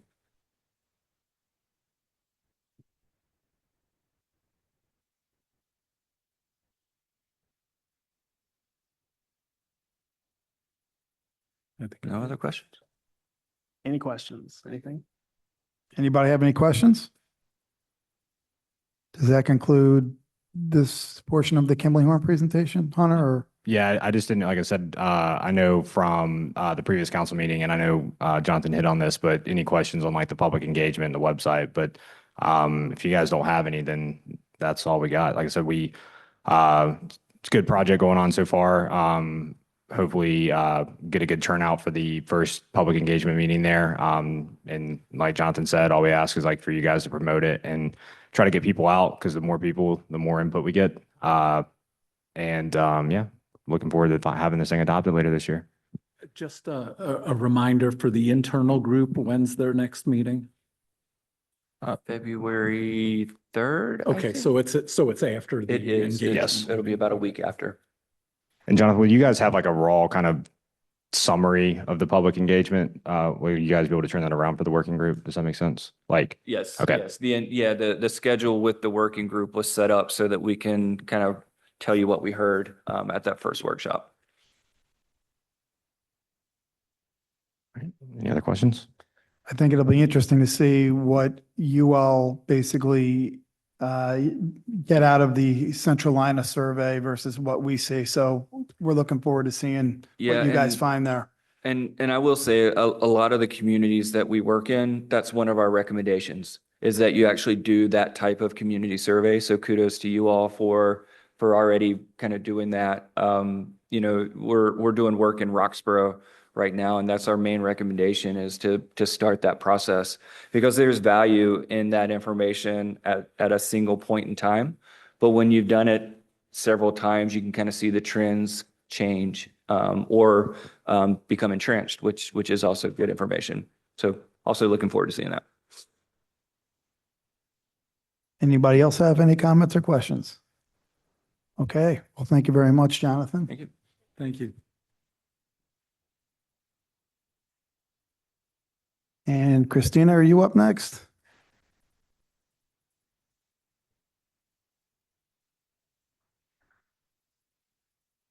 Hang on, we skipped around. I'm trying to find out where we are.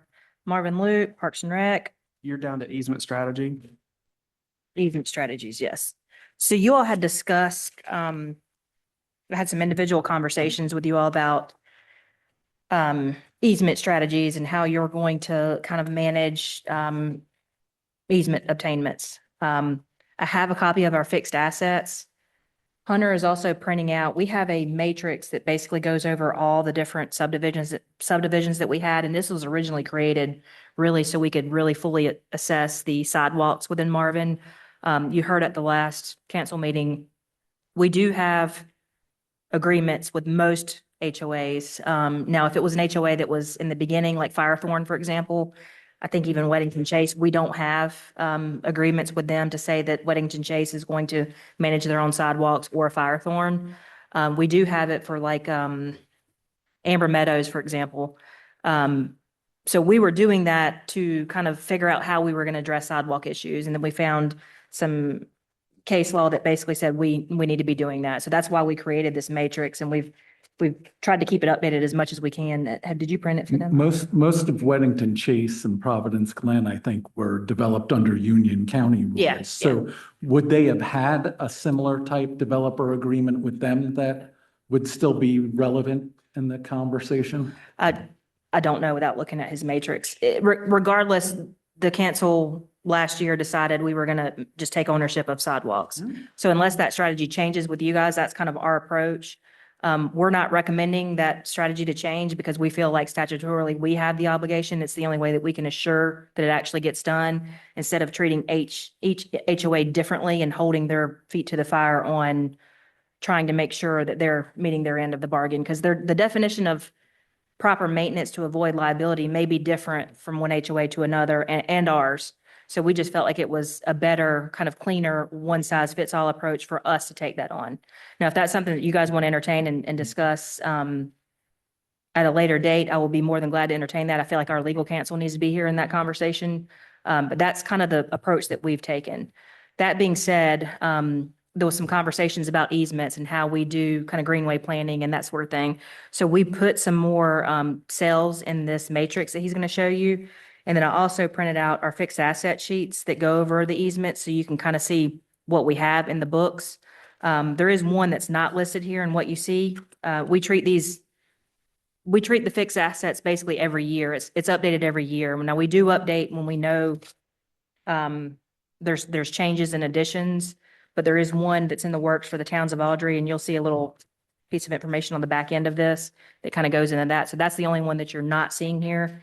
And I don't know that we have numbers on that quite yet, but that's the only one that we know of. And I'll turn it over. Is there any questions on any of that while I pass these out? I'll turn it over to Hunter to go over this matrix with you. And this is really a conversation I think, Mr. Mayor, you had inquired on some of this information. So I don't really have any asks other than if you guys want us to do something with how we do easements in terms of how we're, like, if there's a process you want to establish, we're more than willing to entertain that process.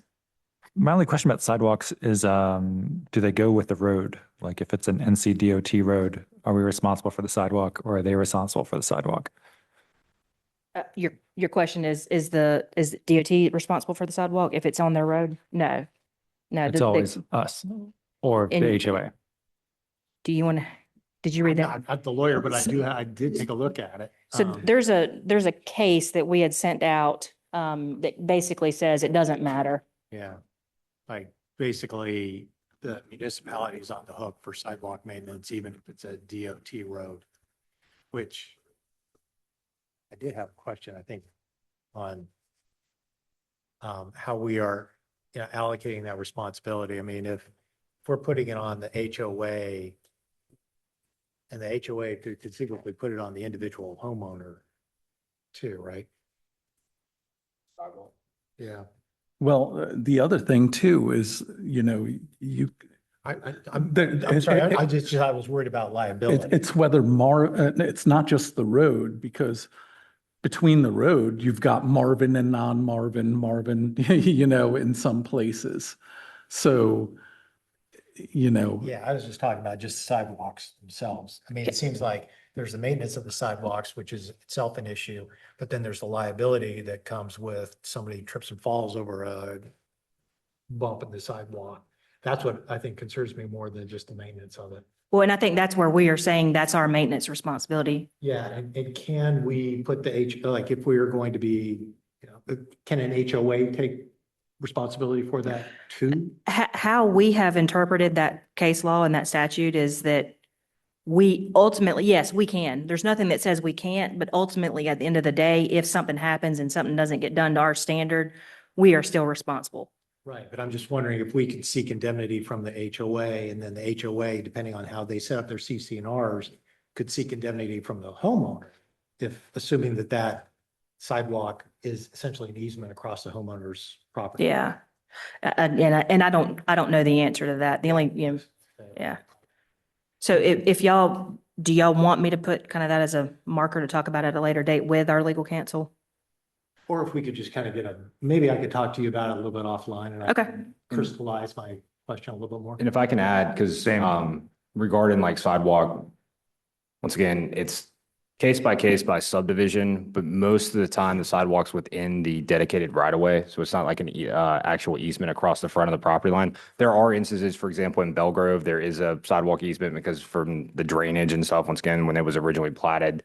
So it just kind of depends per development, but most of them are in the right of way. And if not, then yes, then they would be in a public sidewalk easement per se.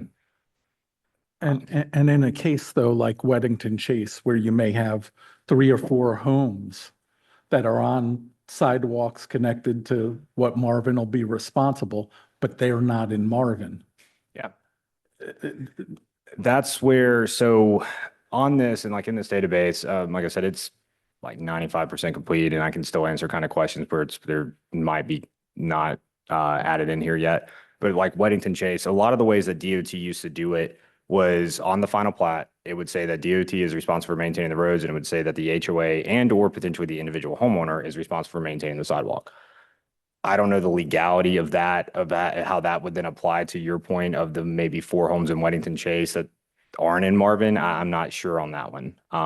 But that is a good point because that final plat or that maintenance agreement is what we always kind of then went back on until recent with that case law. And so pretty much if they have sidewalk, we absorbed that into doing an inventory and making the repairs that's necessary there. So. Did you guys want to talk about? Sorry. Did you guys want to talk about strategy in terms of easements and how we look at those, how we, get those approved? Joe, want to talk about that? And I know we've had some conversations about if you give them back, how does that process look? I'm going to let you kind of lead that conversation because I don't know where. Could you just like classify the different types of easements that we typically look for? Because, you know, we talk already about easements that we get either through like a DOT right of way or easements that we ask from private individuals, easements that we get from an HOA, you know, are there other types of easements that we talk about and classify in different ways? Yeah, I mean, I can speak kind of high level on that. I think a lot of the easements that we obtain are non-exclusive. So that means they could, I mean, like, for example, you can have an easement that is strictly underground and then strictly overground. So you see like some of the easements that like a water provider would have or a sewer provider would have, and they would be all underground. So you can still have easements on top of ground versus underground as long as there's no interference. Majority of what we have is all just on top of surface ground. We might have some stormwater easements. A lot of the stormwater stuff that we see is borne to the property owners. So we may see some easement language in some of those deeds and documents, but if you read the finite language in those deeds, it kind of gives that maintenance responsibility back to the property owner or the HOA. So majority of what we see in terms of easements are really for greenways and trails. So I have a question. So, you guys have book costs attached to these different easements, like the chimneys, for example, it's $417,000. They're not even part of Marvin. What does that mean exactly? So, and Jill just stepped out. So, are you talking about on mine? this Okay, big yeah. asset, So that's the yeah, asset. asset. So essentially, the short end of it is that since it's property that we own or an asset that we own as in the easement, that we have to put a value to it.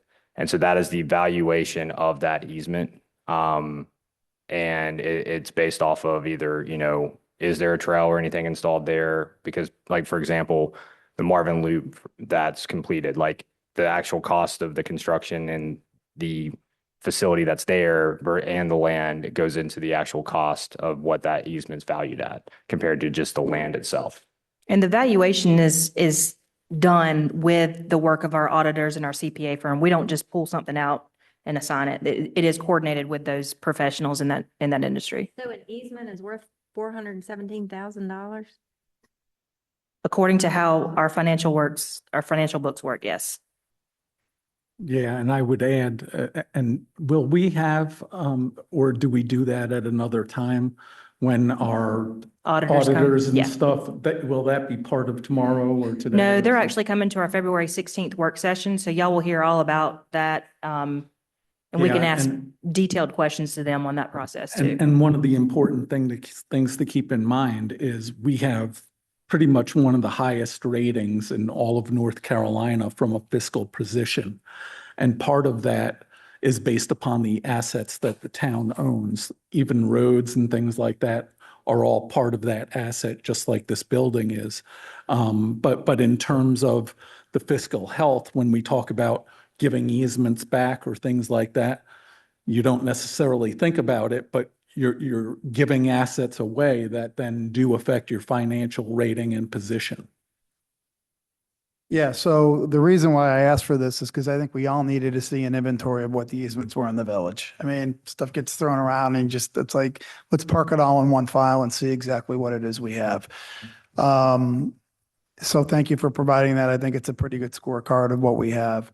The other part of that was, you know, it's predicated on we are involved in a lawsuit over an easement right now, which is up in the air right now on what we're going to do with that. We have not decided, courts haven't decided. We just don't know. So if an easement does go back, what is the financial risk that John talks about, or the credit standing? What are the repercussions of that if one goes back throughout the rest of the village? Obviously, none of us are here to hurt the village from a monetary standpoint or from a credit standpoint. But having this information allows us to, properly evaluate what really is at risk, what assets are at risk. So that's why I broached the actual subject and the request for that file. And just so I can add, so when we have the subdivision matrix, which I started this probably, about 2 years ago, and it originally started with kind of getting sidewalk responsibility, curb and gutter, knowing kind of the inventory of that.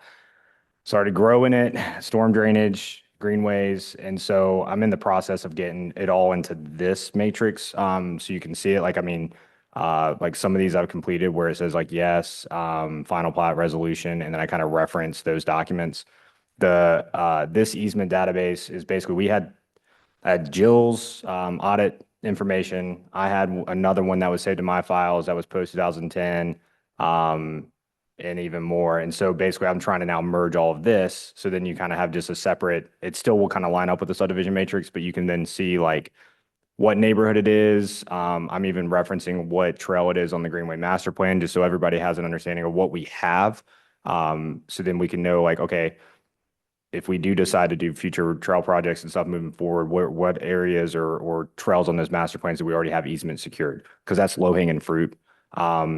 And if we have gaps and that's still, becomes a priority through from council to potentially do a project, that can then direct staff to start, engaging and trying to obtain any gaps in those easements. So I'm working on this, and we'll have this hopefully done within the next week or so. And then, like I said, it will also then kind of cross-reference to the overall subdivision matrix. And then anytime you guys have any questions on anything, we can always refer to this because it should be at least a high-level overview of each subdivision, how many lots, all that stuff. When you do that, can you also let us know which ones are actually in use and which ones Yeah. are just kind of not, we have them, but we're not using them? Thank you. Yeah, and I will add that, and that's where in this one, once again, you kind of see my notes that, let's see, there's a fun one, right here. I think this is Broadmoor. It's Belgrove, where it says VOM maintain asphalt path along frontage, interior greenway not constructed. So I'm doing that, but I'll try to make it clear and get all that information for you guys. And is that on a map already somewhere? In what regard, like the easement or like what's been constructed? Or both. So the easements vary. Some easements were dedicated on a final plat, depending on the subdivision. Some were then obtained through an easement agreement, and that's kind of what I'm kind of getting to with. I was trying to do it all in one, and then I'm like, it's kind of then gets complicated. So that's why I'm trying to do it this way, where, for example, like these easements right here were through just a easement agreement that the property owner signed off on the easement. And then the ones that are dedicated on a final plat, I'm putting in the deed or the plat book and page reference. So once again, we will have direct documentation that we have obtained that. And the only one to my knowledge that we have given back is the one in Bridle Path and Wyndham Hall. So. Yeah, I guess what I was trying to do was get more specifically, the Marvin Loop and like where it is that we have easements that we haven't built anything on yet and all that. And so. Start with that. I mean, Yeah. there's other, but that's the big one. Yeah, and so I can definitely kind of based off, once again, going back to that conversation of the Marvin Loop, we had 40% plans done for that original scope from reserve to saddle. So I have an idea of where we need easements and right of way there. Regarding then the remaining portion, I can definitely kind of make notes on that. It's kind of hard to say because if there's an opportunity to do it within the existing NCDOT right of way, you don't necessarily then need an easement from the property owner if there's right of way that DOT has on record. And then we just need an encroachment agreement from them. And since that final portion hasn't been designed, I mean, I have an idea. I mean, even talking with Dewberry, that's why we were crossing there at Woodcliff, because you're only dealing with Firethorn at that point. So it's one property owner potentially on top of the land's a whole lot flatter on that side. But then when you cross over to Joe Carr, it's not, I mean, yes, Wheatville or the pass on the interior, I guess, if you're turning right on the Joe Carr. So I can put a list of those property owners together as well. Yeah, I'd like to just see a visual of it somehow. I mean, I realize that's probably a fair amount of work, but I can get my head around it otherwise. We can put it together. Yeah, I think that'd be helpful for a lot of people probably to see. Yeah. Also, I think the land is missing over by Publix. There's that little park, unless it is on here. And the Buildings and Improvements Group. Which one? Don't we own a park over by the Pocket Park? Yeah, that. No, it's land. It's probably under actual like land. Yeah, it might not be in that particular section, but I'll confirm that though.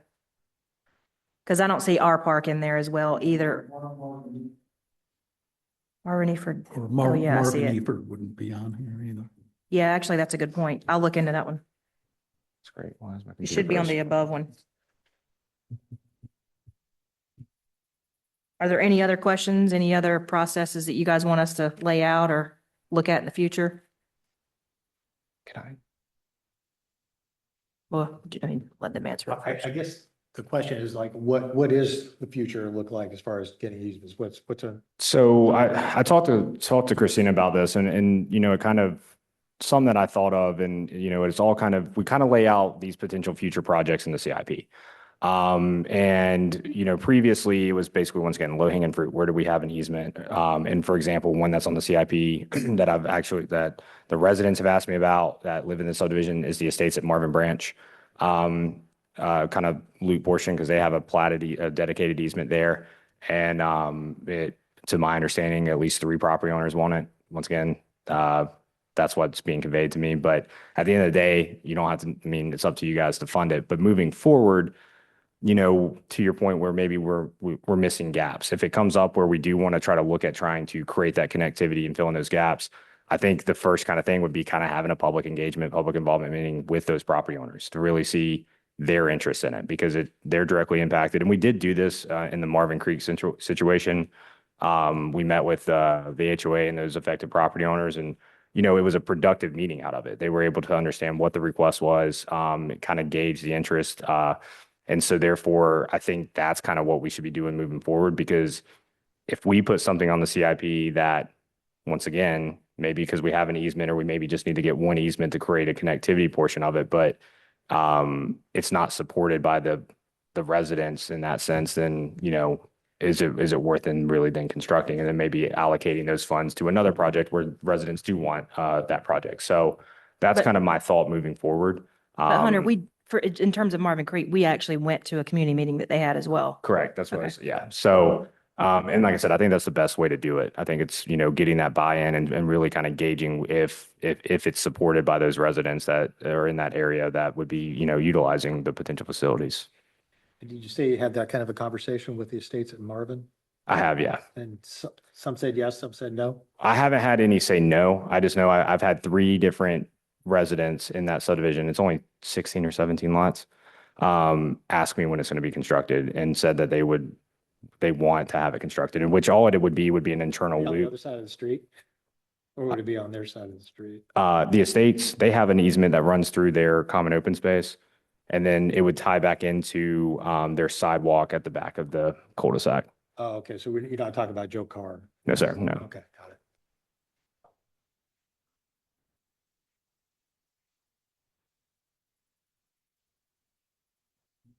Any other questions?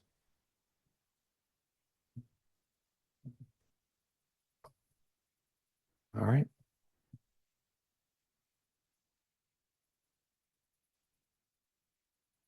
I think the next topic is to discuss and consider the adoption of the name of the Village Hall Park. Is that where you want to go with this, Austin? So, yeah, Mayor Cancel, if you remember, we had a presentation, I think 2 weeks ago, from the Historical Society. They had some folks come out from AME Zion and kind of gave the history of the parcels in this kind of adjacent area. Subsequently, PRG met and discussed the potential naming of the Marvin Village Hall Park to Houston Ross. And Councilmember Barisic can kind of go into detail about what PRG discussed and ultimately recommended that name. So I'm here today to ask you guys if that's what you're willing to bless that and we can move forward on that. Yeah, and I think I shared and, you know, there have been presentations, but this goes way back to Gene Stowe and Gene Stowe's book, as well as the lived experience of, you know, many of the residents of Marvin that, you know, some of the descendants that still live around here today. But there was the suggestion made that rather than it be just known as Village Hall Park, that, you know, being that this area was, you know, it's a big part of the history of that area, this area between the Houston Ross families. that the suggestion was made. And when I spoke to PRG about it, and they understood, the history of it, all thought it was a good, positive idea for the village and, speaks to the heritage of the area. And when people question, gosh, who is this? It might inspire them to learn a little bit more. And, we don't have a lot of, let's say, codified history. There is also some notes and things like that we have on our website that came from, I believe it was Ruth Ezel, that tried to kind of document a lot of the history of Marvin. But, I believe that the story that is told is a very good one that reflects favorably on, Marvin's kind of early beginnings and worthy of having those names enshrined in the name of the new Village Hall Park. If that is the name that you guys do wish to adopt for the park, I do have a motion in your system to adopt Houston Ross Park as the name for Village Hall Park. So moved. Everyone in favor, say aye. Aye. And all those opposed? Okay. So, Mr. Mayor, if you will, I do have some follow-up questions on that. Thank you guys for taking that motion. I guess I need some direction from you guys as to what that looks like. What are the next steps? Because we haven't talked about signage, ribbon cutting, proclamation. And a ribbon cutting is going to be an event, so we've got to talk about that. What are those kind of next steps in terms of where we go from here on the naming, just so I have some direction? Or would y'all rather talk about this at your work session? I mean, I would just say it shouldn't take a lot to put together a timeline on all the things that we need to do to build up to whenever we do the dedication. We can do a proclamation. Do we want a plaque that's made that kind of educates the public on why the park is named the way it is? I think that's important so that there's, it's relevant.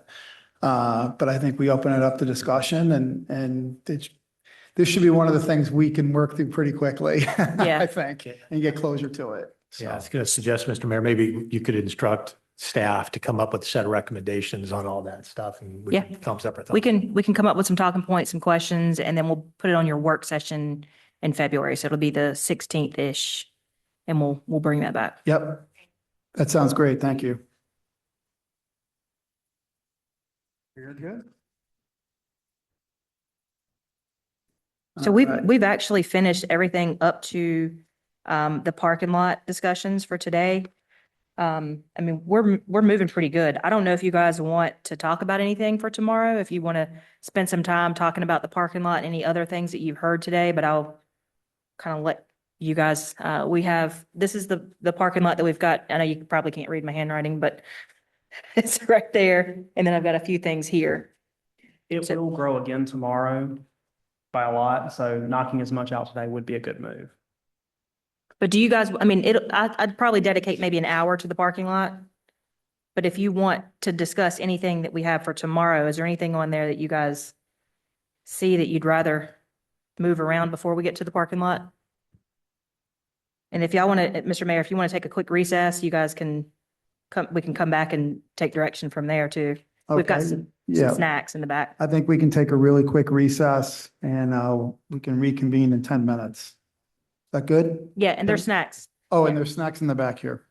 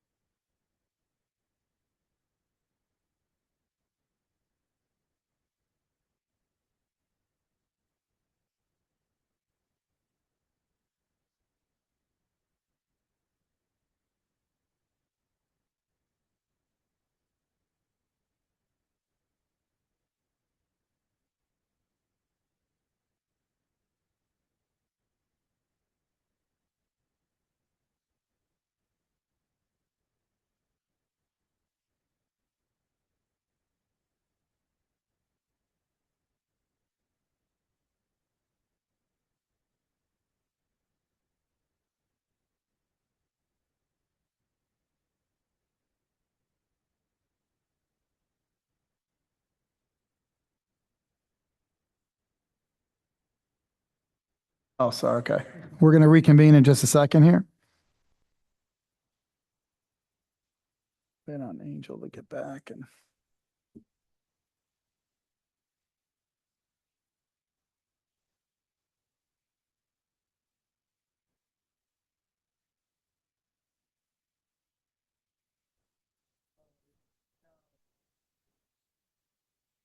Okay. So we're going to reconvene and we're going to talk about list of priorities first and just go through those. And then we're going to look at another, I think another parking lot, or we're going to look at the parking lot items and sort of make some sense of that.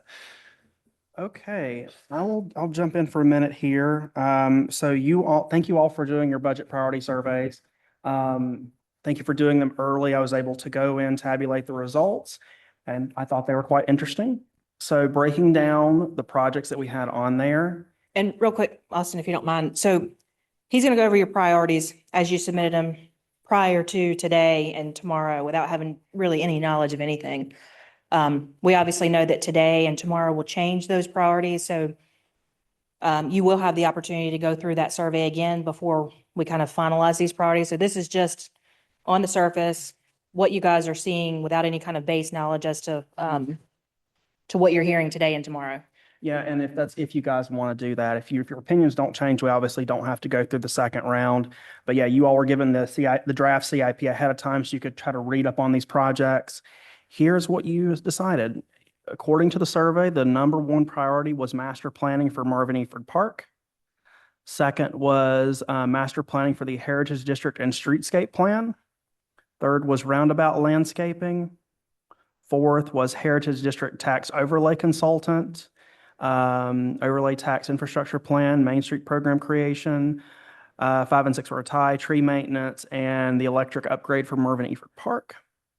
Then property buildings assessment, consultant for stormwater infrastructure analysis and implementation plan, then roads, then the Marvin Eford Park emergency exit, and you can keep going down the list here, but these are most of them.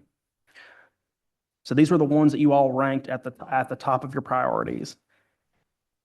And there was definitely no one that was super overwhelming compared to another. So that tells me there was some differing opinions here, but this was how they were ranked. There was an opportunity to provide a comment if you ranked other. Please specify. Those comments were, I have 2 others with similar priority, saving funds for future roundabouts and an additional law enforcement officer. And then the second comment was Village Master Land Use Plan. I'd like more information on the uses of the software items proposed. And I need a better understanding of why a significant number of items are either Marvin Eford Park or Public Works centric. So that was the first round of results. So Austin, when you ranked them, did you just take 16, as the number and one was ranked, given 16 points, or how? Yes. So like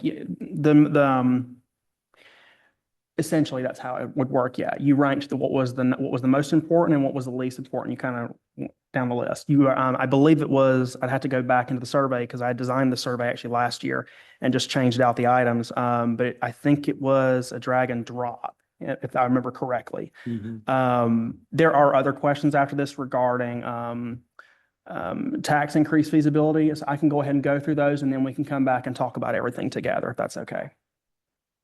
So I'm going to move on really quickly and come back to this. So tax increase feasibility, do you believe that property taxes should be increased in future fiscal years? Our current tax rate is 5.63 cents per $100 of assessed value. A 1 cent increase would bring in roughly $267,000.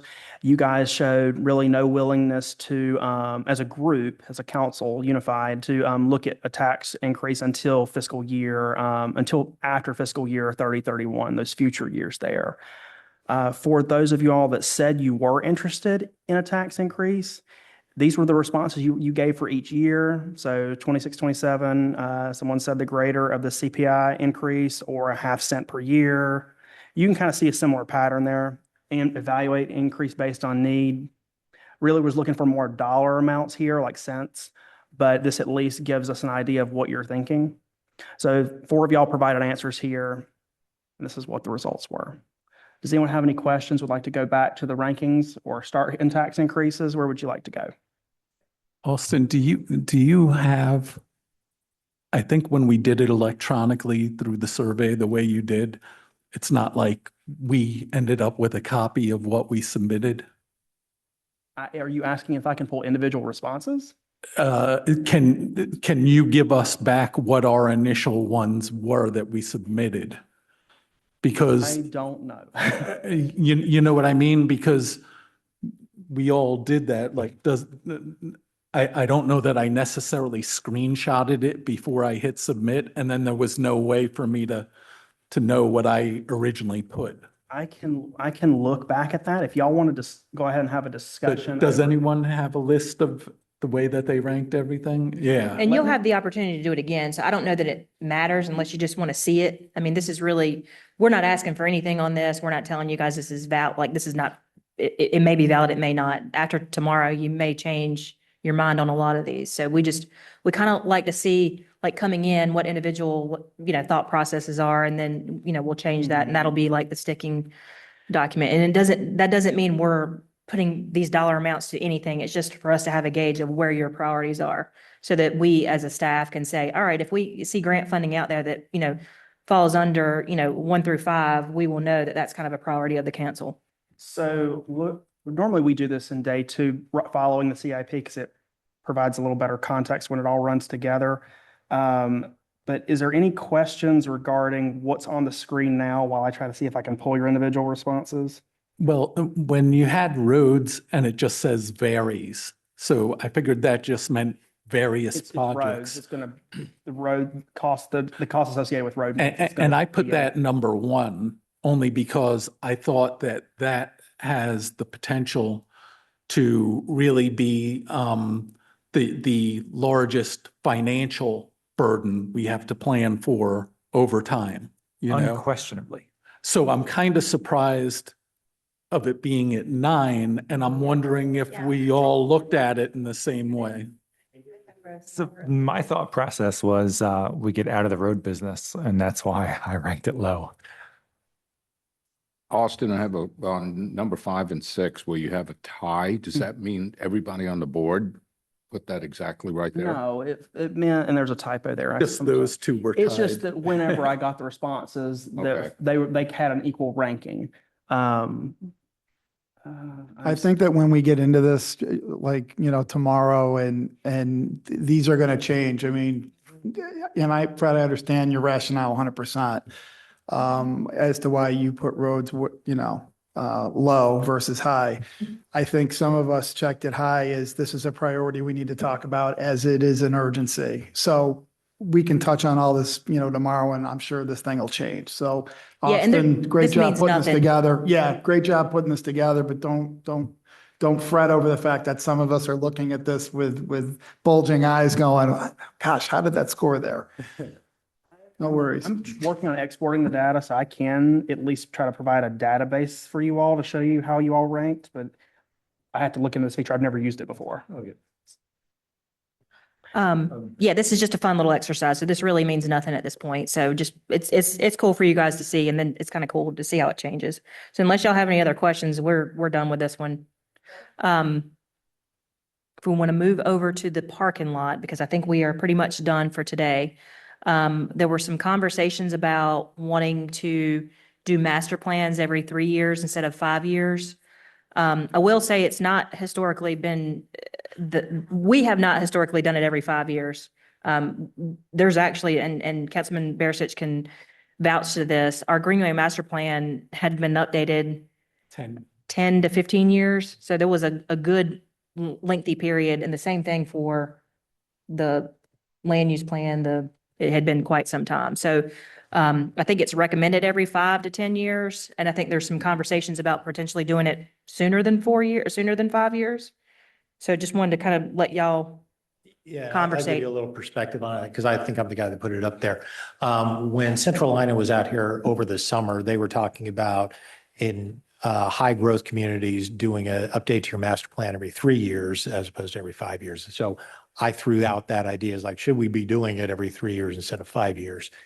I had subsequent conversations with Christina about it, and You know, we're not like Waxaw and we're having like massive amounts of houses and stuff going in. So it may not make sense to do it more frequently than 5 years. So Yeah. I just throw it out there.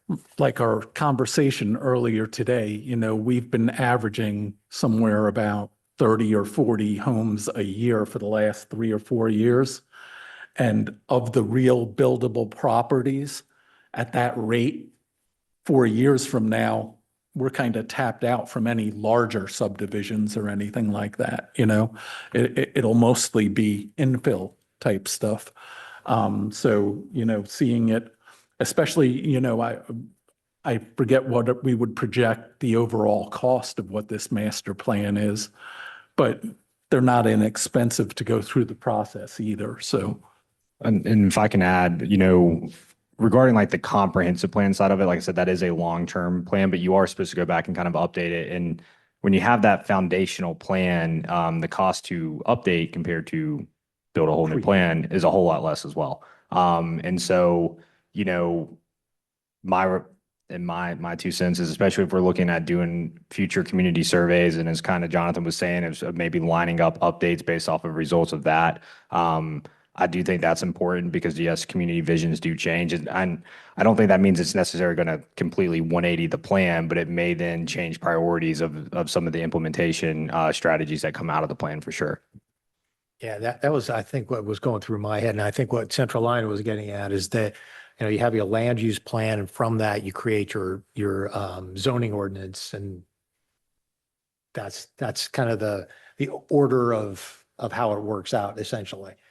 But I don't know if we need to update the ordinance. And that's, I guess the other thing is, do we need to update our zoning ordinance more frequently than? We're kind of doing it backwards. We are.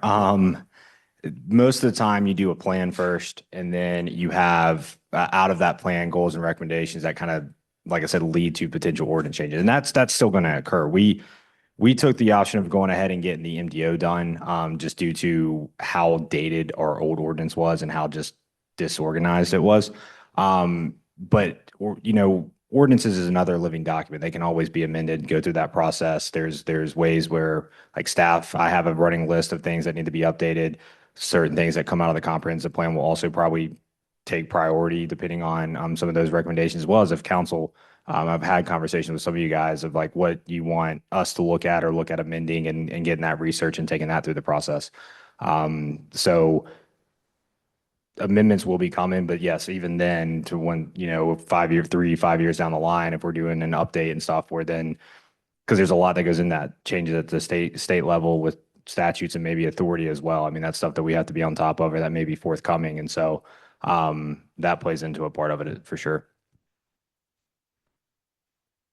So if I'm not mistaken, Hunter, I think we have, I know we at least have some assessments for roads in the road tracker sheet every 5 years. Did we put in the CIP additional funding for redoing those plans? Because if so, and y'all going to go to more of a 3 or 4 year, we need to make sure we address that in the CIP tomorrow. I think I put in the CIP for future future updates. But yeah, and like even the school, basically the state statute says you have to have a plan. It used to not say that, and so now they require plans, which is a good thing. On top of then, it's kind of recommended, like I said, yes, to always update them, because what was happening is that municipalities would adopt plans and they would just sit on the shelf and weren't really being utilized in that sense. So, but I'm open to, once again, you know, it just comes down to the funding and going through the, you know, finding a consultant and doing those updates. But I at least say 5 years. I don't want to be more than that, but I'm open to 3, 4, whatever the council decides.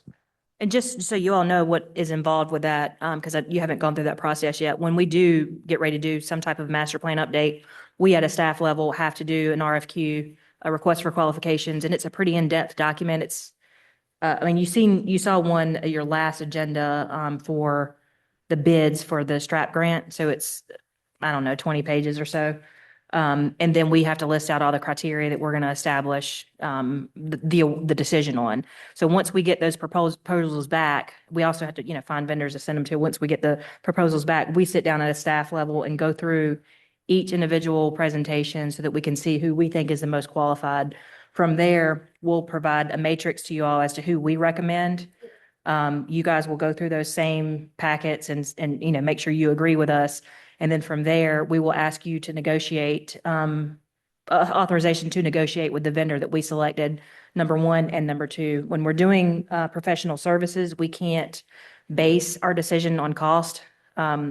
Statute says we have to look at professional services as qualifications, and then from there, we negotiate what that cost is. So there's, you know, that factor that we have to throw in there. And then what we will do at a staff level is start that negotiation to figure out if we can come to an agreement as to what we budgeted for said project. If we can't, then we go back to the drawing board and start with vendor B, and we go through that process again, and then we bring it back to you all to say, hey, here's what we agreed on. Are you guys good with it? And then we provide a contract for you to approve. And then we will go through basically the process that we're going through now with the comp plan. So that's kind of how the process is from beginning to end. And it does take, the whole process takes probably a year to go through all of that, the creation of the plan, and then to the adoption. Sometimes it can take more, but that is kind of how the process works. And how do we go about paying for it? I mean, I think you told me it was like around $175,000 to do a comp plan-ish. Let's just say that's it. Do we pay that? Do we reserve for that? Or do No, we just pay for it out of that year's? We revenue? will pay for it out of the operational budget, so it'll be something that we budget. Sometimes it crosses years, it overlaps years. So for example, with this one, I can't remember if we did this or not. I think we planned on it to finish out in June. But sometimes you can, if it, like, for example, if we had a project we needed to get done next year and it was $200,000, we could budget $100,000 next year and just know that we're going to have to allocate $100 next year. It also gets recorded as an asset over an expenditure. Like it gets recorded in our books as not an expense, but capital improvement in process until it's finished. And then it gets put into service on its completion date, since it's going to lead to a lot of discussions and it has such a high ticket price.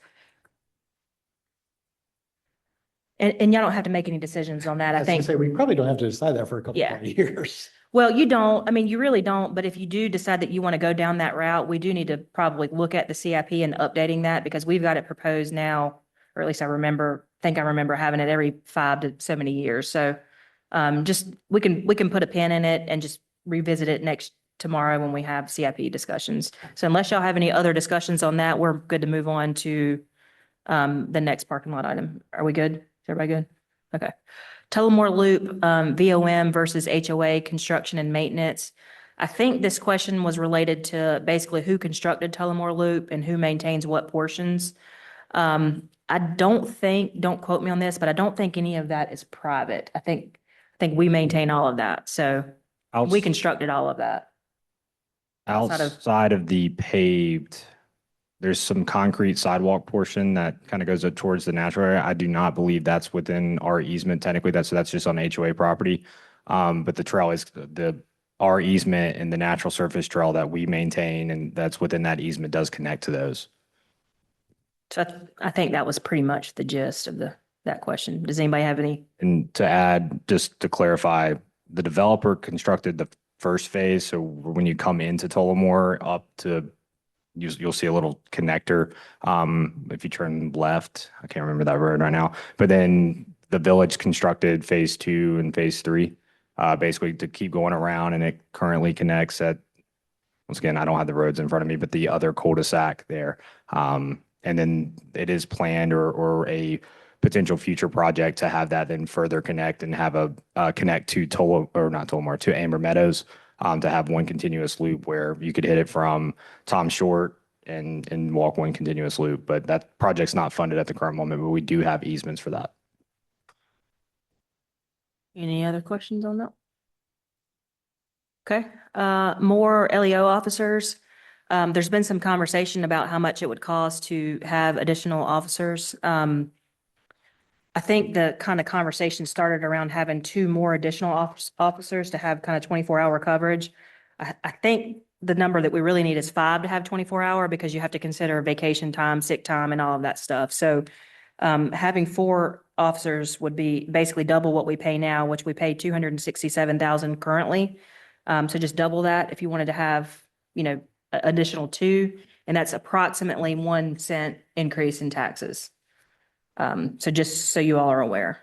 I was going to ask Jill again, you know, with the valuations and the changes to the rate, what is a penny funding again now?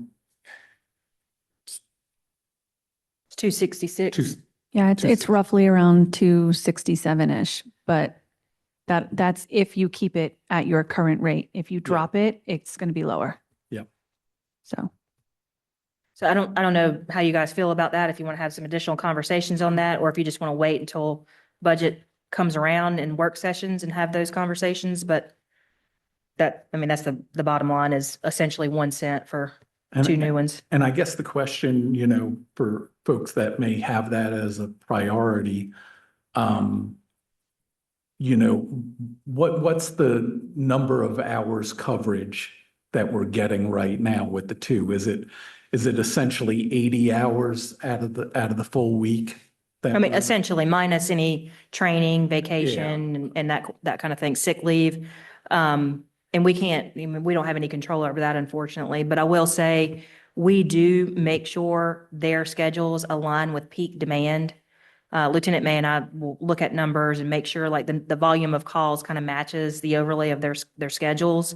And we'll throw some kind of monkey wrenches in there every now and then to just kind of keep people off guard with, you know, they'll come in, you know, a day or two from 2 a.m. to 10 p.m. or 10 a.m. So it kind of throws things up a little bit too. And, you know, I mentioned this earlier, but one of the things I want to make sure is that when we're paying for these officers, it's supplementing our regular coverage, you know? So while we think we're paying for 2 officers, well, yes, that's true, but we still have 24-hour protection, you know?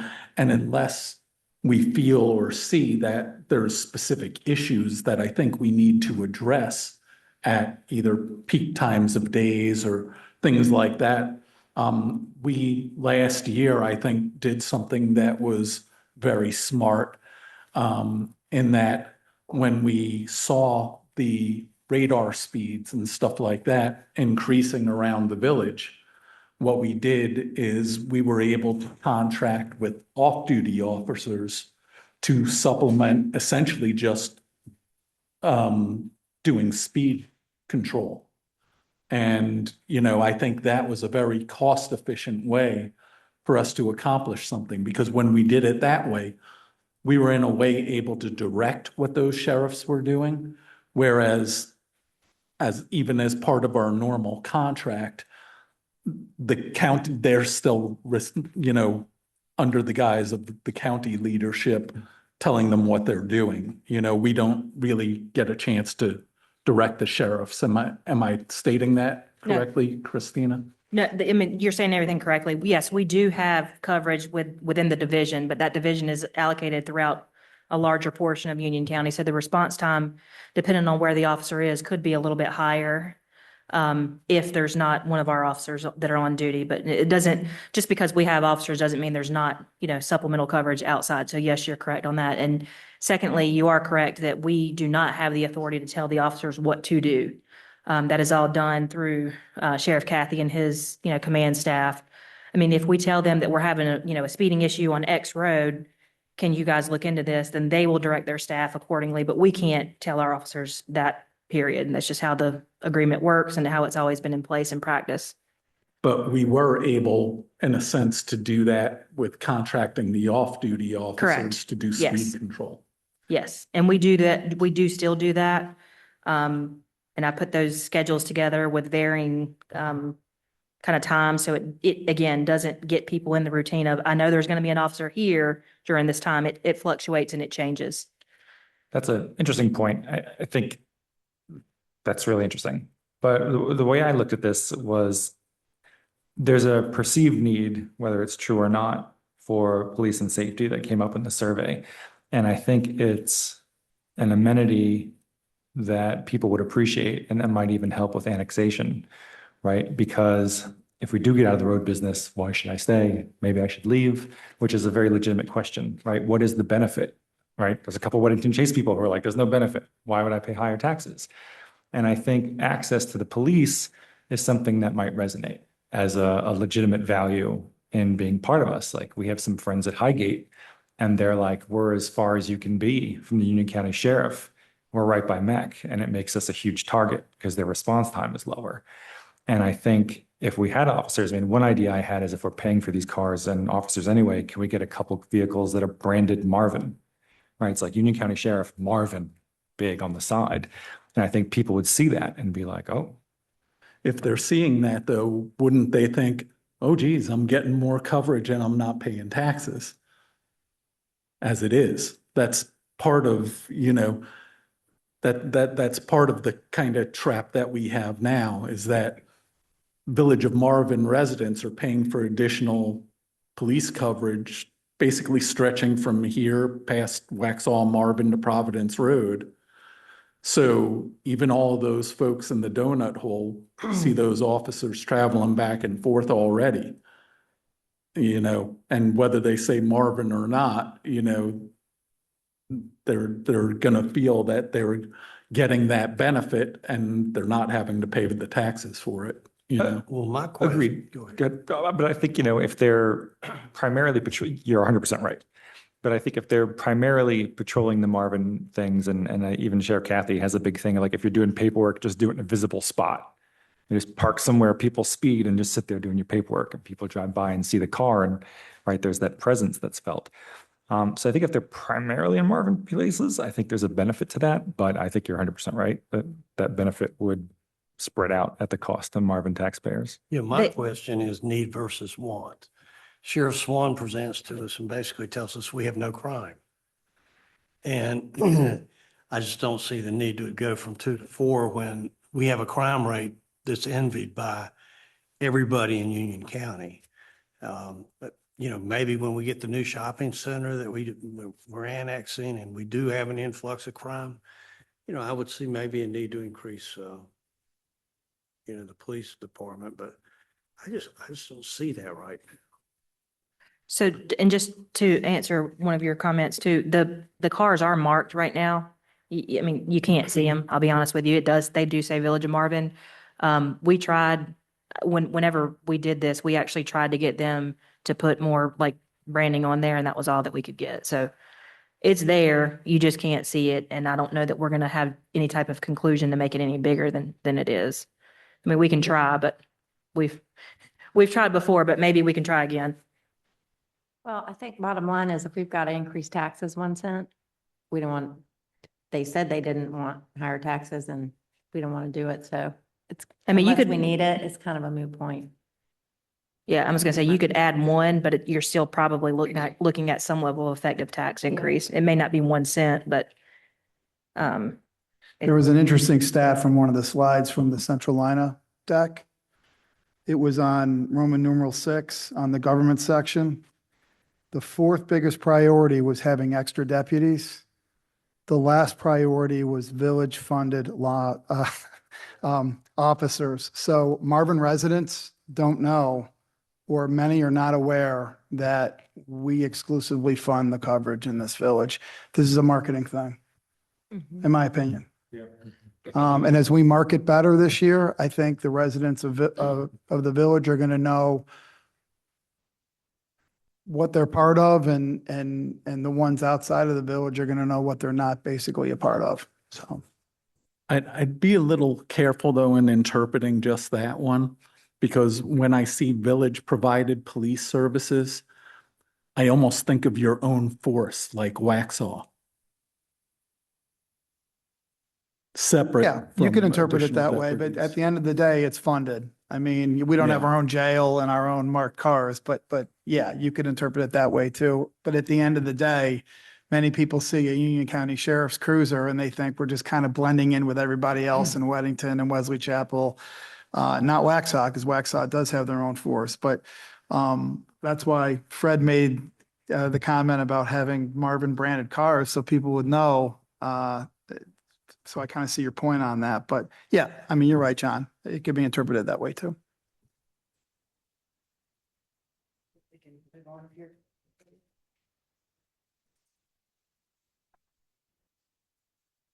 Are there any other questions or comments on law enforcement, or do you guys want to rediscuss this at budget work sessions? We'll just kind of leave it alone and let you guys bring it back up if you want to discuss it again.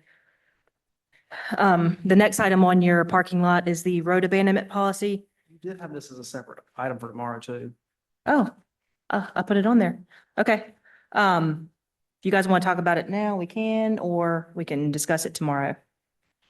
I've actually got the relevant statute pulled up that I wanted to read to you guys. Do y'all want to talk about it now? You want to talk about it later? Yeah, I'm happy to talk about it now or later. Okay, we'll go ahead and do it now. So this is our current right-of-way abandonment policy. There's been discussions about potentially reducing this. So right now, currently, we require 100% of cooperation of whatever road wants to be abandoned, for gate reasons or whatever. And the reason that is because there's a statute, and I'll read you the language here in a second, but it essentially says in layman's terms, unless you have 100% cooperation of the entire road, that property goes to the center line of the ownerships of adjacent. So if you have a subdivision where you have, 67% or however many percent saying they want it done, then every single parcel will have up to the center line. And then you could potentially have some ingress egress issues that occur where some people may want to put things in, or they may not want to maintain to a certain standard. Those are, issues that we would have to overcome when and if that time come. But there is an exception to allowing an HOA to maintain those streets if you have 100% cooperation. And it's written in the statute, and I'll read it to you real quick. And it's 160A 299. Upon the closing of a street or alley, and there's some legalese, but I'll just skip through that. All right, title, and interest in the right-of-way shall be conclusively presumed to be vested to those persons owning lots or parcels of land adjacent to the street or alley, and the title of such adjoining owners for the width of the abutting land owned by them shall extend to the center line of the alley or street. It then goes on to say the provisions of this subsection regarding the division of right-of-way in the street or alley closing may be altered to a particular street or alley closing by the assent of all property owners taking title to a closed street or alley by the filing of a plat that shows otherwise, essentially. So unless we have that 100% cooperation, it would revert back to that statute that says it's to the center line. So you all have to just decide if that's, what's right for the community, if you want to change it, and then we can, go from there. So that's kind of what we're up against, just so you're aware. So are we talking about this only as it relates to like a subdivision wanting to put gates up or something like that? It would apply to any street. So I would assume that the purpose of them abandoning it would be for gate purposes. And I know all of you know this, but for anyone listening at home, if that happens, we cannot maintain those streets if they're gated. So it would be borne to either the property owners or that HOA who, the road is abandoned to. So, but I would assume, yes, it would be for gate purposes. And is it still generally the state's policy, state DOT, that it's 100% to abandon a public road? Because I know that's what was stated to my neighborhood many years ago when they weren't Marvin streets, but they were state DOT maintained. I would assume that the statute applies to DOT because it's for it's for public roads. I don't know I don't know what statutes DOT follows. I don't, deal with them. I would assume that they have something very similar, but I can't answer that question fully because I don't know what DOT uses, unfortunately. I can ask. Was the Planned Community Act 67%? Is that where I don't, that's what you told me, but I have not confirmed that. Yeah, and I think the big difference between the statute that you're reading and our policy is that I believe the statute talks about 100% of the affected owner, all of the owners that are affected. Our policy talks about all of the owners within the subdivision. So there may be a road that is abandoned. It's a question of like what is an affected homeowner, right? So if you're like on the street where the road would otherwise extend to the median that's one thing. But if Yeah. you're like on the other side of the subdivision and completely unaffected by that, then you'd still have veto power.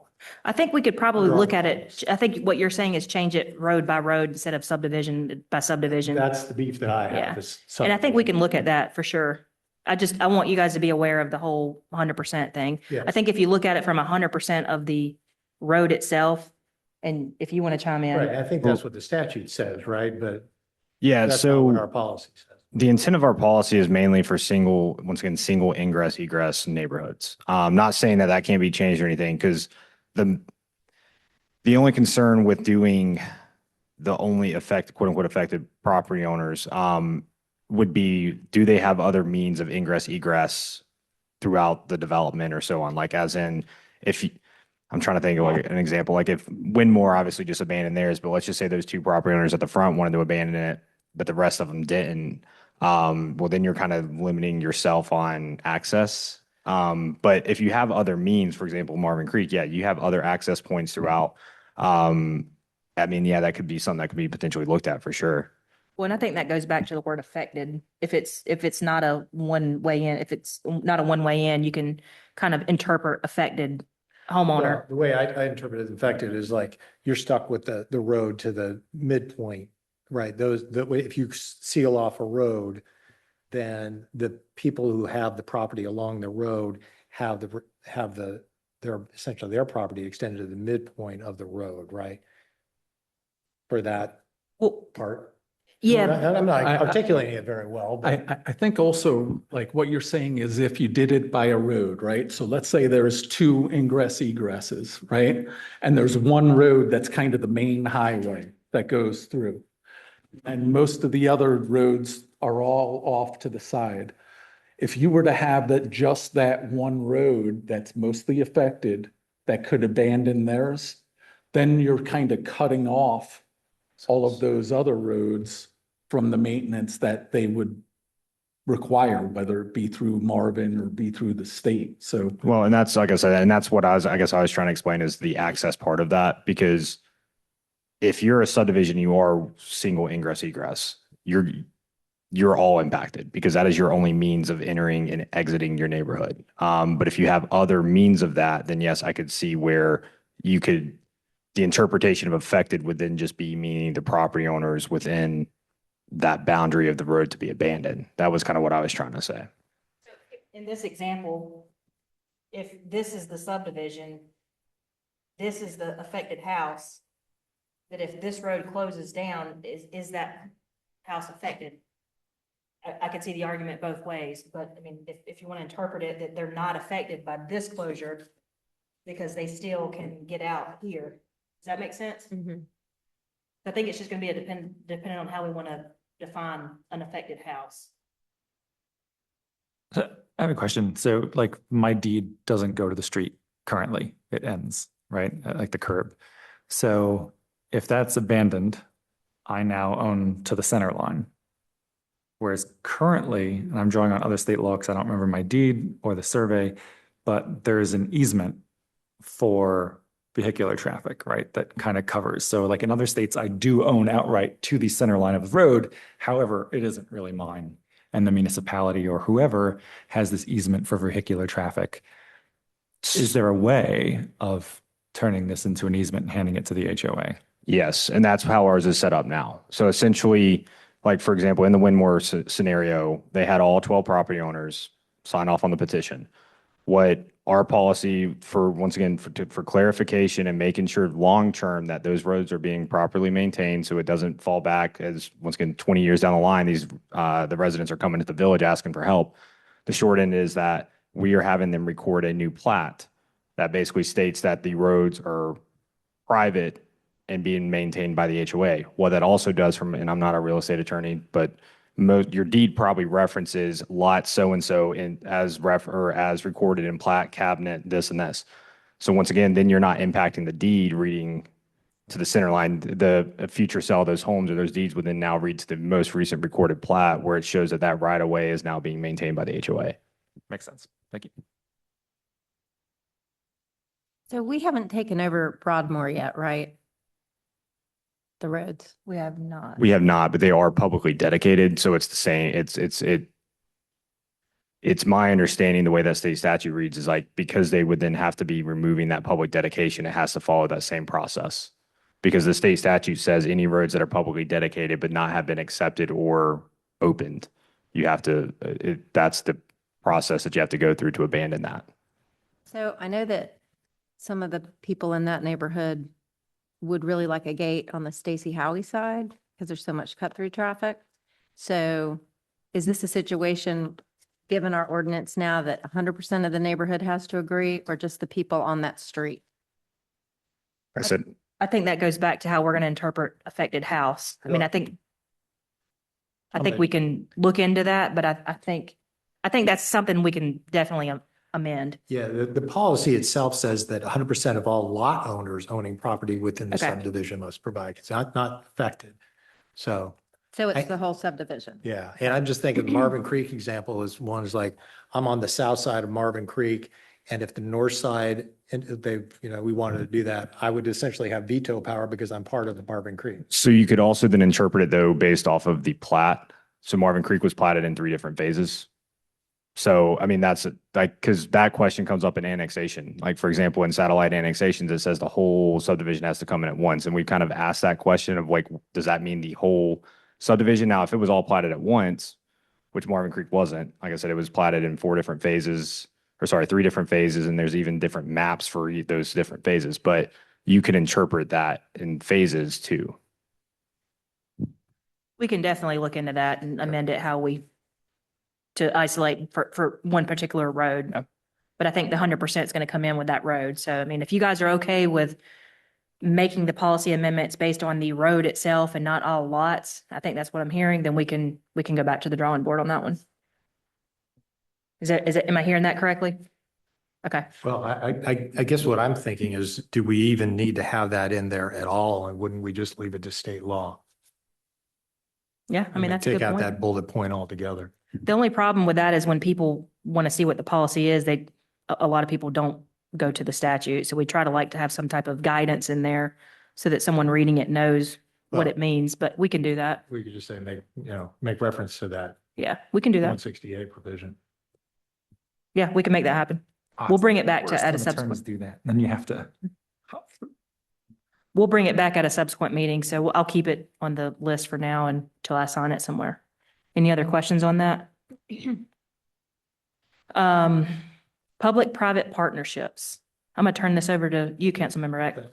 Feel like I've been talking too much. Sorry about that. But this is more conceptual and I won't take up too much time, but what I think, and I've said this to some other folks in passing, but Marvin is a very well-to-do community with a lot of folks, I think, that are very interested in helping out. And I saw that actually the other day when I was in here with cookies with the council, and there was a mom in here with her daughter who, back when they were in New Jersey, I think it was, raised funds to put together like a swing for kids in wheelchairs. And she raised the money and they put it into the city park.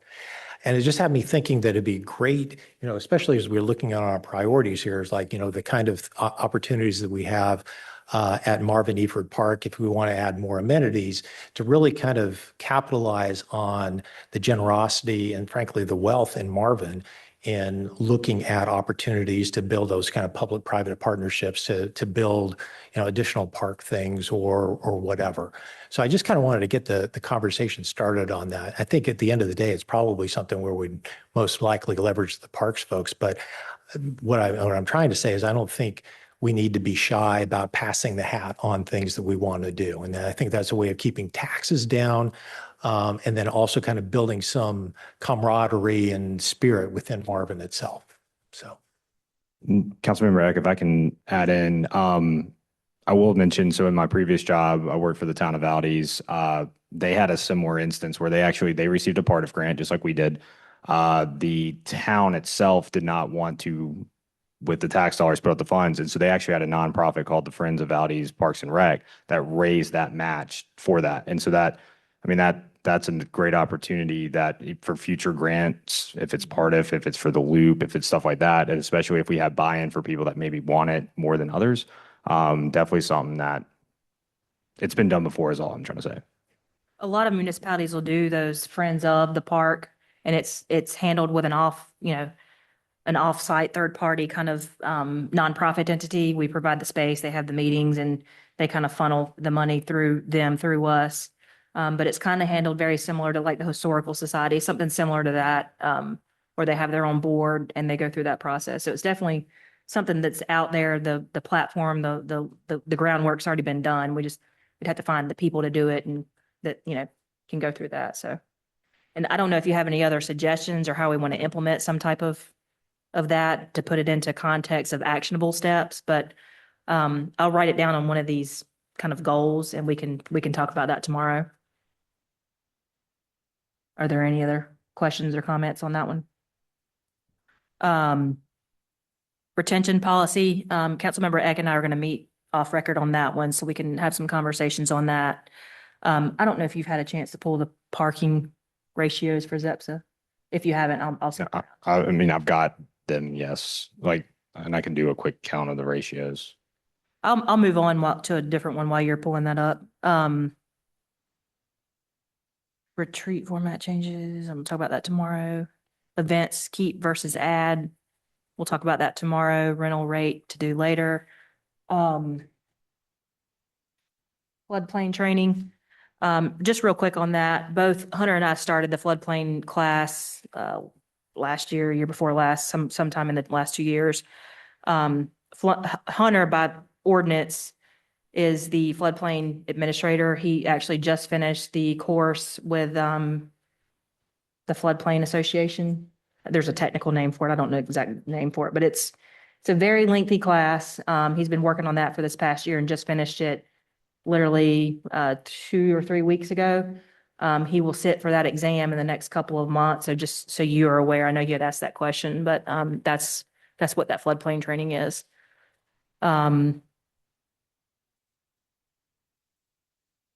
You ready? Do you have any questions on floodplain training? Anyone? Okay. You ready, Hunter, to talk about parking ratios on ZEPSA? Just do a quick calculation. And the next one was condo future selling of commercial parcels. I don't know the answer to that. It's a great question. And I think the answer would be a property owner could portion them out, but I'd have to check from like a real estate, from Chaplin, from a real estate standpoint of how that works. Cause I don't know the answer. For them, I think he mentioned someone in a building selling, like specifically selling a piece versus leasing. And wouldn't that selling indicate a separate property that would have had to have been subdivided out versus them selling perhaps a share of what they currently have existing? Well, I think I don't want to speak for you, but I think in terms like a timeshare, for example, is owned by one parcel and you can. Kind of. I don't know how it works in North Carolina. Like in New York, you petition the attorney general and there's a process, right, where you convert a property into condo ownership and there's 1 billion shares, right, or however many there are. And there's all these like documents you file and then you can sell the units individually. So if a building has 10 offices, you could sell each office individually or groups of offices. And not that that's their intention, but it's like, But just for clarity, not for residential, it's for commercial. This is for commercial Yeah. I'm talking about. I'm trying to think because like I said, I haven't experienced that. Typically there's long-term lease agreements or certain things that I've seen where, in that sense, but I'll have to look into it because it's one of those things, to your point, John, that you can't sell the structure. I don't know how, once again, I'm not a real estate attorney. I don't see how you could sell the structure, but then still own the dirt under it. And so it would have to be one property sell. But I could be wrong on that. Like, for example, I know for residential, you can't, unless it's part of a, I'm trying to figure out how to say this, actually like a townhome plan community type actual thing where you own stud to stud and that's how it's written in there. And all the land around you is just common element.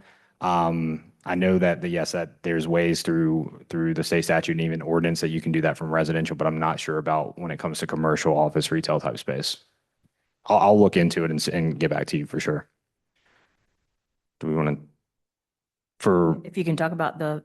yeah, so for parking, so Ford Marvin Grove, which is the Zepsa development, their final site plan of the two properties has 112 parking, and doing, roughly, so that's one spot for every 380 square feet of office, retail, commercial. I was trying to find, I know when this first came up, we researched, looked at, for example, what Marvin Garden says, what our ordinance says, as well as other municipalities and kind of their general ratios, because most ordinances, you have a minimum and maximum, and it's anywhere from 200 to 400 square feet, depending on the use. Restaurants are weird because restaurants sometimes will say one parking spot for every 4 seats type thing. And so it's kind of hard to really calculate that into where they fit on par. But I know when we looked at this, like I said, they were right on average from what, taking kind of the general uses of what they were proposing and looking at other ordinances. They were below average the first time because I think it was only 57 spots for 23,000, 24,000 of commercial, but then they added those 2 additional buildings and they went up to the 57 plus 68 and ended up where 112. Yeah, I also think when we were looking at the acceptable uses under the MDO in what couldn't go in the Heritage District, we were careful about certain types of uses, like a dance studio. You think about bringing your kids to dance and all of a sudden it could be a flood of cars, that are there for an hour. They go out and then it's another flood of cars, So I think there's certain uses that we really didn't put into the Heritage District, just because we wanted to kind of ward against some of those parking issues, So I just want to make sure people are aware of that too. And with that being said, I mean, I know it came up during planning board, like obviously, and talking about text amendments and ordinances being living documents. I mean, that's something that we can look at. Like it was with the Heritage District when I started with the village, like I said, it was to a certain point, and that was stuff that was already kind of discussed and just incorporated in. And I get the logic and the thought behind it with this intended to be a walkable type district. But overall, I mean, if that's something that the council wants to look to amend to do parking standards, I mean, we can definitely do that research. It would not impact the 2 that's already been approved because they're vested at that point. But any future potential rezoning that comes through would then have to comply with those. So if that's something that the council wants to do, we can look into to those amendments for that. I think that's probably a good idea. Just looking quickly, Emmett's, if you've ever been down there, right, in Waxhaw has about 63 spaces. And like, I rarely end up there. Because like we go and you drive around, there's nowhere to park, and then you go somewhere else. So to your point about overlap, if your other tenants there are office space, they're probably not so packed at dinner time or in the evening. So maybe not such a concern, but I think some kind of baseline would be a good idea, though granted, it's going to be really hard if you have no idea who the tenants are going to be. Yeah, and that's kind of the tough part for mixed use. Like I know what the ordinance, like for example, for the other zoning districts in the MDO, let me pull this up. I mean, I know you guys can't see this, so I'm just going to give you kind of a idea, is that there is like once again, what the ordinance says is that, so we list out, and this is all in Article 12 of the MDO. Like I said, this does not apply to the Heritage District. This applies, but any other, for example, Marvin Commons, when they come to do their commercial site plan, they will have minimum parking ratios that they have to comply with. What the ordinance says is that basically if it's a multi-use type thing, and obviously those uses may change over time and stuff, is that they have to take the like 3 or 5 highest uses, and that then becomes what their ratio calculation has to be, which are, for example, like in our ordinance, restaurant says restaurant, bars, nightclubs, plus 11 spaces for stacking if drive-through, but it says 1 per 4 seats plus 1 per 2 employees on shifts and shift of greatest employment. That's the minimum. That's hard to calculate. I mean, because restaurants also change. And personally, I would prefer square footage because once the building's there, square footage is a little easy. And that's how other ones, like for example, retail sales, the minimum per our ordinance is 1 per 350 square feet. As I mentioned, The Marvin Grove was at like 1 for 380. So they were a little under that minimum. But then if you kind of let's go look at like office. Aren't restaurants more like 1 per 100 square feet? So looking at I remember looking back at it, it was anywhere between 1 and 100 to 150 was kind of the minimum, or I guess maximum in theory, all the way to 200, 300. Like I said, I personally don't like regulating it by seats and staff because that's kind of tricky. I mean, it's easy if you know, for example, like Whataburger, if they were going through the process, that's easy because you know what it's going to be, you know how to calculate that. But at the same time, square footage is a whole lot easier in my opinion. And that's how the other ones are done, for most of the other uses. But If that's the case, then they would need, just for the restaurant, at least 50 spaces. Just for the using restaurant. what, 1 for 1 100? 100 for a restaurant. Because They would it's 5,000 need- square feet, right? Because they're adding on. So it's like 5,000. So, and I'm not trying to be rude when I say this, it depends on how you calculate the square footage of that. Are you calculating the actual just restaurant like sitting space, or also like the kitchen space? If you are, either way, it's like 4750. So it would be at 48 spots. So if we have 40,000 more square feet and we only have 62 spaces, I think that's maybe not, if it's retail, it's maybe not going to be enough. Like I said, it's already approved. There's nothing that we can do now unless they come back for some type of amendment. But that's where I take the approach. Once again, you're looking at their investment into the property and what they're going to feasibly be able to make sure they're leasing and stuff. And the restaurant is the first phase part of that. And with 112 spots, if they're somehow at 60, 70 pretty consistently, like that's going to potentially change when I say how big, they potentially might downsize and only do 2 more buildings, or may just do all single story compared to 2 stories, because it's not practical for them to build additional space if there's not places to, one, have the employees of those businesses that's leasing that space have parking, and then 2, also those businesses be successful if can't get people there to shop or do what, business. So maybe we should look at actual criteria Yeah. in our and ordinance. Maybe we should, moving forward. For sure. We can do, and like I said, it could be as simple as literally just making it what's already in our ordinance and making them just have to comply with that. Since we're going to have, commercial development in the middle of our village, are there any ordinances that protect us from vape shops or a distance to a school? Are there any stipulations or restrictions on things like that? Within the Heritage District, yeah, they're not they're not permitted. Okay. Depending on certain, like I said, I mean, things change, but like the Heritage District specific uses were carefully went through by staff, by planning board, and by the previous council. Like I said, we have other districts that are in the NDO. There's no property zoned that currently that, yes, may allow that, but once again, they would have to be rezoned. And then in the Marvin Commons instance, I know they went MU2. They did conditional zoning, and they specifically then scaled back. They prohibited certain uses that are typically allowed in the MU2, but then they restricted themselves where they wouldn't be allowed on that development. So you can always restrict uses. You can't give uses as part of a conditional rezoning.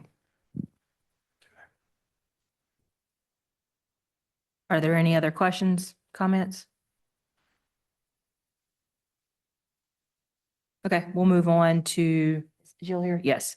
Jill, I don't know if you have this ready or not. I know we were going to talk about Bonds Grove Capital Reserve tomorrow, but I don't know if you are prepared to answer that now. How much is in it now? Yeah. Well, I'm going to go by the number. So while she's pulling that up, the previous council, when we entered this contract, decided to put essentially 1 cent on the tax rate for the savings of this. Now, obviously, that changed a little bit with the numbers changed with the revaluation, but they committed that 1 cent to this savings. So that's slowly been building up the pot for 2 or 3 years.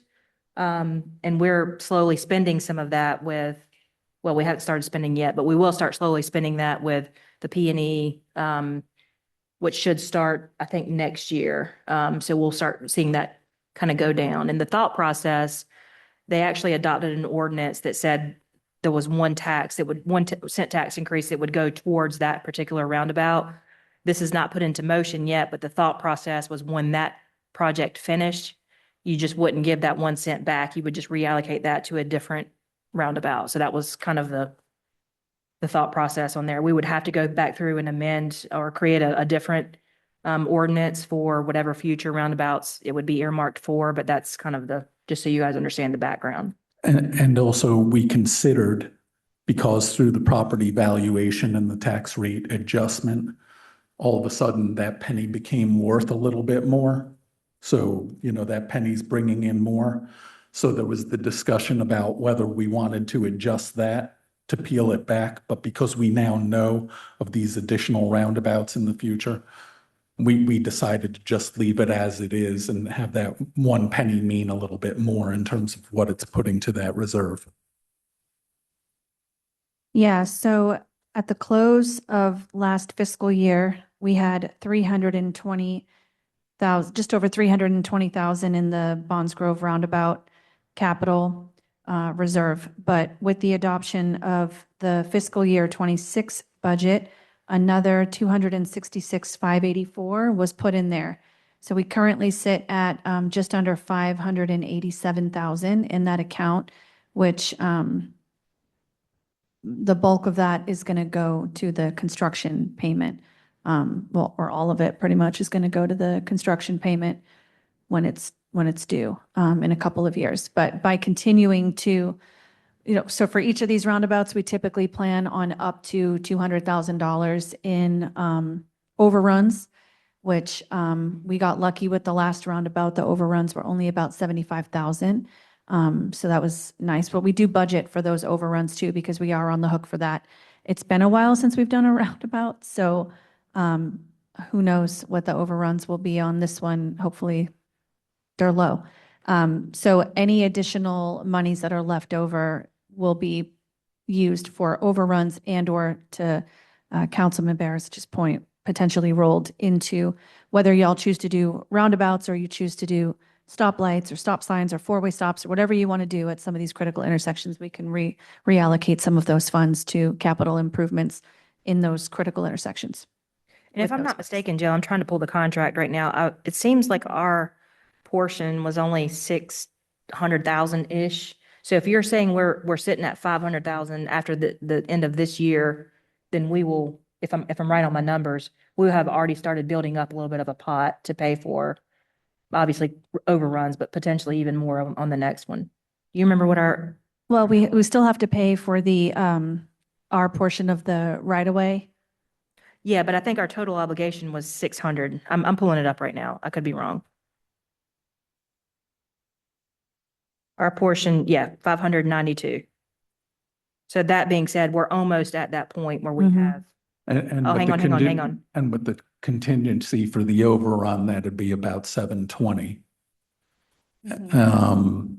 So once we hit the 720 number, then we start thinking about whatever over and above that is what we can start kind of mentally putting toward the next roundabout, or as she mentions, other, prioritized projects, but would still have to relate to roads because that's what it was earmarked for, correct?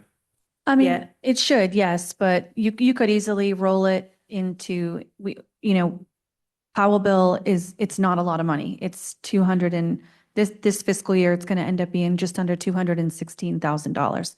So we have our own mechanism for funding this sort of other capital that we have that's just roads and streets. It's not roundabout specific. It's just for streets and roads. And it's to supplement the Powell bill funds that we're getting. And that's where the vehicle tag revenue goes every single year. It adds to that pot. The vehicle tag revenue is like just under 150,000 a year. So that's being added to that. And that's what's helping to supplement and fund the fog sealing and all the road preservation that y'all are doing. So yes, you could reallocate the money to that streets account if you ended up not needing it for roundabouts. So just for point of clarification though, when you put money into a capital reserve does not mean you have to fund it for the same purpose. So you do not have to use it on roads, period. You can decide to do that, but you can also reallocate any capital reserve to a different capital project. Yep. For example, if you wanted to build a new village hall, you could take that money and put it into a new village hall. So just because it was initially for transportation, you don't legally have to do that. You can move it around. I did look at the contract. It does say there's actually two whereas statements. It's kind of worded weird. The local match for preliminary engineering is projected at 88,000 with a local match for right-of-way phase is 119 and construction is estimated, and this is all the matches, for a total local match of 1 million essentially. And then we have this 46-54 split. So it may be slightly higher than what I mentioned before, but it's in that 500 to 600 range. And I'll be more than glad to print this if you guys want to have this. It's only 2 pages. I got a quick question on something. Last night I just happened to be watching the Waxaw meeting, streaming live on YouTube. And I was tuning in, watching their village manager talk about what their CIP budget's going to be. And in that budget, they had a line item for about $150,000 to $160,000 for turn lanes at Waxhaw, Marvin Road, and Bonds Grove, which I thought was interesting because I didn't think Waxhaw was doing anything to contribute to what we want to do there. Does the left hand know what the right hand's doing here? Do they know we want to put in a roundabout or?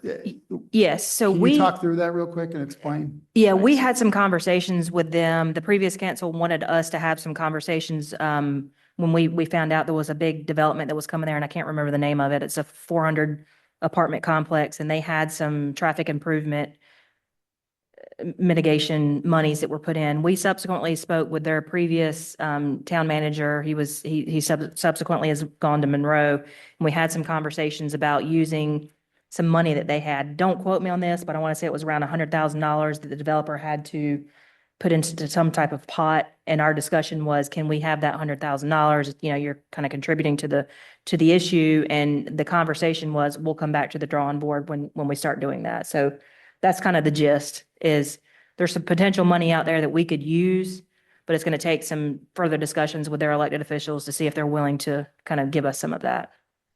Yeah, I was with Joe when we met with the mayor, and Hunter, I think you were there as well with a couple of their folks, but I think it was closer to 200,000. Yeah, I think so too. I thought it was like 150, but either way, yes. We did have a meeting with them.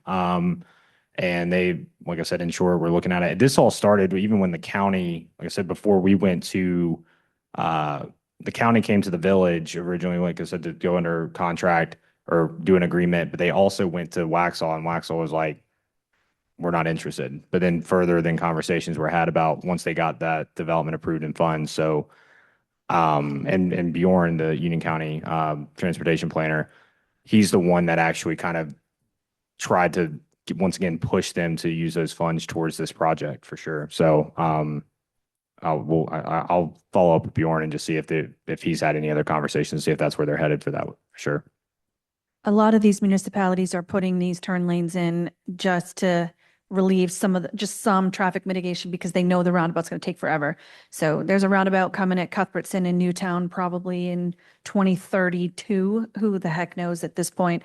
But they're currently constructing turn lanes just to help keep traffic moving somewhat until the roundabout goes in. So it sounds counterproductive, but it's really just a Band-Aid until the actual roundabout's there. I think someone from Waxhaw recently told me that they're actually planning 3 roundabouts down Waxhaw Marvin Road, down by Helms Road, and somewhere Yeah, I else think as Pine well. Knoll, Pine Knoll, Helms Road, and then Pine Oak, excuse me, and then Cuthbertson, Newtown, you mentioned. And I encourage everybody to watch that and scroll until you see the aqua colored slides, and you'll see their entire CIP.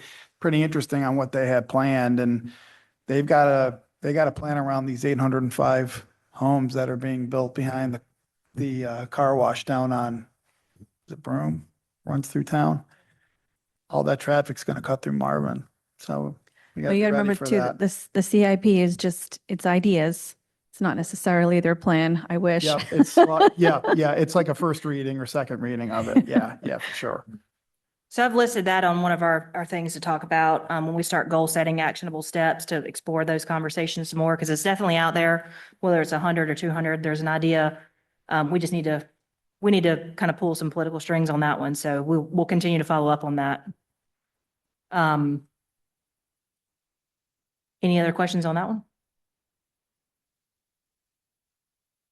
I know we'll have some conversations about future roundabouts. I'm not sure you guys are ready to dive into that quite yet, because I think that's going to be a little bit of a lengthier process.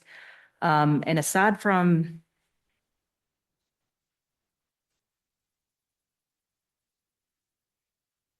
I'll go ahead and approach this one real quick because I think we can handle this. So there were some conversations about next door, Village Hall Park.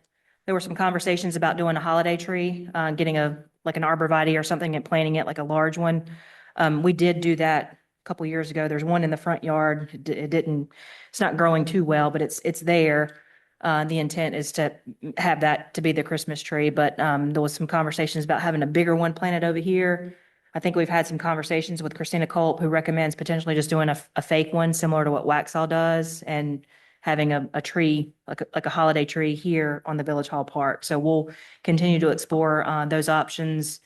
And we'll have to put it into the budget for next year. So it'll be something that you guys discuss at your budget. Christina, that hadn't been discussed with Christina Cole in terms of an artificial tree. I'll do that post this. Oh, okay. Angela and I talked about it. Okay. Well, Christina's aware of it anyways, because she had brought to our attention that Waxhaw does have an artificial tree. So she's at least aware of it in surface, but if you want to continue to have that conversation. Are there any other, did I miss anything on that? Okay. Aside from that, I think we've pretty much wrapped up the day. Again, I gave you some papers right at the beginning of this that have those goals listed. So the intent and the idea is for you to kind of look at those, see if you still agree with those goals. If not, how we want to change those. Do we want to add some more? And we'll talk about all that tomorrow. But if you want to take those home, take some notes. If you have some actionable steps that reflect what those goals are or other goals that you might think of, that would be a good little homework activity that you guys can do to help us tomorrow in the process of kind of summarizing everything we hear today, tomorrow, and then putting it into actionable steps so we can amend the strategic plan. Aside from that, that is all that we have from a staff level, unless you all have any further questions or concerns. Okay, we'll need a motion to recess the Village Council retreat until Thursday, January 15th at 9:30 a.m. at Marvin Village Hall. So moved. All of those for? Aye. Aye. All those opposed? Motion passes. Thanks. Have a great evening, everybody. There you go.